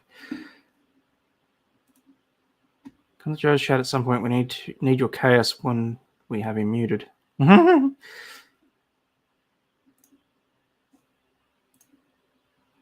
Logic. I was stuck at 199 and it was so annoying for me, so I tweeted this out and I needed to be 200. He should take a song request from now and sing it tomorrow. I'm surprised that the internet didn't troll you for that and just go, yeah, okay, we're going to start unsubscribing. What about the emus? Are we winning yet? There's a ceasefire. We've reached a temporary peaceful truce. Until I get hungry again, I need some emu meat.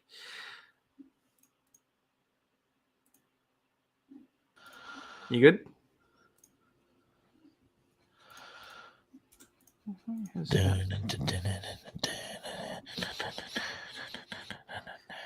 I don't even. You can't even check who your 200th is, though, can you? No, unfortunately.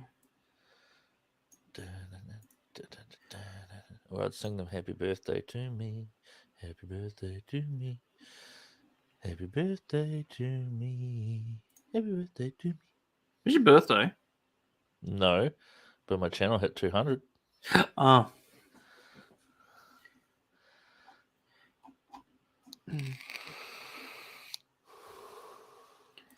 After the HH home stream, I think people are afraid to unsubscribe from me. I will find them. Someone was fucking trolling me. I fucking know someone was trolling me. How so? At least 2 people, because it went to 198 and then it went down to 196 and then it went back to 198 and then it went down to 195, and I mentioned it, and within seconds it was back to 198, and then I checked it an hour later and it was back down to 196. So some motherfucker has followed or subscribed to me from 2 accounts and was sitting there fucking subscribing and unsubscribing to keep it below the 200. To keep it below the 200 and to troll me. Oh. And Scott's tweet does explain why it suddenly jumped to 205. Whoa. Megan. It's funny though, because there's almost no comments on any of those versions of that video. Except someone pointing out on my version that there was no audio for the first hour. But that's because everyone was over on your stream to get the audio. Yep. Megan says, at Scott Cardinal, I'd be happy to be a victim, please and thank you. Fucking hell. I swear to God, the chat just sort of became a bunch of degenerates after about 2 a.m. What do you mean became? Well, Tweety's not here. Oh, you haven't seen the video. I've got a private. I'm going to privately send you the video from last night, the unedited version. It wasn't shaming. I was not shaming. Promise you, I was not shaming. No shaming. What did you do to Tweety? Did you go full Sylvester on that shit? A little bit.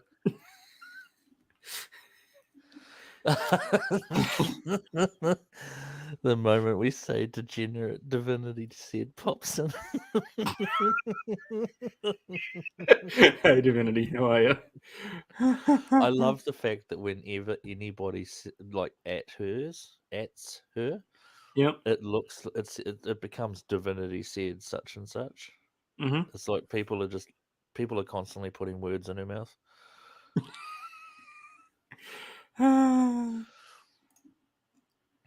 Seriously though, one day I do want to see her hair just completely down because it looks long as fuck.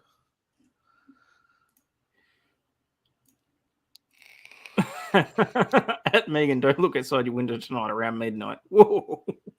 Yeah, you'll see this. Okay, that was creepy as shit. Oh, I could have made it worse. 2 a.m. Hell, I'm in the US and being a degenerate at 2 p.m. Hey, All I good. could have done this. Don't threaten me with a good time.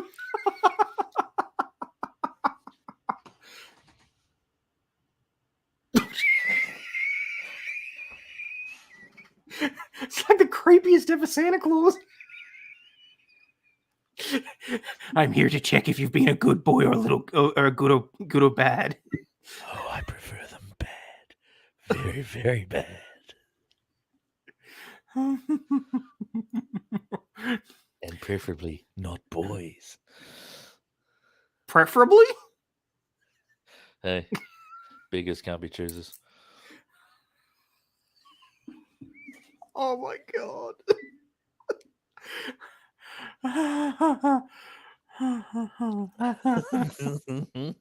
They can't hold back the bearded. You might not want to try. There's some samples taken from my lower beard in the earlier stages of growth are still being diagnosed by science.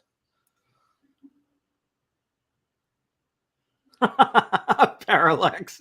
Tell me that didn't actually go out. Oh fuck. What's this? Send it to me, Parallax. Or Hayden, send it to me. Yeah, hang on. Save image.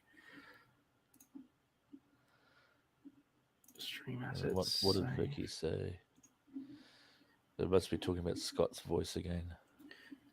Oh, probably. Oh, you sent it to me in Discord? No, why is Discord? No, I'll send it to you in. Where are we? H desktop. What's stream assets? Stream assets. No, I can't be fucked reaching for the mute button. There we go. That's better. Oh, where'd the fucking thing go now? I've What'd lost you it. fucking do? You lost your thing again. Yeah. Do I need to give you more directions? Hang on. He said he Am I sent just me a dropping couple direct? of days ago. Now this must be in Twitter. So where's my? No, there's my Parallax chat. No, the Parallax chat. All right, it's in your Facebook messages. Yeah, but he doesn't have my Facebook. Yeah. No, I'm saying I've just sent it to you in your Facebook messages. Oh, that went out live. That was a mistake on a live stream. Are you shitting me? Before all of the copyright shit, dude. It predicted what was going to happen. You're full of shit because I know when that watermark actually came out. Go and Google it. I've been told these things. Just want him to read you to sleep. It's quite funny. Like, do you know how people have like the devil and the angel on their shoulder? Yeah. People are just starting to click that that's the purpose of my filter. Seriously? They've only just cottoned onto that? Yeah. I mean, People in some chats the other day were talking about it. They were saying, "Oh, it looks like he's a good and evil version of himself," and it's like, it's exactly really? what it is. You didn't kind of figure out that there's like, and it's funny because it's juxtaposed. It's like, there's the good guy, and there's the bad guy. And that's why, depending on different days, I wear a white or a black hoodie. Now, see, the annoying thing is that whenever I'm on stream, I've got you on one side and I've got the missus on the other. But the funny thing is the you is both the black and white you at any given time. Oh, yeah. She's a shitfest. Mm-hmm. I think I sound like the child catcher from Chitty Chitty Bang Bang. You children, come and get your lollipops, ice cream, candy. Come along, Chitty, children. Chitty, bang, bang. Chitty, chitty, bang, bang. Chitty, chitty, bang, bang. Chitty, chitty, bang, bang. Chitty, chitty, bang, bang. Chitty, Oh, chitty, Jesus, bang, Nick. Wink, wink, nudge, nudge. Oh, yes. All right, fuck it. Lullabies. Am I getting to these or not? Yeah. I'm going to have to go get some sleep at Open some them up in the stage. background. All right. Well, I sing a lullaby. I can be like, ba, ba, black sheep. Wait. Yeah, no, you're not allowed to sing that anymore. African American sheep. No, Bar Rainbow Sheep. Fuck that. Ba, gay sheep. Heavy in the wool. Yes, sir, a butthole full. One for my mister and one for my master. One for the little boy who came to play the game. Oh shit, that could have went very badly. Just ran my finger along the edge of my X-Acto knife. Thankfully, it was the back of it, but if it had been the front, that sentence got a whole lot less exciting. How so? Think about it. You ran your finger along your... It could have been exciting. See you, SG. Have a good night. Or morning. Ooh, these ones are a little different. And on that note, I'm out of her. That's what I said earlier.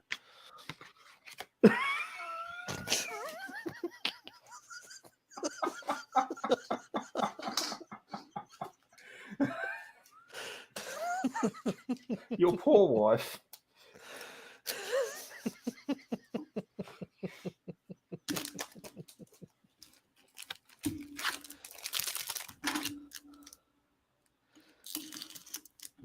A leather flogger. No, you'd have to go see Kim for that. Hey, Cool Frog. Wait, we need to send... I'm going to send a stream link to Cool Frog. Okay, yeah, go for it. Reverse Hologalarian Articuno. Talking to this dude earlier. He is fucking awesome.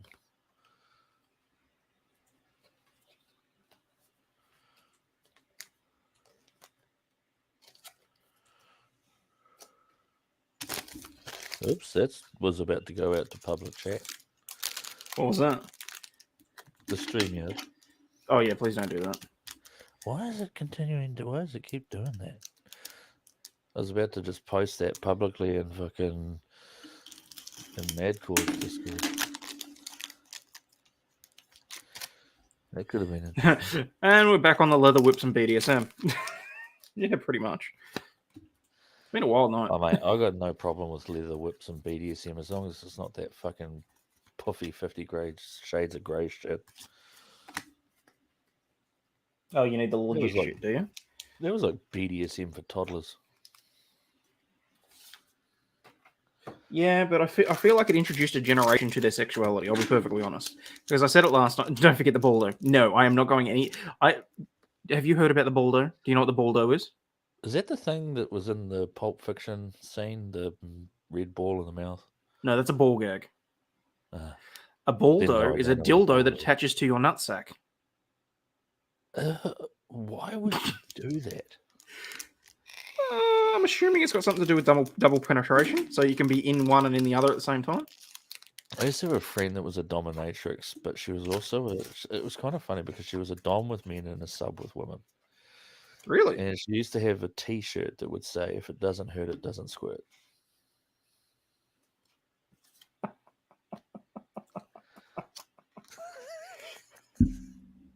Kind of like the emoji you got the other day.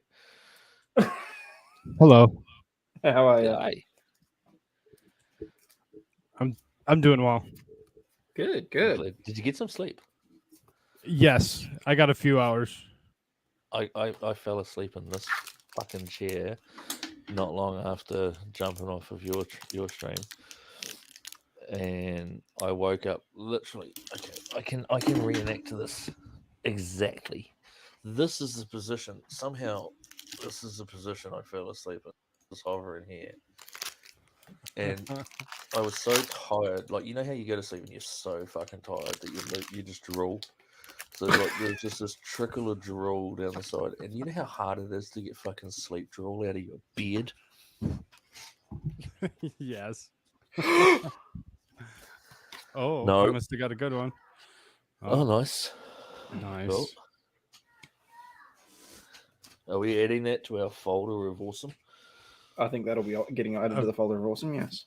With that reaction, I would assume so.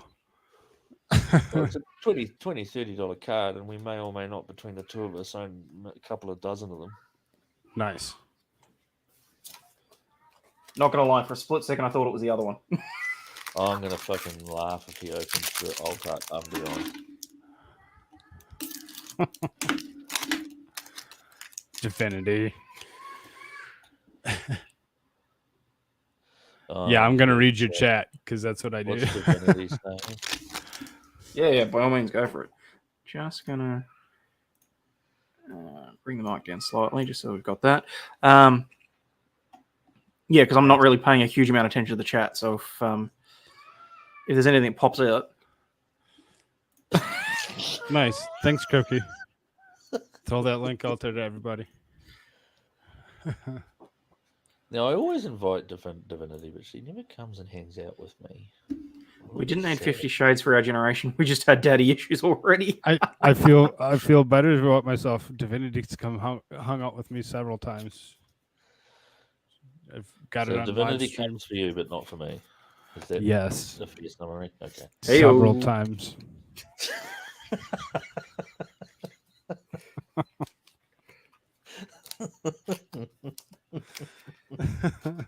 Oh dear. Hey, Oh. why is a beard a good thing for a straight man?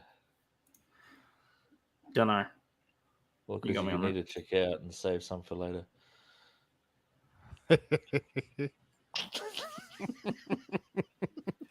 Enunciation. I thought you said bed.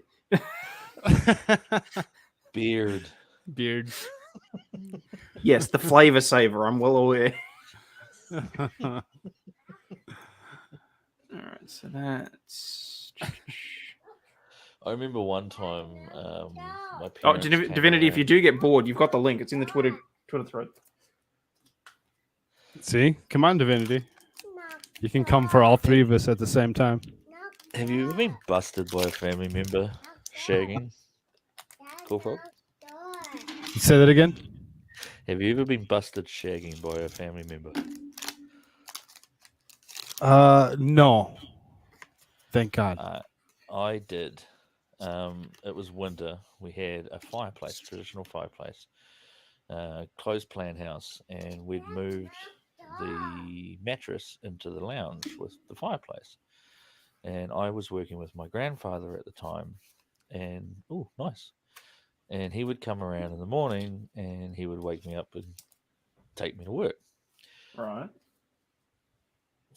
He walked in on a little more than just needing to wake me up. Let's just say I was already up and ready, and he walked in, reverse cowgirl, and he just sort of opened the door, and with my grandfather's sense of humor, he didn't say a word. He just goes, "Barocca?" Like, do you know what a Barocca is? No, but That's I can awesome. imagine. It's an He effervescent used to tell tablet. me- yeah, it's an effervescent tablet that you mix with water and it creates an energy drink. And he Okay. every morning he would give me a Barocca to help me wake up in the morning because he was aware of my sleep issues. He was worried. So he here I he thought am you might need to lying on the rehydrate. Yeah, well, here I am lying on the mattress, girlfriend on top of me, facing the other way, and he just opens the door. Everything's on display, and he just goes, "Barocca?" And I was like, "Nah, I'm good." And he's like, "Catch in 5," Okay. 5. and just slowly close the door. Well, no, and okay, lounges aren't that fancy smancy. Everyone has a lounge. So in New Zealand, like in my home, we have a master bedroom, and then we have a bedroom for the kids, and then we have my study / office, which is alternatively the guest bedroom if it needs to be. And then we have the master lounge, and off of the master lounge we have the dining room and the kitchen, and then we have the pantry hallway with bathroom and separate toilet, and then the laundry. And Before we hear Nicholas Taylor's dirty joke, I gotta go grab some milk for my little quick. I'll be right back. Yeah, go for it. No telling the joke until Cool Frog gets back. La-di-da, you and your high flute and talk. Check your Discords, enjoy. Oh, Yes, no. I've seen it. I've seen it. I'm not putting it on just in case I get struck. Uh-oh. Yes. What is this? I click on this with trepidation. As always. It's fucking 8 hours long. Oh yeah, it's the stream that's whatchamacallit was taken it from.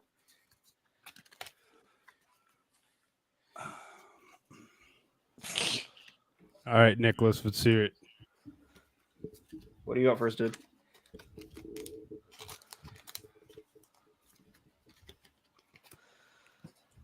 Yeah. Timestamped it, click the link. Okay. Yeah, predates all the copyright strikes.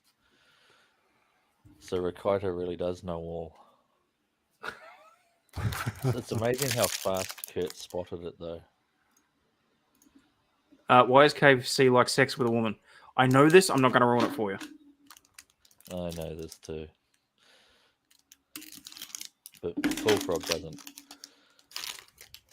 Shibari is Finger looking good.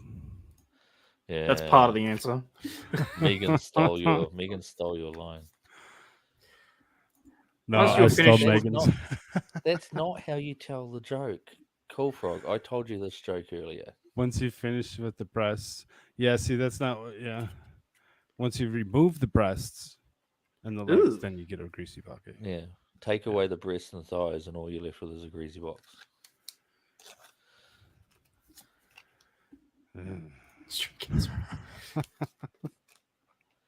Dag nabbit. I love that word. Dag nabbit. Dag nabbit. But what happens if Cool Frog invites Divinity to our little... I just told her, bring yourself in here. Megan Perkins remove the breasts? Is that Come on, Scott dude. on a sock account? We'll be nice. She's been listening to his H.H. Holmes talking about removing things.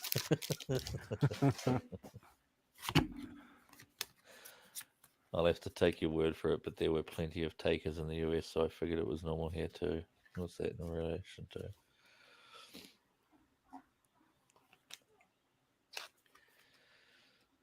Oh, nice. Picked up a couple subs. Thank you. Awesome. Oh, yeah, see, guys. I passed 200 thanks to Scott. Oh, there you go. Yeah, people remember, go like, subscribe, hit all the buttons, Do all those things. do the YouTubey things as much as Oh people my hate God. saying that. Divinity. Yeah, Kripke's a massive Divinity fan, dude. Really? Yeah. That's he's two-timing me. Well, I would just say he's keeping his options open. Yeah, fair enough. It's not like I'm married to it.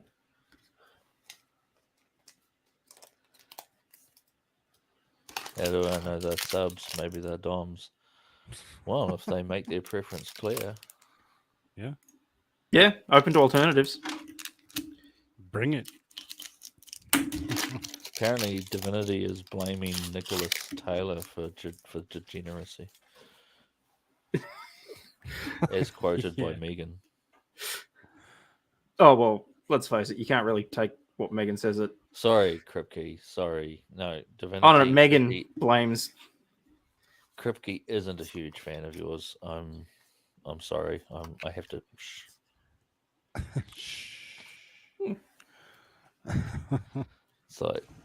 It's like, it'll be okay.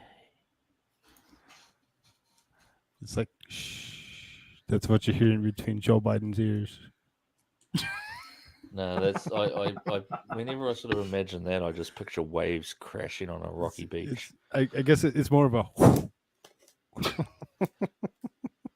Well, I heard that when he farts, if he's sitting on a chair, his head rings like a bell.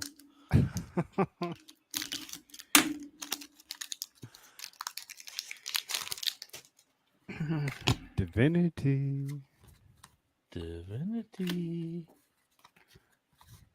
So, Divinity was actually my first woman mod. She coined herself a frogette. Froghead. Another one. Since she's become the first one, there's been several women that have joined my nightly streams, and they've become the frogettes. It's great. Come on, Divinity. Today's vape flavor Sending is brought link to to you my by PC. odes of blueberry, passion fruit, and sweet Ooh. green apple. Ooh, someone's going fancy. Sounds tasty. I'm really fucking fussy with my vape flavors, man. So my mate who runs a vape shop, he custom mixes me up all these flavors, and if I like them, I buy them in what the fuck are these? 60ml bottles. And I would say, based on that sound, I'll be seeing him tomorrow. Hello. Hello. How you Oh, doing? yay. Divinity. Hello. Divinity. Okay, wait a minute. I need to stop my computer. There we go. How's it going, How long Divinity? is your hair? It's about down to my butt. About due for a haircut. No. Well, it grows really fast and there's not a lot of options. It's actually wavy if I would get it shorter. It's just very thick and heavy, so it stays straight. So, Okay. I don't know, I have you to know. shave the undersides because my hair is so thick and curly that I sleep on it once without tying it back, and it's dreading up. Yeah, oh yeah. So I shave the back and sides, and then my wife brought me these really awesome comb or brushes that they're like anti-tangle, but they're worth like $50. Hmm. They work. Nice. I haven't used a hairbrush in like 20 years unless I'm at someone's house and have forgotten my comb. I can't even brush my hair. It's thick. Keep play nice. Divinity has butt hair. Wow. I mean, no.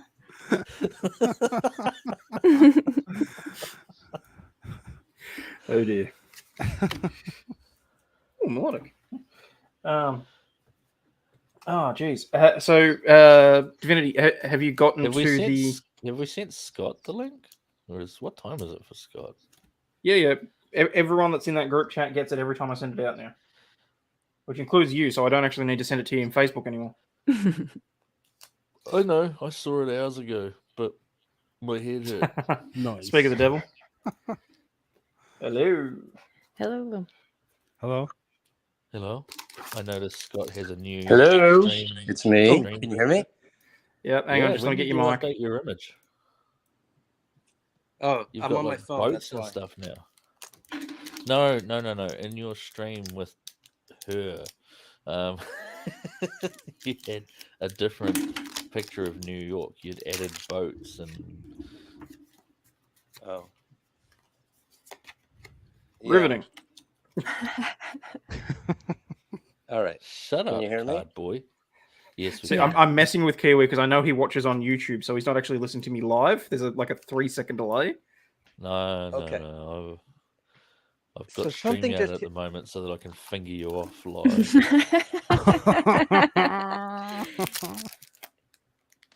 There's a new Lizzie Borden clue has just come down from the pipe. Do you want to hear it? Yes. Yeah, sorry, I missed that on the chat. Tell us all about it. What's the go? Okay. So yesterday I was on a show with Rob and Runkle and Christina Pickles, and she's diving deep into the Lizzie Borden stuff. She has all sorts of questions after we did our stream because it's endless Mhm. questions. So one thing that really concerns her is this. Lizzie Borden was wearing a blue dress when she discovered her father had been, is deceased, right? And then all these people come over, and then her friends come over, and the doctor says, listen, Lizzie, you need to get out of this environment. There's all these people walking around. Why don't you go upstairs with your friends? So she goes up to her bedroom. Now, her bedroom does not have a closet, okay? On the top floor where Lizzie Borden lives, there's another room, and that's where she and her sister keep their clothes. So Lizzie Borden changes her outfit in front of her friends, and one of her friends goes to the closet, gets her a fresh new dress, and then comes back, and Lizzie Borden changes her dress. So the big mystery is what happens from there with that dress. Because later on, a police officer knocks on her bedroom door and says, listen, Ms. Borden, can we get that dress? So the dress was a different dress, they say, than what Lizzie Borden was wearing downstairs. So it just occurred to me that there was no closet in Lizzie Borden's room. So somebody had to have gone to the closet and grabbed the old dress and handed it to the cop. So that friend could have made a mistake and just grabbed the wrong blue dress. It might have been the same friend. It may have been a different friend. So that would explain. Everybody thinks, oh, Lizzie Borden got rid of the dress where she killed her father and didn't hand it to anybody and didn't Why? hand it to the police. But it's possible it was very innocent and somebody else gave the wrong dress to the cop. Why did she change her dress to You with begin me? with? Yeah. Why Because did she was wearing house Interesting. clothes. She was wearing house clothes, and she didn't expect any company. She was walking around the house cleaning, and back in the 1800s, well, even today, you're not going to wear the same outfit to go to the, well, today, forget it. Today's a bad example. People dress all kinds of ways. But back then, she had certain dresses, and so she had one, and also just get the hell out. I mean, she's probably all sweaty and disgusting. I mean, it's just horrible. There's people in the house, and she was upstairs with her friend. She was never alone. Never. But so she started wearing a dress and then ended wearing a dress, or she started wearing house clothes, or Well, all of her clothes were custom made because she was very wealthy, right? Mhm. And so even the house clothes would have been custom made for her. But my question is, why would you be yucky and in your house clothes put on a dress and then put your clothes, like hang them back up without washing them? She didn't. Her, She just okay. she just changed her clothes in front of her friends. There is an And a cop alternate said, "Can we get that theory. dress?" But the friend came back and gave the cops the original dress. Well, the Well, thing is, we don't don't know forget. we don't know where that dress came from that she changed out of. Originally, she was in her room with her friends, and the cop knocked on the door and said, "Can we get the dress you're wearing?" And she changed. Now that might have been why she changed. Nobody wrote Mhm. down. A cop could have said, Mhm. "Hey, can we get that dress?" And she didn't.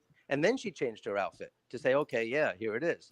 So if that's the case, then she did hand them the actual dress she was wearing.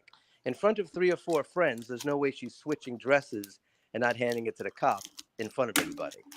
So the thing is, why do people... Here's the experiment we did last night. It was great. So it was Christina and Rob and I on. And we're saying, you talk to people all the time and you have no idea what they're wearing. You could walk away from somebody and not remember. Oh, And, absolutely. yeah. So what I did is I sent a private chat to Rob. And I said, Rob, when you get a chance, take a break and change your shirt. Come back. Let's see if anybody notices. And he did. And it was Clever. a different shirt, different pattern, different everything. And an hour later, Rob said, Scott, you got anything you want to tell the chat? And nobody noticed that Rob, and everybody's looking at Rob, right? Mhm. We know this.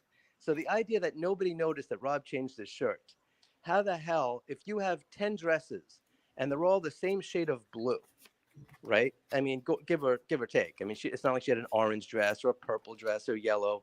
I mean, this is a lady who, she was wealthy, but her social life was limited. She basically went to church and taught people, and maybe she had tea with her friends here and there. But for the most part, it's not like she was going out to balls with people. Wait, that's a bad word. Parties.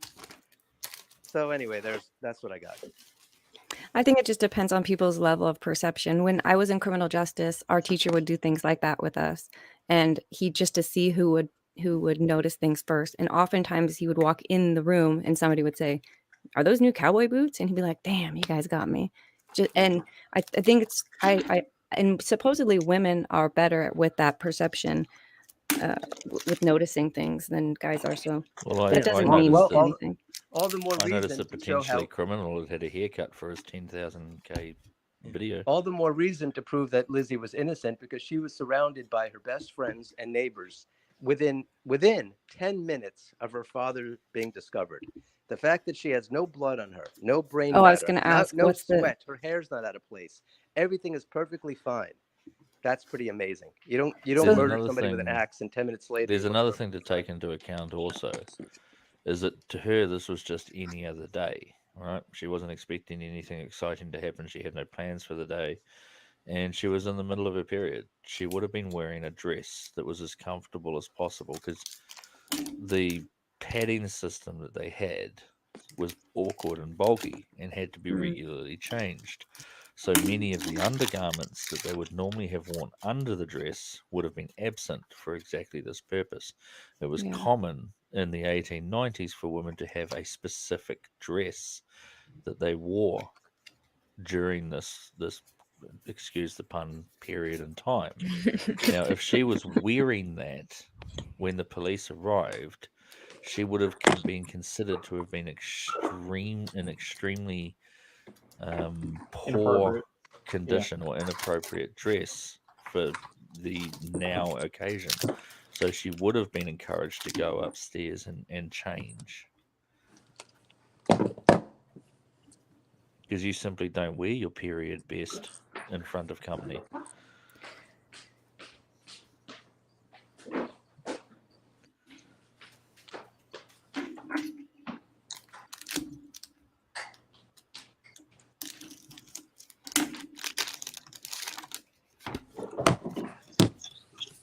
It's up to us to clear Lizzie Borden's name once and for all.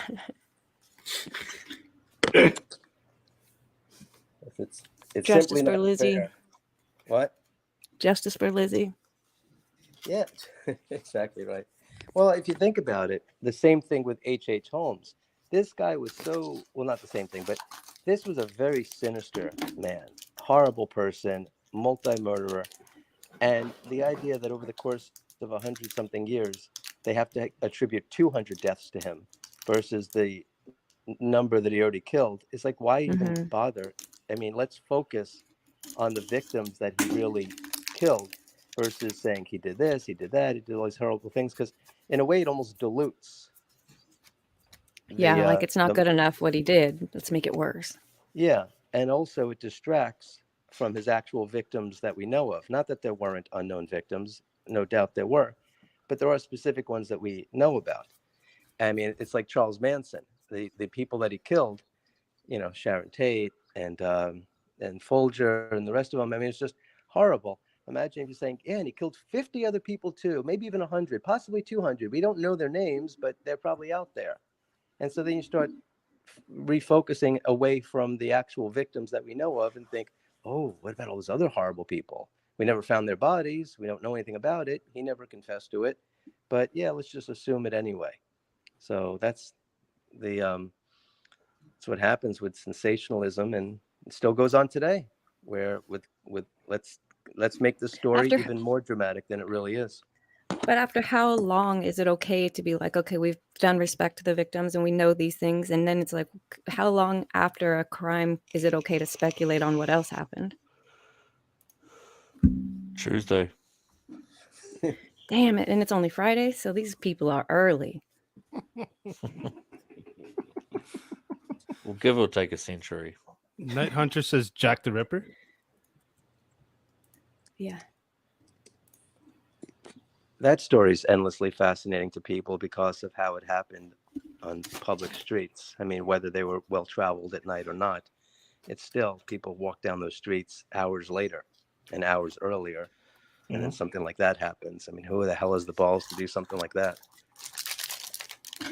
I mean, there's plenty of ways to kill prostitutes in private without anybody seeing. So to do that in the street, that's he wanted people to find it and to be horrified for some reason. He may have hated the police and maybe wanted to show how incompetent they were. They couldn't even stop people on their own Could have streets. also been the royal butler.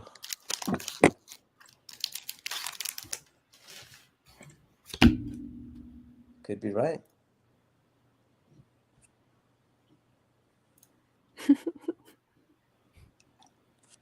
And yeah, I believe the bulk of the damage to the skulls of both parties was post-mortem, hence the lack of blood.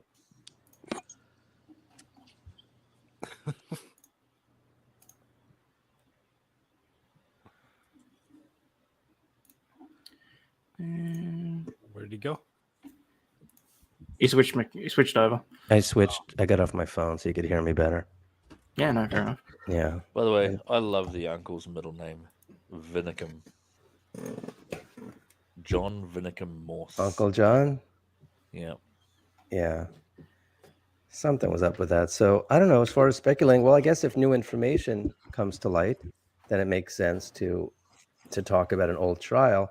I think what was fascinating about, we did Charles Lindbergh, and a lot of people didn't realize how suspicious it was that Charles Lindbergh, who was like 30 years old, completely took control over the investigation and bossed the police around and told them what they could investigate and what they couldn't investigate and where they could look and not look, because he was such an incredible celebrity that they didn't do that. Imagine if the police came to his house and Amber Heard had screamed, "Oh, he's trying to murder me," and Johnny Depp said, "Well, you can look over by the pool, and you can look in my kitchen, but you can't look anywhere else, and you can't talk to her, Right. by the way."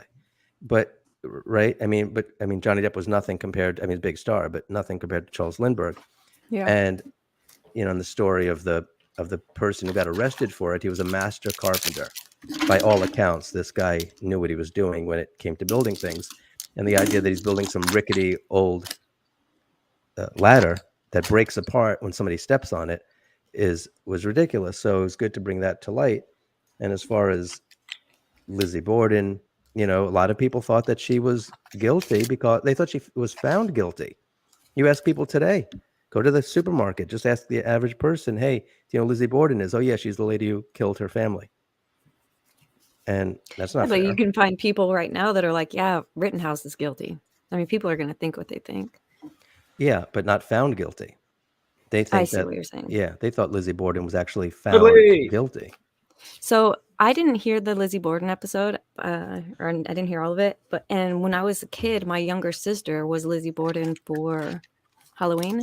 Yeah. In the saying was, Lizzie Borden had an axe, gave her father 50 whacks. When she saw what she had done, she gave her mother 51. Is that any of that true? No, none of it. Wow. Not a single word. No and way. And it's just somebody repeated it enough that people just haven't stopped. Yeah. Well, actually, we did a show on that a few days later because that's what's upsetting as well. This is why Amber Heard and her team are just going after the media, because in 50 years or 100 years, the story is going to be Johnny Depp beat up his wife. Yeah. As long as they aren't going to look and say, "How did this really end?" They'll just be like, "Wow, that guy beat up his wife. Terrible. Yeah. We used to like his movies." And so Lizzie Borden, you go on Google Images and you type up Lizzie Borden, it's Halloween costumes, it's dolls, she has an axe, she has a knife, she's this, she's that. So that's unfair.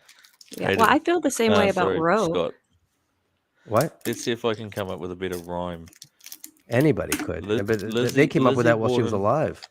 Lizzie Borden grabbed a hatchet, hit her mother's head and barely scratched it. She went downstairs and hit her father too, and couldn't match it. You're missing us one of the segments in there, but yeah. No, fuck it, it's perfect. Shut up. Fair enough. But the same thing is kind of with Roe versus, I know I don't know if you want to talk about we'll call it the Dobbs decision, but Roe never had I don't know what you can say on your show. Mine's demonetized. Well, she never had an abortion. Like, because it took too long for her trial, she never had an abortion. She found God and she had all these extra children. And she's like, dude, my name is forever associated with this abortion thing. And I don't even agree with abortion. It's sort of like the same thing. While she's alive, people think that she had all these, or at least an abortion. Right. Yeah, no, that's fine. I have no issues with you saying that. I did a whole video on abortion, so okay. We just got to steer clear of the C word. I just did a video with Nick and Megan Fox. They were talking about that 10-year-old, and it was demonetized. So I don't know. Oh, okay. At least limited. It was limited. No, look, so I didn't want to. You can limit yourself, but I didn't want to limit you. No, that's fine. Well, Half the time I appeal limits anyway. But as far as content creation comes, Rob and I were talking about this yesterday, that we're so glad we've sort of latched onto something where we're talking about very old stories, very old images, very old information, and the chances of getting demonetized for Rob and I is pretty slim, because there's just too many people that YouTube, just for whatever reason, is demonetizing people, and it's a lot of work to build a channel and to get content. I mean, I'm as surprised as anybody else that people are actually listening to me. But but the fact of the matter is, the idea that YouTube could demonetize you, not everybody is on YouTube to be monetized. Sometimes you just want to share information.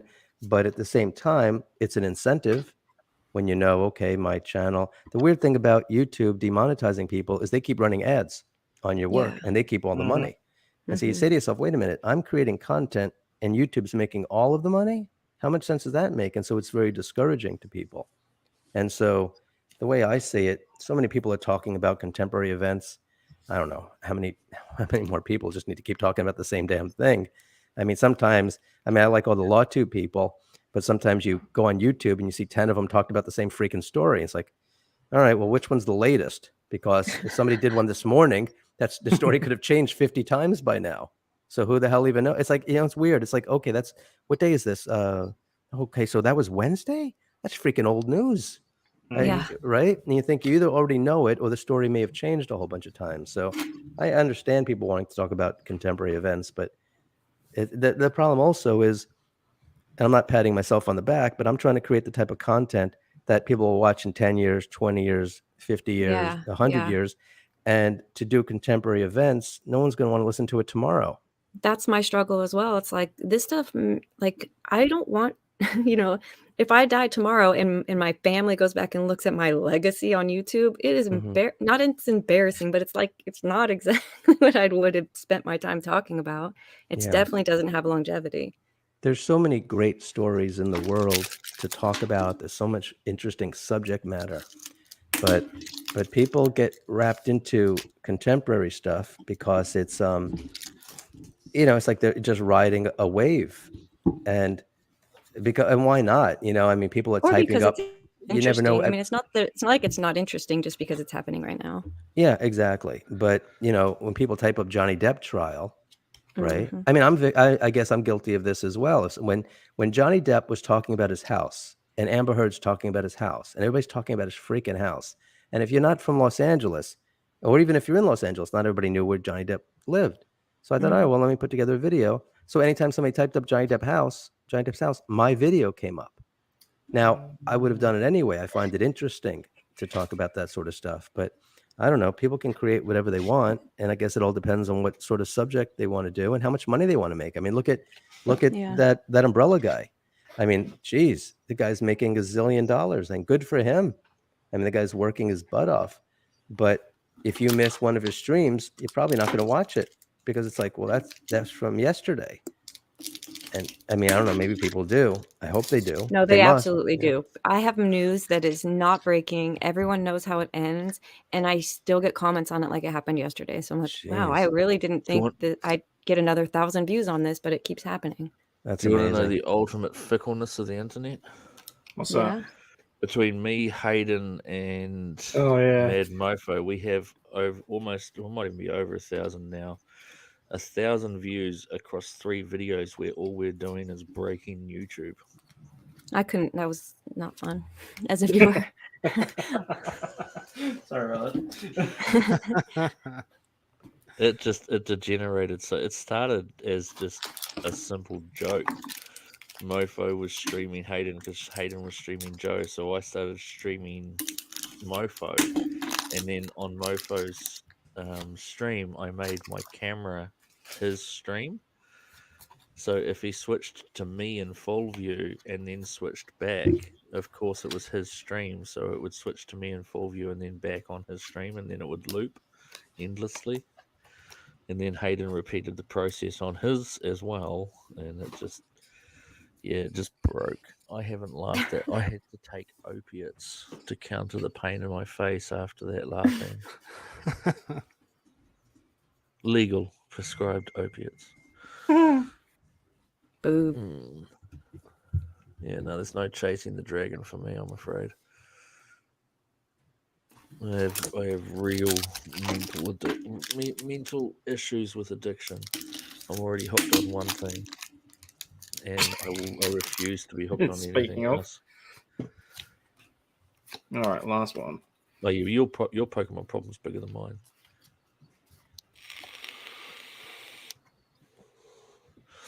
And now we see the wild Hayden in the middle of a foraging expedition. He doesn't look for nuts. He doesn't look for acorns or grasses or wild berries. No, the wild Hayden sustains nourishment from only one known source. He goes through looking for Pokemon cards. And when he finds one that is suitable, he'll hold it up for all to see, proud of his accomplishments. He'll accept the admiration of the jealous and envious, wild-hated viewers. And I thought you were going to say the wild kiwi then. he'll smirk and smile. And occasionally, if he's very, very, very happy with what he has found, you might hear the wild Hayden snort in pleased satisfaction. Oh. It's very exciting. But don't make the wild Hayden grumpy. If he pulls that face where it looks like his mouth is moving sideways, and you hear a click, click, click, move slowly back from the wild Hayden. Slower. Sorry, you guys have walked right into the middle of an The inside furious joke. mouse clicking of an angry YouTuber. I was mocking him one day. I was doing the Wild Hayden series, and I just, by pure accident, I said, because I could hear him clicking, and I said, "Oh, the Wild Hayden, his attacks are lethal and often preceded by a rapid clicking sound." And just as I finished saying that, he put up a clip of me singing, and said, "If you don't shut up, I'll put this public." And I was like, and here we have a perfect example of exactly what I was talking about. Dude, that was a half decent pool, 3 VMAXs, 5 Was it? Vs, yeah, and a gold lightning. Yeah, the gold lightning's cool. I don't think hang on, wait. Do I have the gold lightning? Is there one card that you're in the search for? Oh, Yes. everyone's in the search for the Altard Umbreon. It's worth $500.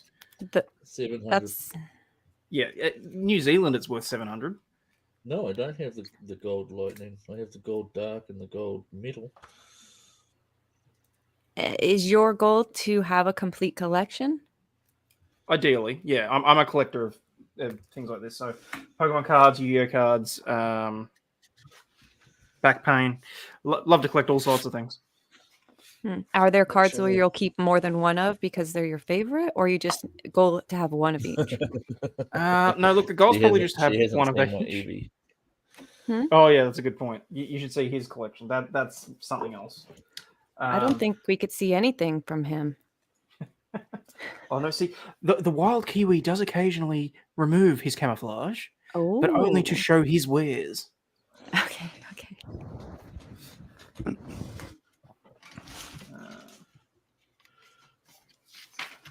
That's actually a pretty good haul. I'm happy with that.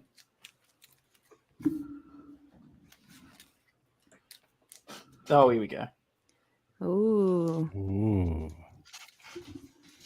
Get rid of this junk. Okay, so you're allowed to put your fingers on them and touch them. It's not like Oh yeah, There's those nothing are his about- spares. That's not his master collection. oh, No, no. okay.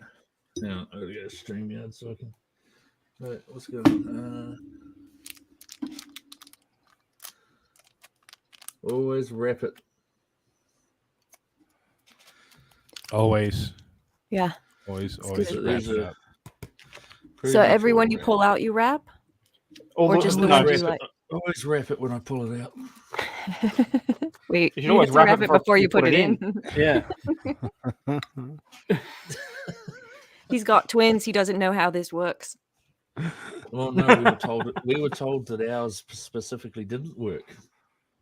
Oh, that'll get you every time. Is Can this you at least put showing something up up? on Yeah, here? all right, fine. You know what? I was going to do some Gundam building, but I will do some Fall Guys, okay? Just to keep everyone entertained while we chat. So if we go, so this is my And that whole Eevee page looks like version. it's all of the same thing. Am I wrong here? No, you're absolutely right there. He is a absolute EV nerd. I mean, he's got collections upon collections of the same card. So these are first and second edition EVs from Jungle, which means that the cards you're looking at here are 26 years old, 20. Okay. I don't know, 20 something years old. Every single one of those cards is worth between $5 and $10. And was it like originally 25 cents, or what was its original price? $3 a booster, I think, back then. $3 a pack. Is that what you're saying? Yeah, so with 10 cards to a pack, so 30 cents originally.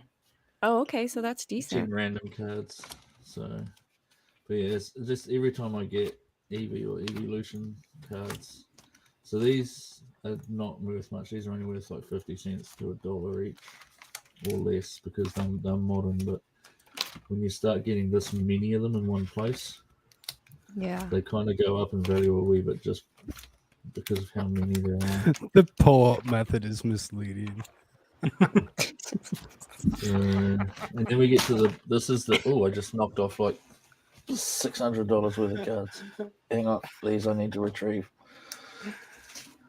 Shit, I really should keep that in a safer place. That card there is worth $300 to $500. Damn. But yeah, so when we get into the serious end of the folder, like Wait, nothing hold you see on. here. Let me address that comment, please.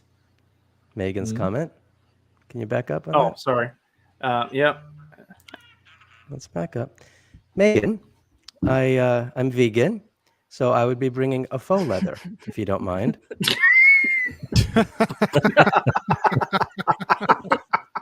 That's the issue that you have with it. Beat him, not the animals. Nothing else offends me, but for crying out loud, the idea that an animal should be harmed in order to create a leather flogger. Here. Well, did we specifically You're specify confusing me with whether somebody the leather else. was on or off the animal at the time of the flogging? Maybe he's flogging you with a live wombat. Maybe. So Megan, in your next comment, if you could just add the word faux leather, then no problem.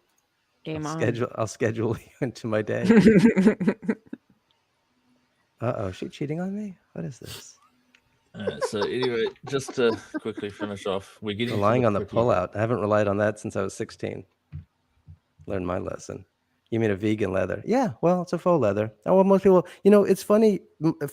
At least 5 years ago, people didn't know how to pronounce the word vegan. People didn't know how to pronounce the word vegan.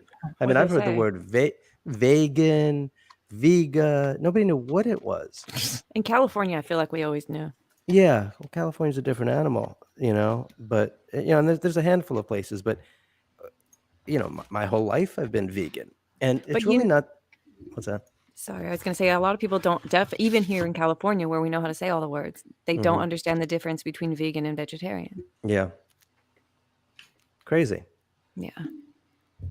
We will win in the end. Me and my people. There are some really good vegan restaurants out there, like really good, that they've managed to make cheese and out of cashews. And yeah, when it's done right, it's really good, but it's so few and far between. I don't know if you're going to win. We will. Okay, we'll see. I don't know. My biggest gripe with vegan food has always been, well, and when I say vegan, I mean the nearest I'm ever going to get is vegetarian. Let's be perfectly honest. I enjoy steak too much. But wait. Yeah, I know. I just realized what I just said. Okay. My biggest thing's always been burgers. So I mean, look, here we've got Hungry Jack's, which I'm starting to enjoy the Rebel Whoppers. So it's mostly bean material and that sort of thing. But between them and grilled, I'm starting to think that I might actually be able to survive without a beef burger. Like if that's what the future holds, I may not be as vocal about chasing down politicians as I might otherwise need to be.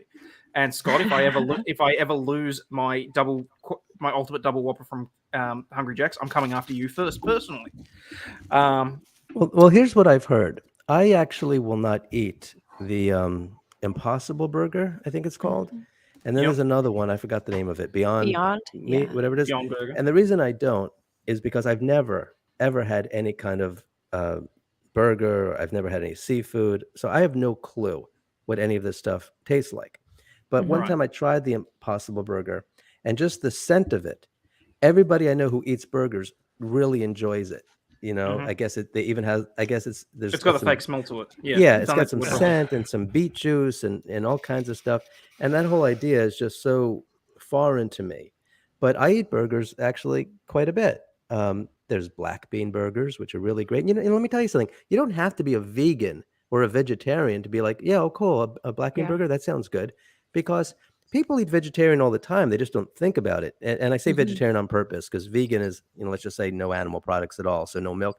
But if you ever Yeah, had, I can't survive without cheese. If you're taking away my meat, I Yeah. at least need the cheese. but okay, I so if drink you a ever, gallon of milk or 2 a week. yeah, Oh, but if you ever geez. ate just a plain slice of pizza, you ate vegetarian that day. Yeah. If you ever Yeah. had cereal, Yeah. right? Now, I'm not saying vegan, I'm saying vegetarian. If you ever had cereal, right? So whatever the hell Peanut cereal butter is, and jelly. peanut butter and jelly, a Pop-Tart. So Yeah, people all you the make time, veggie. nobody says, hey, I had a vegetarian meal this morning. No, you just freaking ate. That's all. No, people have this weird aversion to actual vegetables that when you say vegetarian, they're like, nope, I'm not eating a broccoli. It's like, no, Mhm. okay. It's not that always. Yeah, Noodles. exactly. But that's right. If you ever had just regular spaghetti, Yeah. right? I mean, so No, just yeah. people don't associate it with that. So when people say, "Oh, what do you eat? Salad every day?" It's like, no, I ate every freaking thing you eat. I mean, there's vegan hot dogs. It's really not my thing. But I'm just saying, there's A vegan vegan hot everything. dog probably has better ingredients in it than a real hot dog. Oh yeah, well, anything does. You know? God, it's Come on, that's where the butts holes and the a hot eyes dog. and stuff. Yeah, a hot dog is barely human grade food.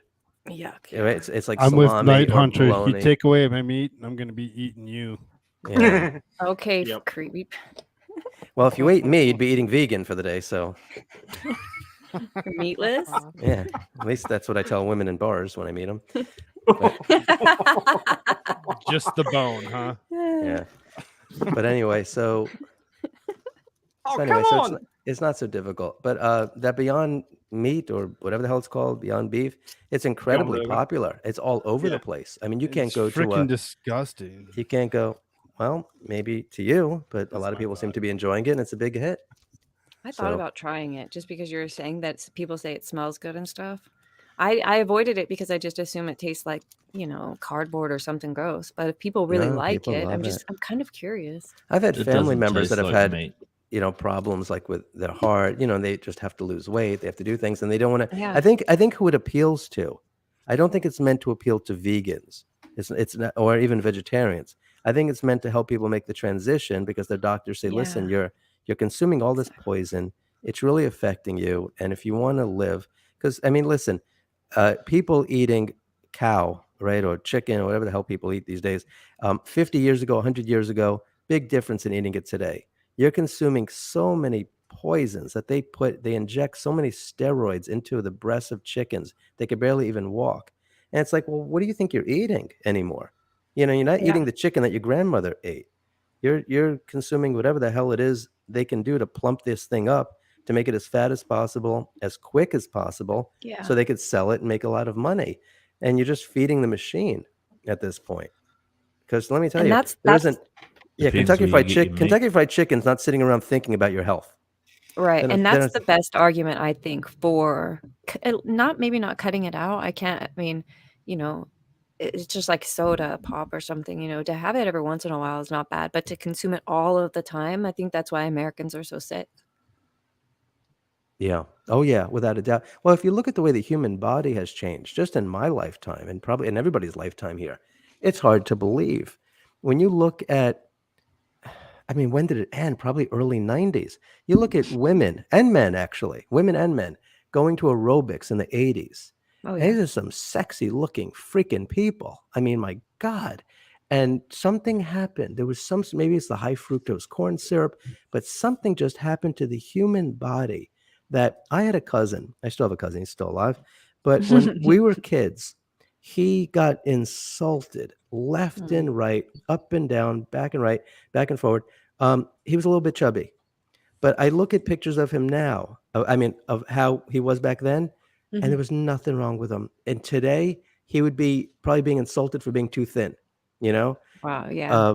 I see kids at bus stops or, whatever. I see kids, and it's like, wow, what the hell happened to kids? Why is this happening?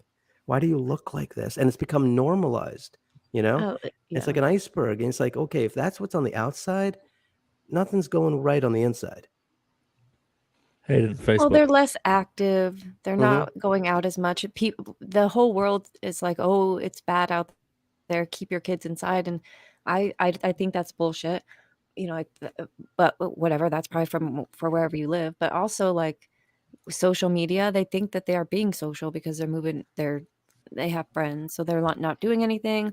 More parents are working because it's more expensive, so they don't have the time to eat right. So it's just this huge snowball, and it's the future. Like this is our future that we're actually destroying. Yeah, well, the culture has changed. One of the things that people always Everything. say, people keep asking, Scott, why aren't you on camera? If you had any idea how busy I am, like even right now, I have weights next to me. I have those squeezy things, you squeeze your fingers. I'm like always doing something. If I was on camera, I look like a fucking lunatic because I'm just like up and down, left and right. I've got weights right now. I'm just like, why the hell would I just have my face and you're staring at me when I'm doing stuff? Yeah, but there's a whole generation. I mean, there's a whole new wave of they're like my age. I'm 40, and the people that are up between 35 and 45 right now that are CrossFitters, they love to go out. They're tired of what the world said they had to be, and they're raising great kids. They're homeschooling their kids. They're getting out and they're doing things. And I really do think that we're coming into a generation of people who are in charge, who are not. They don't. It's more like the 90s where it was like, go fucking play outside. Give me your phone and get out of here. Like parents are being parents. People are taking care of themselves. I don't know. I think I see that and I think it's positive. So hopefully we can start seeing that. It won't be for another 10 years or something. Well, but I think we will. The tide is turning because social media has not turned out to be as wonderful as it was promised to be. Yeah. I walked away from a lot of people on Facebook. I mean, thousands of people. When I started my YouTube channel, I started pretty much, I didn't really start from scratch because a lot of people knew who I was already because of my books, and a lot of people followed me. But I got the hell off of Facebook. And I got the hell off of Facebook because it just became so toxic. It used to be, okay, cool, keep in touch with your friends and family, post some photos here and there, it sounds good. And then it became this monstrous thing where people felt like they were missing something if they weren't on Facebook. It's like, oh my God, what's going on? And then, it's the never ending scroll, so you could type something at 2:00 and then at 3 hours later, people are like, why don't you post a photo of blah, blah, blah? And I'd be like, I just posted that 3 hours ago. Why don't you freaking scroll? So it's gotten lazy. So I think that as time passes and people realize it didn't turn out to be this great, wonderful thing, people are going to start going outside more and trying to interact with people the way they used to, because it's healthy. Or at least find that hybrid middle ground. It's like we're never going to get off of social. It's so convenient to email. It's so convenient to have the internet, to shop like we shop now. There's no reason to get rid of all of that, but there has to be a human element. Like we have to add that back in. And that's human, like to human and human to earth, and just, put your hands back in it because it's not lost. I don't think it's lost yet. Yeah. I moved to a neighborhood many years ago because, when you grow up in New York City, you there? Yeah. Someone else here? Okay. So when you grow up in New York City, right, it's the easiest thing in the world to walk out your building. And so when I was a kid, my parents bought a house outside the city. And so it was normal for us to go to a house. And so I did the same thing. And so I've had a few different homes, but our house got destroyed once by a natural disaster. And we were pretty new to the neighborhood, and we're so used to people being miserable that we really didn't talk to many of the neighbors outside of, hi, hey, how are you? But nothing really. And then our house got destroyed, and everybody came to our aid. It was unbelievable. What can we do? How can we help you? People were just all over the place. And I jokingly said to my neighbors, because we were a whole bunch of them, I says, the best part about this is you guys are so awesome. The worst part about this is now I've got to be nice in return because I'm not used to this. What the hell is this all about? And people are like, well, yeah, if you need to use our bathroom, you need to come over. What can we do for you? And I thought, and that's the thing, right? It's so much easier just to if I don't engage and they won't engage, and then I'm just going to keep doing me. And it's like there is a responsibility when you start becoming friends, but how good does it feel that that your neighbors are neighbors? Yeah. So awesome. Yeah, exactly. Because it doesn't We used to happen only as- we used to only talk to each other. The power would go out and then you go outside and be like, is yours out? Yeah. Okay. And that's it. Now, because of social, I know who my neighbors are and stuff. I feel like I know them more intimately than I probably otherwise would have in the 90s. But I also know their names, their kids' names now. And so it's like I don't have to go to their house and I don't have to bring them cake anymore. But I do feel like I really know them. So that's not, but I also live in property. I don't live in a city. So it's not like I've got a shitload of neighbors to know. I have 5 and we're, just families. Yeah. When we first bought the house that I'm in right now, and it was Halloween. And to me, it was just another day because, you're moving. And when you're moving, you don't know what day it is. Tuesday, Friday, it could be anything because you're just busy doing this stuff. And then a bunch of kids were coming over to our door. And I'm like, what the hell these kids want? And they came by and they're like, trick or treat. And I'm standing there with a box. And I said, I didn't, I'm sorry. Halloween, I had no idea. Oh. And so I felt so awful. And one of these kids reached into his bag and handed me candy. And I thought, where the hell did I move? Who the hell raises kids that nice? What are you doing giving me your candy? And then I took the candy, damn it. And a razor blade in it and gave it to the next kid. And I'm like, wait a minute, you're only giving me one piece of candy? What's this all about? Let me pick my one, actually, if I get one. Who the hell raised you? What else you guys got? Open up your bags. Let me see. In fact, leave your candy here. Come back later. I'll Tell your friends to come over, please. Exactly. So that was funny. fascinating. So yeah, I mean, social media has been good. It's also been bad. It's been, like anything else, I guess. But we're adults. We figured out how to use it. When you're 12 years old, when you're 9, 10 years old, it's like, good. I can't even imagine how that fucks with you. I mean, I can't imagine, and it sucks. It's so sad. Yeah, it was cool during the whole lockdown thing where people were going out and buying roller skates and buying, they were buying bicycles. Yeah, and you just couldn't saw get people. bikes. Yeah, you saw people walking around that normally wouldn't walk around. New York City was like World War III. I mean, nobody wanted to freaking be in the city anymore because it just became impossible. So it's like, okay, let's go out into the city. And thankfully, a lot of people have second homes, or they got friends or family with second homes because it became intolerable. It's still intolerable, actually, unfortunately. But yeah, people need to get out more and get some exercise and get some fresh air. It's very healthy. I mean, people don't realize just walking around, you're just, I've written books about the homes of George Harrison and John Lennon. And it's not because they were John Lennon and George Harrison so much as they've written a lot of songs with the sheer fact that they placed themselves in this environment where they could walk away and just go through gardens and be surrounded by nature, and they've got water and they've got rocks. And sometimes when you're not thinking about something, that's when your ideas hit you. When if you sit down at a desk and you're like trying to figure out a problem, you're going to go out of your freaking mind. But as soon as you walk away, and your mind is at rest, it's going to still keep, the wheels are still going to keep in motion. The hamster in your head is still going to be running on the wheel, and then it's just going to hit you. And it's like that with a lot of inventors, like Thomas Edison famously used to just work nonstop. And then he would take naps whenever he felt like taking naps. So there are photos of Thomas Edison sleeping on his desk. This is an incredibly wealthy man. He could have gone anywhere he wanted. And it's like, no, I'll just go to sleep on my desk right now. And he would just take a break or two for like a couple of hours. So, I mean, that guy was a different machine than anything else that's ever existed. But just kind of putting your mind at rest and just taking a break, it just does wonders for people. And so, the more people could spend in nature. I'm also a big proponent of daydreaming. I don't know how many times people get a chance to daydream anymore because the people probably don't go to the toilet anymore without dragging their phone with them. People probably walk across their house or go check their mail or something. And the second they realize they don't have their phone in their hand, people probably turn around and go grab their phone just to walk across their house, for whatever reason. That's so true. Yeah. I mean, how many people take baths anymore? And you used to be able to go into a bath and close your eyes, listen to some music, and do whatever you want. And now you've got people just on their phone nonstop. Yeah. And that's not good, because you could walk away for 10 minutes. It doesn't matter what somebody's saying on Twitter. So I think that it's another reason why Hollywood has suffered so badly. I think storytelling has suffered. I was thinking about it earlier today. Did you guys ever see Superman, the 70s version? Yeah, I didn't. Yeah. So you had Christopher Reeve, I guess, or Reeves.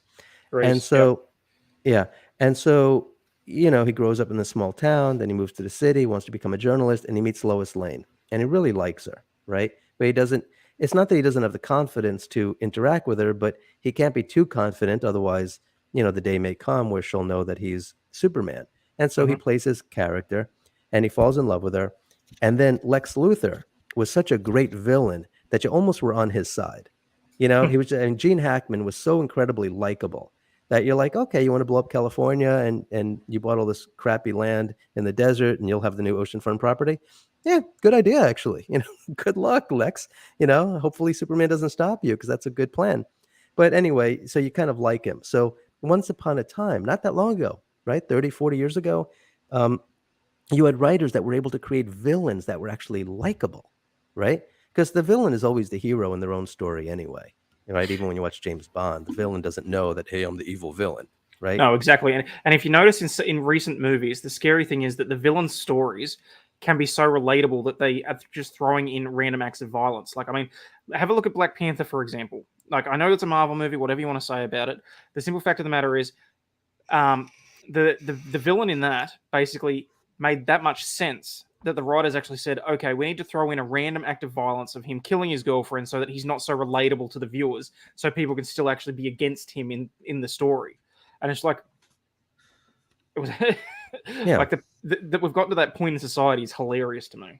Exactly. And so, you know, later on, probably not a spoiler alert since who the hell hasn't seen Superman, but maybe I guess a few people. But either way, something happens and Lois Lane loses her life because of all the earthquakes and stuff that's going on. And Clark Kent, you know, Superman, is so upset by this, you know, that he lost somebody that he loved. He never even had a chance to tell her how much he loved her and he cared about her, that he flew in the air and was just filled with such passionate rage that he wasn't able to save her, that he starts flying around the earth, you know, at a zillion miles per hour, and he stops the earth from moving, and he spins it and tries to turn back time so he could redo what he wasn't able to do before and try to save Lois Lane, right? And so it's a superhero story. It's a love story. It's a romance story. There's so much going on in this story. And it's only in the 70s, right? So I mean, that's fine. You know, that's how people were writing back then. It was beautiful, and you walked out of it and you felt good because it ended well. And it's not that I watch many superhero movies today, but I try to just see what's going on in the world. And none of the people are likable. I mean, Batman, what the hell have they done to this poor character? It's like, he's such an asshole. Who gives a flying fuck what happens to him or doesn't happen to him? And, you know, it's just nonstop jerkiness. And I mean, when was the last time there was even a likable Batman? I don't even know. Michael Keaton, maybe? Oh, if you talk, yeah, I see what you mean in terms of likable. That you're rooting for them in the sense that, or that you like them. And so you just see how stories have evolved. Because remember, I pay attention to this sort of thing. And, you know, Lord of the Rings, obviously, that wasn't Peter Jackson's story. That was already a pre-existing story. So, you know, but still, you know, he brought that story structure to life, and it had these rolling endings. So if you watch the first Lord of the Rings, and there's the ending, like, oh, thank God, it's a great movie. We've been in here for 10 hours. Thank God it's over. I've got to go to the bathroom. And then there's another ending, and then it continues. And it's just like, there's 5 endings in this thing. I guess they didn't know how to end it, but it was fine because you kind of you spent so much time with these characters. You wanted to know how everybody's story ended, right? So it's like, okay, it's not just, you know, Frodo. It's like, okay, what happened to the other characters as well? And so that's just sort of happened. And it's because of the culture. Because now that what you see happening in Hollywood is they just keep rehashing a lot of movies that the people that are in Hollywood saw when they were, you know, maybe teenagers. Oh yeah, a lot of it's like reboots, reimaginings. It's just ridiculous. Yeah, and they're like, oh, let's just bring back blah, blah, blah. And I used to think, well, why the hell would you do that? Who hasn't seen it? But I guess if they're trying to appeal to somebody who's 25 years old, you know, and never saw the original Psycho. I mean, I wasn't alive, but they remade Psycho. I don't remember when the original one was, 61 or something. I don't know. But it was perfect. It was a great movie. It was fine. If you want to see Psycho, go see Psycho. And they remade it. And not only did they remake it, but they remade it scene by scene, exactly the way it was. They even put the cameras in the same position. But then they marketed it like, and a new scene, too risque for Hitchcock, right? So I'm like, you know, that's their marketing angle. So I thought, all right, I got to watch this movie because, you know, freaking Hitchcock, and let's see what they do. You know what the scene was that they added? Norman Bates masturbating while watching the lady shower. And I'm like, really? This is the best you've got? Really? You've got all this money. all these resources, right? You're going through the effort of reshooting this movie, and you're sitting there with a group of people, writers, directors, producers, cinematographers, some of the most creative people in the world. And you're saying, okay, well, listen, we've got to add a scene, something a little different because, we're remaking the damn movie. Let's do something a little bit more creative, a little marketing angle. Who's got an idea? Let's have a masturbate while watching a lady shower. Great idea. Yes, let's do that. Great idea. And they're all patting each other on the back. And I thought, you freaking bastards, this is the best you got. So that's the death of storytelling right there, when that's what you're reaching for. That's it. I normally don't talk about masturbation in movies. Wait, did you say you wrote books? I didn't know this. Who are you speaking with? Me? You, yeah. Yeah. I didn't know that. And they're about homes? Well, it depends on the book. Oh, okay. You've written a lot of books.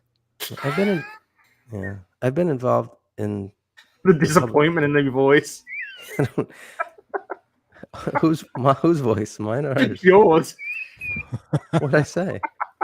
It was just the tone. Don't worry about it. I thought it was funny. If you go on Amazon and type up Scott Cardinal, I guess a bunch of books will come up. But not all the books are written under my name, because I've written children's books under pseudonyms. I've written some novels under pseudonyms, but I don't talk about those. I did not know we had an author in our midst. I just thought you were a video creator. It's not that impressive. I'm impressed. I love words. I'm obsessed with books. If I could get my thoughts to stop going in every direction, I'd have written 1,000 books. It's a bunch of words. I love it. Anyone could do it. You'd be surprised. It's not as easy as you authors make it look. Though I can't write a recipe book. Okay. That's what I can't do. No, not really. No. I don't know. That's too bad. I'd like to know how to. Yeah, I don't know how to do anything like that. I'm pretty good with a knife, if you must know. But Jesus. But other than that, no. I can. Well, you know what I can make? I can make vegan French toast. I'm pretty good at that. What else can I make? What would even be? It's just toast and milk. No, okay. It's just toast. No milk and no egg. What you use is flax. You use flaxseed instead of the egg in order to give it some consistency. It's hard to believe, right? You think, well, flaxseed, what the hell is that? But no, you just go ahead and mix flaxseed and you can make French toast. I haven't made that in a long time. I'm going to make that on Saturday. What day is this? Friday? Oh, you guys, Saturday in Australia or something. Yeah, Saturday, yeah. Yeah, too early for French toast. Do you guys know what French toast is in Australia? Do you guys have such a thing? What do you call French fries? French fries. Okay. We called them freedom fries for a while in the United States. Remember that? Yeah. I think we're trying to bomb, was it Gaddafi?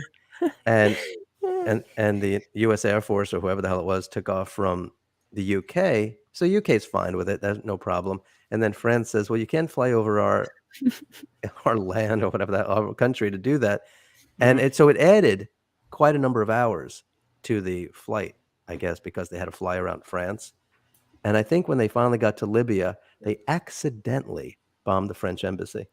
It was all an accident, of course. So after that, it was like freedom fries. It's kind of funny. That's hilarious. I still say it sometimes. Gonna get me some freedom fries. Yeah. Wait, back up Megan's comment. I've got to read Megan's comments from now on. You got it? My great uncle wrote French erotica under a pseudonym. So did I. Not French, though. You're Megan's great uncle? What the hell? Maybe. You never know. You know, one of my favorite authors is Henry Miller. And this guy, oh my God. The things that he got away with. Actually, he didn't get away with writing some of the things he did because his books were banned in the United States for a zillion years. But what a genius. But it was great because he moved to France. He was an American writer. Raisin Bread. What in the Gordon Ramsay fuck is that about? It's so good. I enjoy Raisin Bread. Honestly. Who said Raisin Bread? Yeah. No, they must be having a good chat in the chat. I guess so. I like when women curse and say words like fuck. That's so funny. Raisin Bread. Raisin Bread. So, anyway. I generally prefer to hear it in a different context. What? Cursing? Yeah, as long as it's not at you.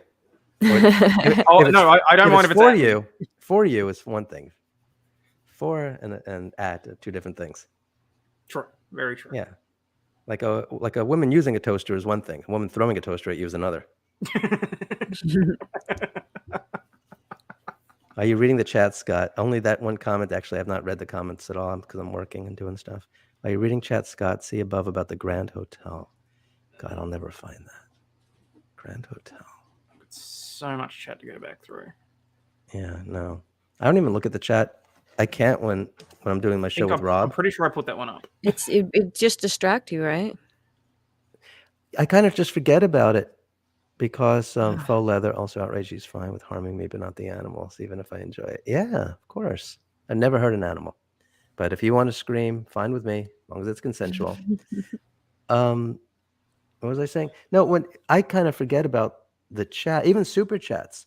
When Rob and I did our show on John Lennon, I was so busy focusing on the show that Rob is like, you got super chats. And I'm like, oh yeah. Like I completely forgot about the whole idea of super chats. I'm like, oh, now I got to tackle that. But when we do our show, have you listened to any of the shows that Rob and I have done? I've listened to some of them. I was listening to you guys just the other night, 2 nights ago, I think. Yeah, because in the beginning, I'm just in storytelling mode. And I tell Rob and Runkle, if he's on the show, I'm like, listen, guys, I just need like 5 or 10 minutes. Just let me, and they don't know what I'm going to say.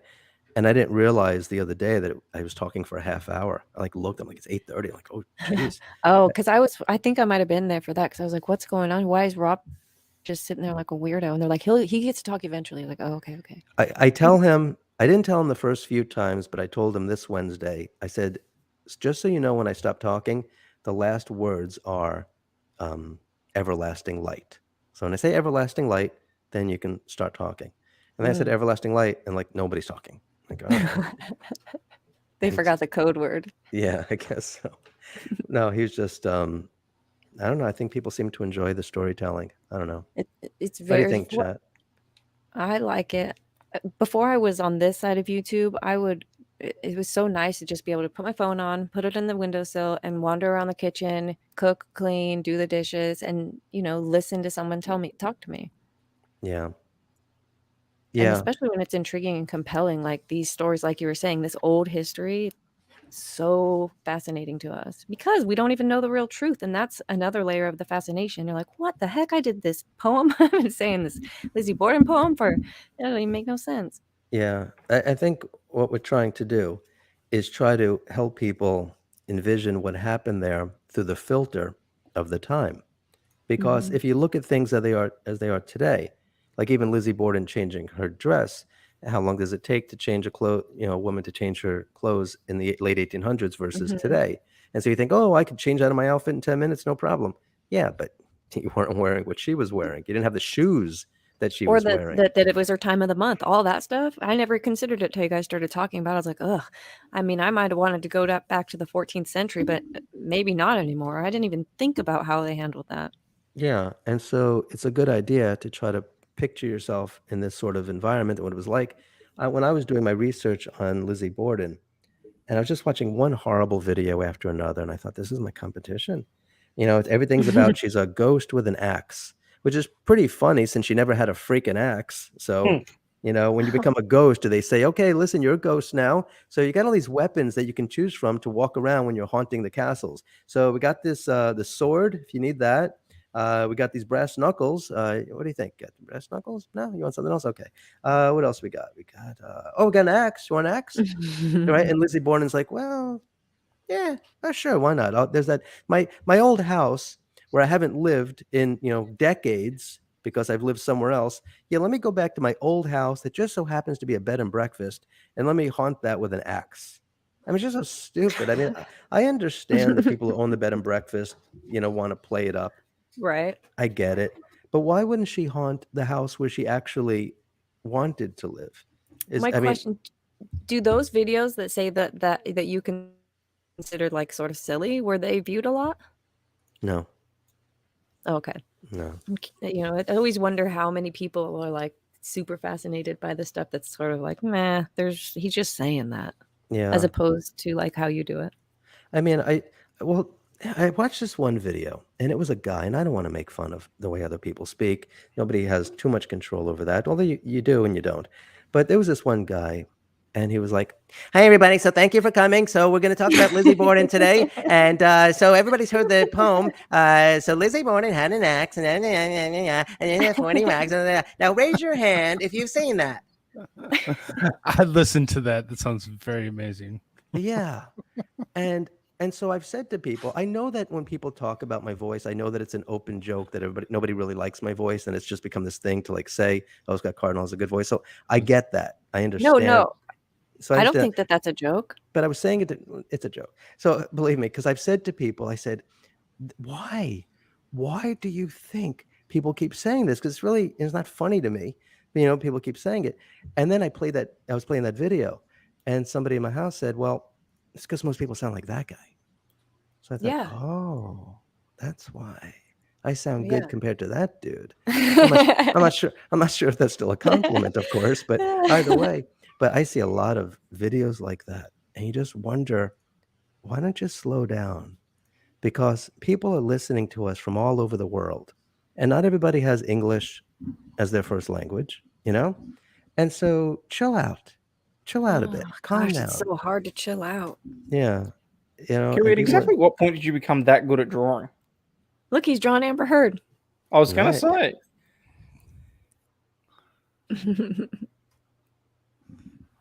I think he's talking about our conversation. Complete shit. It's just rubbish. So am I missing any good sexy comments from Megan, or has she moved on to somebody else? Well, no. So you haven't even been... Let's just free the turd. When I was... If you get the context of this one, you'll understand. When I stuck in a dryer, I don't know what that means. Oh, dear God. But there's a great store that's been around forever in the West Village in New York City. And if you want an idea of what the West Village is like, you've heard of the Village People, right? Mm-hmm. Mm-hmm. Okay. And just imagine where the Village People, where that name was inspired from. And you know what the West Village is like. So I was walking there once, and there was a store called the Leatherman. And I went into it. I'm like, Leatherman, that's interesting. I mean, I'm not interested in leather, but you have a store called the Leatherman. What the hell's in there? I was going to call you out on that. So you figure it's got to be some wallets. I was very young. My girlfriend at the time actually said, "Let's go in there." So we went in there, and there was a cage for sale. And I thought to myself, the first thing I thought was, all right, well, they got to deliver that, right? And when they deliver it, I guess there's no way it's coming like that, because then all your neighbors see that you're having this cage delivered. But it was a really nice cage. I mean, it was very well built. You couldn't stand up in it, though. It was more like you'd have to be on your hands and knees. But it was really but I still think about this cage to this day, because it was an attractive cage, right? It was like a chrome. And so anyway, I thought to myself, and then the second thing I thought was, alrighty, so let's say we got that cage, or somebody gets that, and then you die. And then your family, that they're going through your house, like, "Oh, we lost, Frederica died. Let's go to her house. We got to go through her things." And you see she's got a cage in her back room.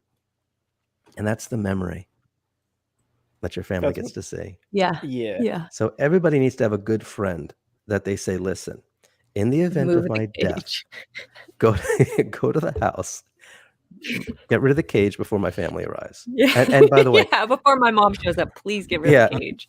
And get in my there's top actually guys that drawer do and that, just throw though. all that shit away. Exactly. There's actually guys that do that professionally. Yeah. See, now if I had a leather whip, or whatever it is that Megan's suggesting, the first thing people would say is, "Damn hypocrite, that's freaking leather." Now, if it's faux leather, people would be like, "Oh, okay, Scott, true to himself till the end." Are you saying that there's people that if I had the cage and all of the kinky shit, that I would contract them to come in before? Yeah. So basically, it's become a new thing. I don't know if you've heard about these people called the coffin confessors. No. So a guy actually, it started out with just as a running joke. He met a guy at a bar. They had a conversation, and basically the guy said, "Here's something that I want you to read out at my funeral. It's going to shock a few people, but it turned into a massive business for him. So he rocks up at people's funerals. He gives them he specifies whatever secrets the person that is deceased has told them to. And basically, if anyone tries to stop him from saying anything at the funeral, he has a written contract saying he's allowed to take the body with him. so the funeral comes to an end. And basically, wait, what is his best confession? Oh God, hang on. Let me see if I can pull up the.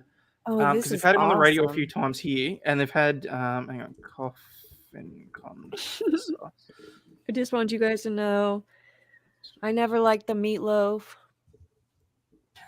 I got a couple extra kids. Oh no, some of them are honestly better than that. I have some cages. All right, let's see if I can get. I kissed my mother. A woman confesses to sleeping with her partner's parents. A man comes clean about having sex with his brother's wife. An 88-year-old millionaire admits to being a fraud and never having worked a day in his life. Well, how the hell did he get his money? Yeah. They're talking about Joe Biden? Bill's role as the coffin confessor involves gatecrashing his clients' funerals or will readings where he spills the beans to loved ones about secrets, regrets, and harsh truths that the clients were unable or unwilling to share and discuss while they're still alive. He's paid anywhere from $2,000 to $10,000 for his services.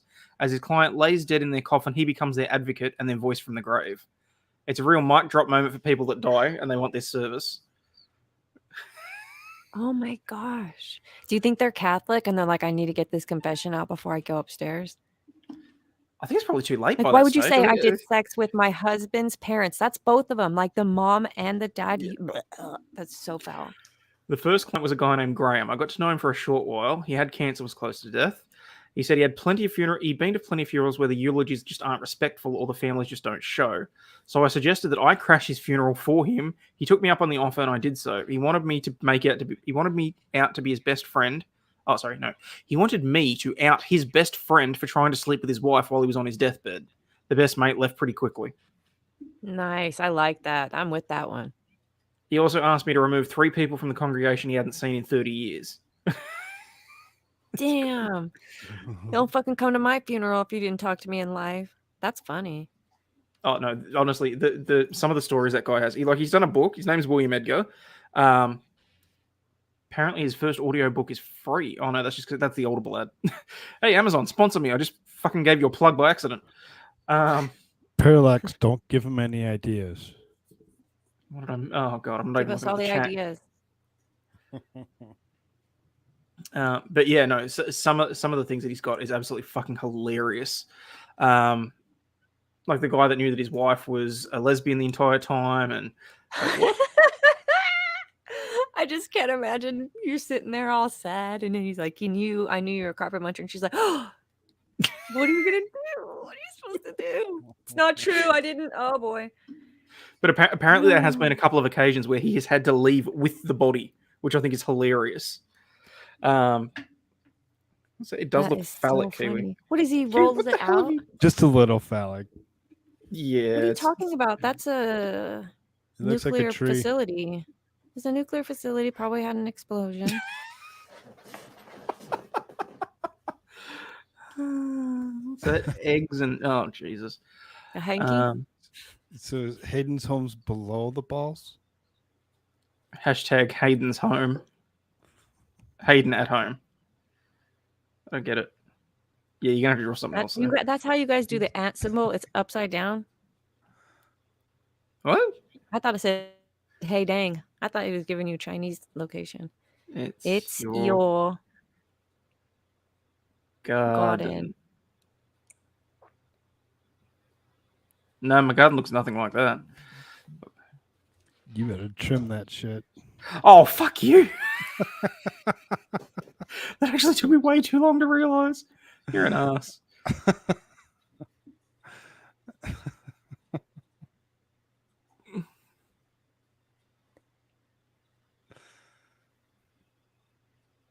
It's a tree.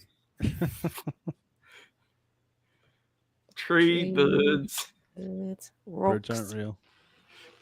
Rock. Mm-hmm. Little grass. bush, a blue bush. Oh, it's a blue ball. We know what you did there. Okay, so I've already been that, but Kim says, per a ghost seeress, I know people sometimes haunt the places where they feel business is unfinished or unaware they've actually passed. Yeah, I had heard that. I don't understand that part of it. I have a How so? question. I have a question for Megan. Can you see her latest comment about her family's instructions? Yeah, I'm getting there. Okay. I just sort of- Remind me when you get there. I'll be somewhere else. Will they take this down because of that? Or no, because it's been 5 hours? My families have strict instructions to have my funeral as a fancy dress gathering. Whoever gives a eulogy has to be dressed as Batman. Now, I want to be fired out of a cannon like confetti. at what point are you still allowed to give instructions about what could be done with your body? So that's generally included in your will. So she could say, please, while my body is still warm or relatively warm, I would like Scott Cardinal to have my body for 24 hours to do what he pleases with it, and then bury me accordingly. Is that a thing? Mm-hmm. That's allowed? That wouldn't be allowed. Okay. Why? No. Why? Well, that's under the Crimes Act here anyway. That's interfering with a dead body after the fact. But not without her. But it's her permission. Doesn't matter. Interfering, yeah, with She's who? classed as a corpse. She doesn't have free will. Even here in the States, it's that What? same way. What if she's wearing a sign that How do says, you know? Cool. I only appear dead? And the only person who can that I approve of, Expert told me. yeah, to say I that know who you're referencing, Scott. the only and that's person who hilarious. the only person who could declare that I am officially dead is Scott Cardinal. Please pack me up, send me to his home, box me to him. box me up, and until he verifies, there's just no way. So I don't know. It's just something to think about. I didn't know you were into necrophilia, dude. No, what is that? If it's with permission, how is it necrophilia? Oh, Because she's still dead. Yeah, but she's Nicholas this is a forced her special- way out. Wait a minute. What International exactly are waters. you think that I would be doing?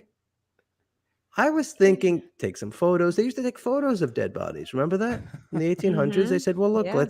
we're never going to see Josephine ever again. Prop her up. And we'll take a picture. So you guys have your minds in the gutter. I don't know what. Oh the yeah, hell. I have my mind in the Yeah. gutter. Absolutely. God, you people. I'm thinking photography. I'm thinking Oh, I bet you brush her think hair. photography. Brush your hair. Okay, we're going too far. Good That's grief. getting into Norman Bates stuff, dude. I don't know if he. Well, who did he Good kill? grief! I was gonna give her a massage. You guys, you're so Yeah. weird. Exactly. Anyway, I have a sign that says I only appear dead.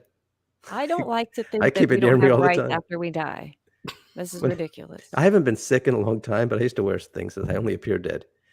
Check me. I want to be buried with a bell, a whole thing. So just in case Yes, I'm buried yes. alive, it's like ring the bell, and the bell's got to go all the way up to the top. So if anybody's and hang around, come by every single day. Hang around. That's important. Yeah, give me a clock in there, and we're gonna time it every day at 2:00. I'm ringing this freaking. Well, actually, I'll be ringing the bell the whole freaking time. Whoa. Whoa, nice.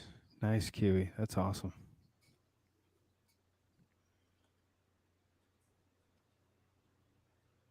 You guys don't know, but when he started that, she had a boner. He started drawing a penis and moved on. He erased it, and now it looks all nice and beautiful.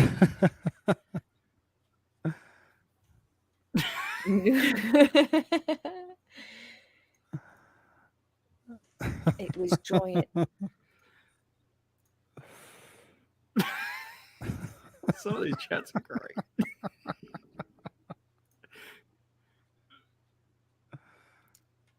I think he might have already. Or maybe I'm just that far back in the chat. Go for it, cats. Stray Cats Way. Go for it.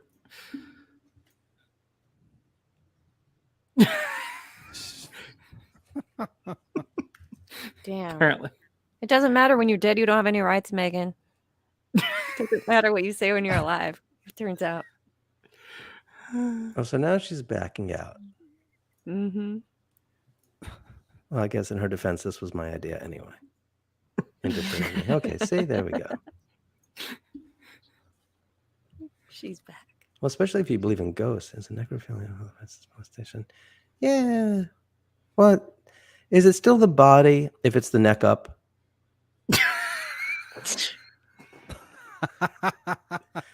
Then it's the head. Leave it to a vegan to figure out a way. So as long as I you know, right? differentiate, That's my issue with this. He's going. Just a tip. I mean, I'm assuming you can't eat. Oh no, I can't go there. I can't go there. Even I can't do that.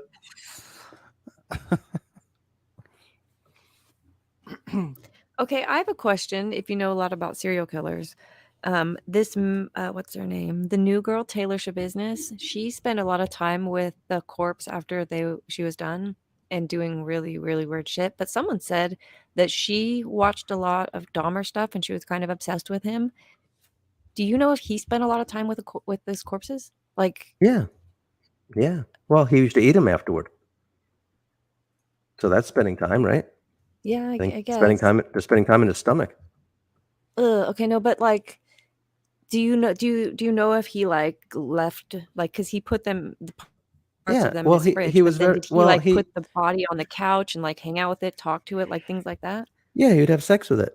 Yeah. Well, Okay, the yeah, thing that's is, exactly what she did. yeah, as difficult to believe as it may seem, Jeffrey Dahmer had didn't have the best social skills on earth, and he had trouble meeting people and becoming friends with them. I'm shocked. And he was interested in a loving relationship, like most people. And his way to go that route was to drug somebody and then murder them and then spend some quality time with them where they can't leave. Yeah, that's exactly the Taylor Shabiznes story. But If it- you know what's messed up is like Dahmer's roommates, not roommates, the people that lived in his building, Mhm. afterwards, they were like really fucked up because he had made friends with some people and had gone to done dinner with them and things like that. And they were like, what? This was happening right here in our building. Yeah. Sad. Well, if it wasn't for the murder, We ate his chili. if it wasn't for the murder and the necrophilia and the cannibalism, he seemed like a nice fellow. I mean, yeah, totally. Great neighbor. I mean, as long as you don't know that part of him. He seemed like a nice guy. I mean, if you saw him in court, his dad certainly seemed like a nice guy. His father was just stricken with guilt. Like, wow, how the hell did this happen to my son? Nobody expects their child to do that. Yeah. So, but anyway, he did seem like a nice. You've just walked into the house of debauchery and yes, it is 5:39 a.m. on Saturday. Eeks cannibals. Yep. So, welcome. And strap yourself in. Yeah. I guess the thing that's scary is how many people are there out there right now, like Jeffrey Dahmer, that haven't been caught. Well, they just caught that Taylor Shabiznes in Wisconsin. Okay, that's one down. That's one down. I can't believe she did that. Well, I mean, I think I don't know. I mean, well, it's not easy to make friends. How did Dahmer get caught? Do you know like what his thing was? Was his apartment smelly? How did you know what brought him down? I think what happened is he had a teenager. It was a black kid because he liked that. Yeah. Yeah. He was interested in that. And he ran out of the house naked. That's right. Mm-hmm. And told the police, this guy's trying to rape me and kill me and all sorts of stuff. And the police said, go home. To him. Because I think Jeffrey Dahmer says, oh yeah, we're just dating and he's just kind of upset and the police just let him go back up. And so they said, well, it's not a normal thing to see that. So the police, I guess, caught some flack. But I think that was the beginning of the end. But I don't know specifically. I don't know enough about it. I'll ask Rob and Ronco if they want to. About 3 people that he had approached and offered them money to pose in nude photographs. Nice. Yeah, it was disgusting. Yeah. Have you guys talked about Manson and how he didn't actually kill anybody himself? No, it's a weird thing. I mean, Rob and I have to talk about that a little bit. I mean, we talked about it briefly, but I'm interested in all kinds of stories, we want to cover trials, but I almost don't exist past 1959. I mean, I know about movies and music because you can't escape it, but I'm really not interested too much in life after that. I like stuff 1800s, 1700s. I mean, Runkle has an idea. We're going to be doing it in 2 weeks on his channel. And I'm not going to reveal what it is, but it's unbelievable. It is the creepiest. It is, this is something from England in the 1800s. It's a story that will sicken people to no end. And I told Robin and Runkle, I said, all I need is an hour and a half for my beginning. And then you guys can take it from there. I mean, it's pretty good stuff. So I think stories like that are much more interesting than something like Manson that's been done to death. I don't know what we could bring to it that hasn't been done. The fact that as you some of just these have other ones. lawyers that can explain how someone can be in jail for murder that never actually, but for sure never committed those murders. Well, he was the ringleader, and he was there. Yeah. He was at the La Bianca, I think, house. No, I don't think he was there. They went there without him. He wasn't Wasn't there. it? He was at one of the house. I think he was at the. I think he was at the. I think he walked in and said, "Be witchy," I don't know. but I don't think. And you know, he told him to do it. That's a crime too. If I told 10 people go rob that bank, and I just stood outside eating a sandwich, they'd arrest me too. I think. I don't know. Hayden. Sorry. Hayden, the ringleader, gets arrested too, whether they participate or not. Yeah. I mean, Yeah, look at conspiracy. I mean, look at all the mobsters that got arrested. I mean, of course, Giuliani incorporated the oh God, he went after them hard. He did things that just shut down the mob. He pretty much almost single-handedly took down the mob because he the RICO Act is what it was. So if you had any kind of knowledge, any kind of association, you were able to be pulled into the conviction. So the sheer fact that you knew about it, it's like, so because once upon a time they would just go after, let's say, the small fish to get to the big fish, but a lot of times you'd only end up with the small fish because the big fish wasn't involved. So no, Manson was nuts. This guy, it's a shame because you wonder what the hell's wrong with somebody like that, because by all accounts, he was a pretty talented guy otherwise. And he was very charismatic. So you got that, which is good. But he was a songwriter, and he was working with, wasn't it Dennis Wilson, who was, I think, the drummer for the Beach Boys. And one of Manson's songs actually made its way onto a Beach Boys album. Now, I don't know. Yeah, I think that the people didn't they say that Helter Skelter was what inspired? They thought that that was his message to them to go do the murders? Probably not. I mean, I think that was the story that the prosecutor was using. But Charles Manson, if you read the story about these women, he, he was in jail. He was in and out of jail for most of his life, even when he was a youth, a kid. And when he got out and he got into the hippie scene, and he was much older than everybody. I think he was 31 years old. Yeah. And there were all of these girls, 17, 18, 19 years old, and they'd never been away from home before, never really did drugs before, and they're just being pulled into his orbit. And the first thing he did was have sex with them, and then he would tell them to have sex with somebody else, like Tex. I forgot what Tex's last name was. And so he sort of... Is this all stuff that cults do in general? Or seems to be. Okay. Yeah. Yeah, well, I guess they're trying to show their loyalty, right, to them. So these women that I think only one of them might be still alive. I mean, Squeaky Fromm didn't participate in any of the murders, but she was just sort of in the circle. And I think, wasn't she the one who shot Gerald Ford, maybe? So, and she went to jail for a while, but she wasn't part of that. So but there's some nice peaches you got there, Hangman, Kiwi. But as far as the first three or four women that participated in that, one of them was, and this is an interesting discussion for another time, which is so much of, at least the American judicial system, is based on punishment more than anything else. And it's really kind of sad when you reach a point where no matter what you did in life, like one of these women, I forgot who she was, but she had cancer in her brain. And I think she was deaf and blind. And she was 70 years old. She didn't know what the hell she was in prison for at this point. And the parent and the family said, and she was married, I think, to her lawyer maybe or something. And he says, she has like a week to live. Can you let her out? For the family. She doesn't even know where the hell she is. But can we hold her hand? Can you send her home? And like, nope. And so at this point, the punishment to her is over. And even the victims, of course, you're angry. Like, this lady did horrible, horrible things. But that lady's not around anymore. She's gone. She's been gone. And she doesn't know where the hell she is. She doesn't even know she's alive. So why punish her family? Let them have. I mean, they've been punished. I mean, by her fault, of course, not anything they did. So, But specifically, they were punished by dying alone and without their family and their loved ones. So, like, to give that back to her is kind of like the exact thing that you would want her to experience. Yeah, but she wouldn't have known. It doesn't matter. The people that are alive, the victims' families know.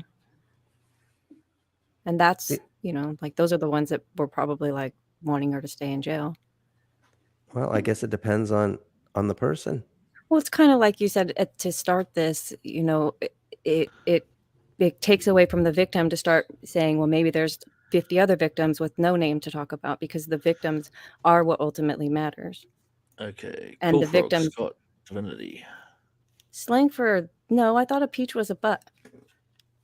Hayden's getting sleepy. Kidding me? So I figured we would move this. I know plenty of slang. I know conversation plenty of slang words for over to vagina, our and channel. peach isn't one of them. No, peaches is vagina. Millions of peaches, peaches for me. A peach is slang for, yeah, it is. But anyway, Hayden's getting sleepy, so I've put the link to a StreamYard Smart ass. in private, because this conversation is very cool, and I get the feeling people will want to hear the rest of it. Whose channel is this going on? Me. Are you just recording it, or will it be live? Live. Can't guarantee any viewers.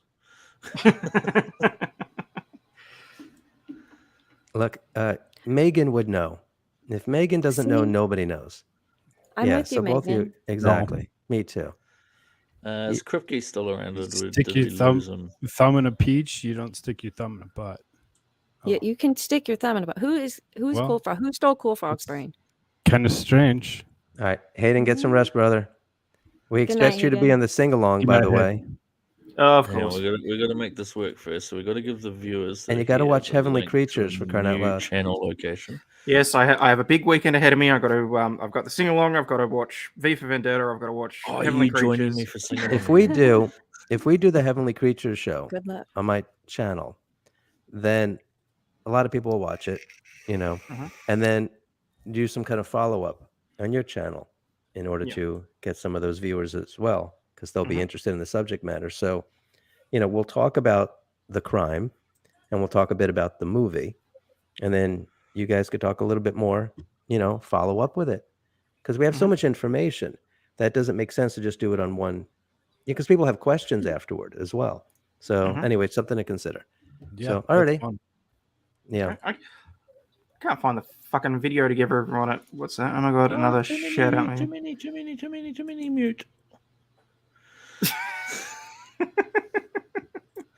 That was quite entertaining.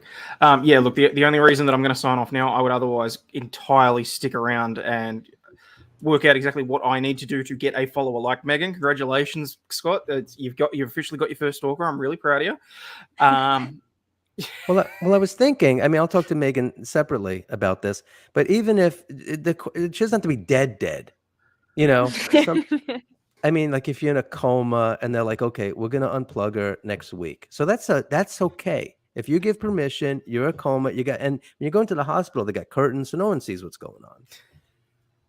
We're talking about to clarify, Seems reasonable. any of the YouTube moderators that are watching this, I'm in no way condoning raping someone who is unconscious in a hospital. Nor am I talking about Minecraft. Your mind is in the gutter. What are you talking about? Don't you guys follow Krishna consciousness? I'm thinking about going there with beads, dancing, singing, chanting. So make that fucking clear before my video gets taken down. How do you not know this? You know I dress like a Krishna devotee, don't you? I actually had no idea. Yeah, I'm Last wearing time a I saw robe you, right you were now. in like steampunk. Yeah. So anyway, I don't, Megan, I Oh, don't know what these Jesus. people are thinking. Oh, God, you people in the gutter. This is what you think you So do? Just hang up on us, Hayden. Who Just hang up who on else us. is joining before I go live with this? All right. Good night. I'm See gonna go ya. get some food, Thanks and for then the I'll couple join you guys subs. shortly. All right. Catch See up you Nice again to meet soon. you, Hayden. Have a good All one. right. Yeah, Bye, you chat. too. Cheers. See you guys. All right. As always, guys, this has been an absolute pleasure. But by all means, stay healthy, wealthy, and wise.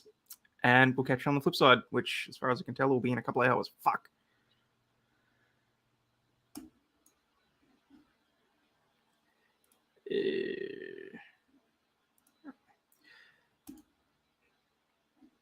And broadcast.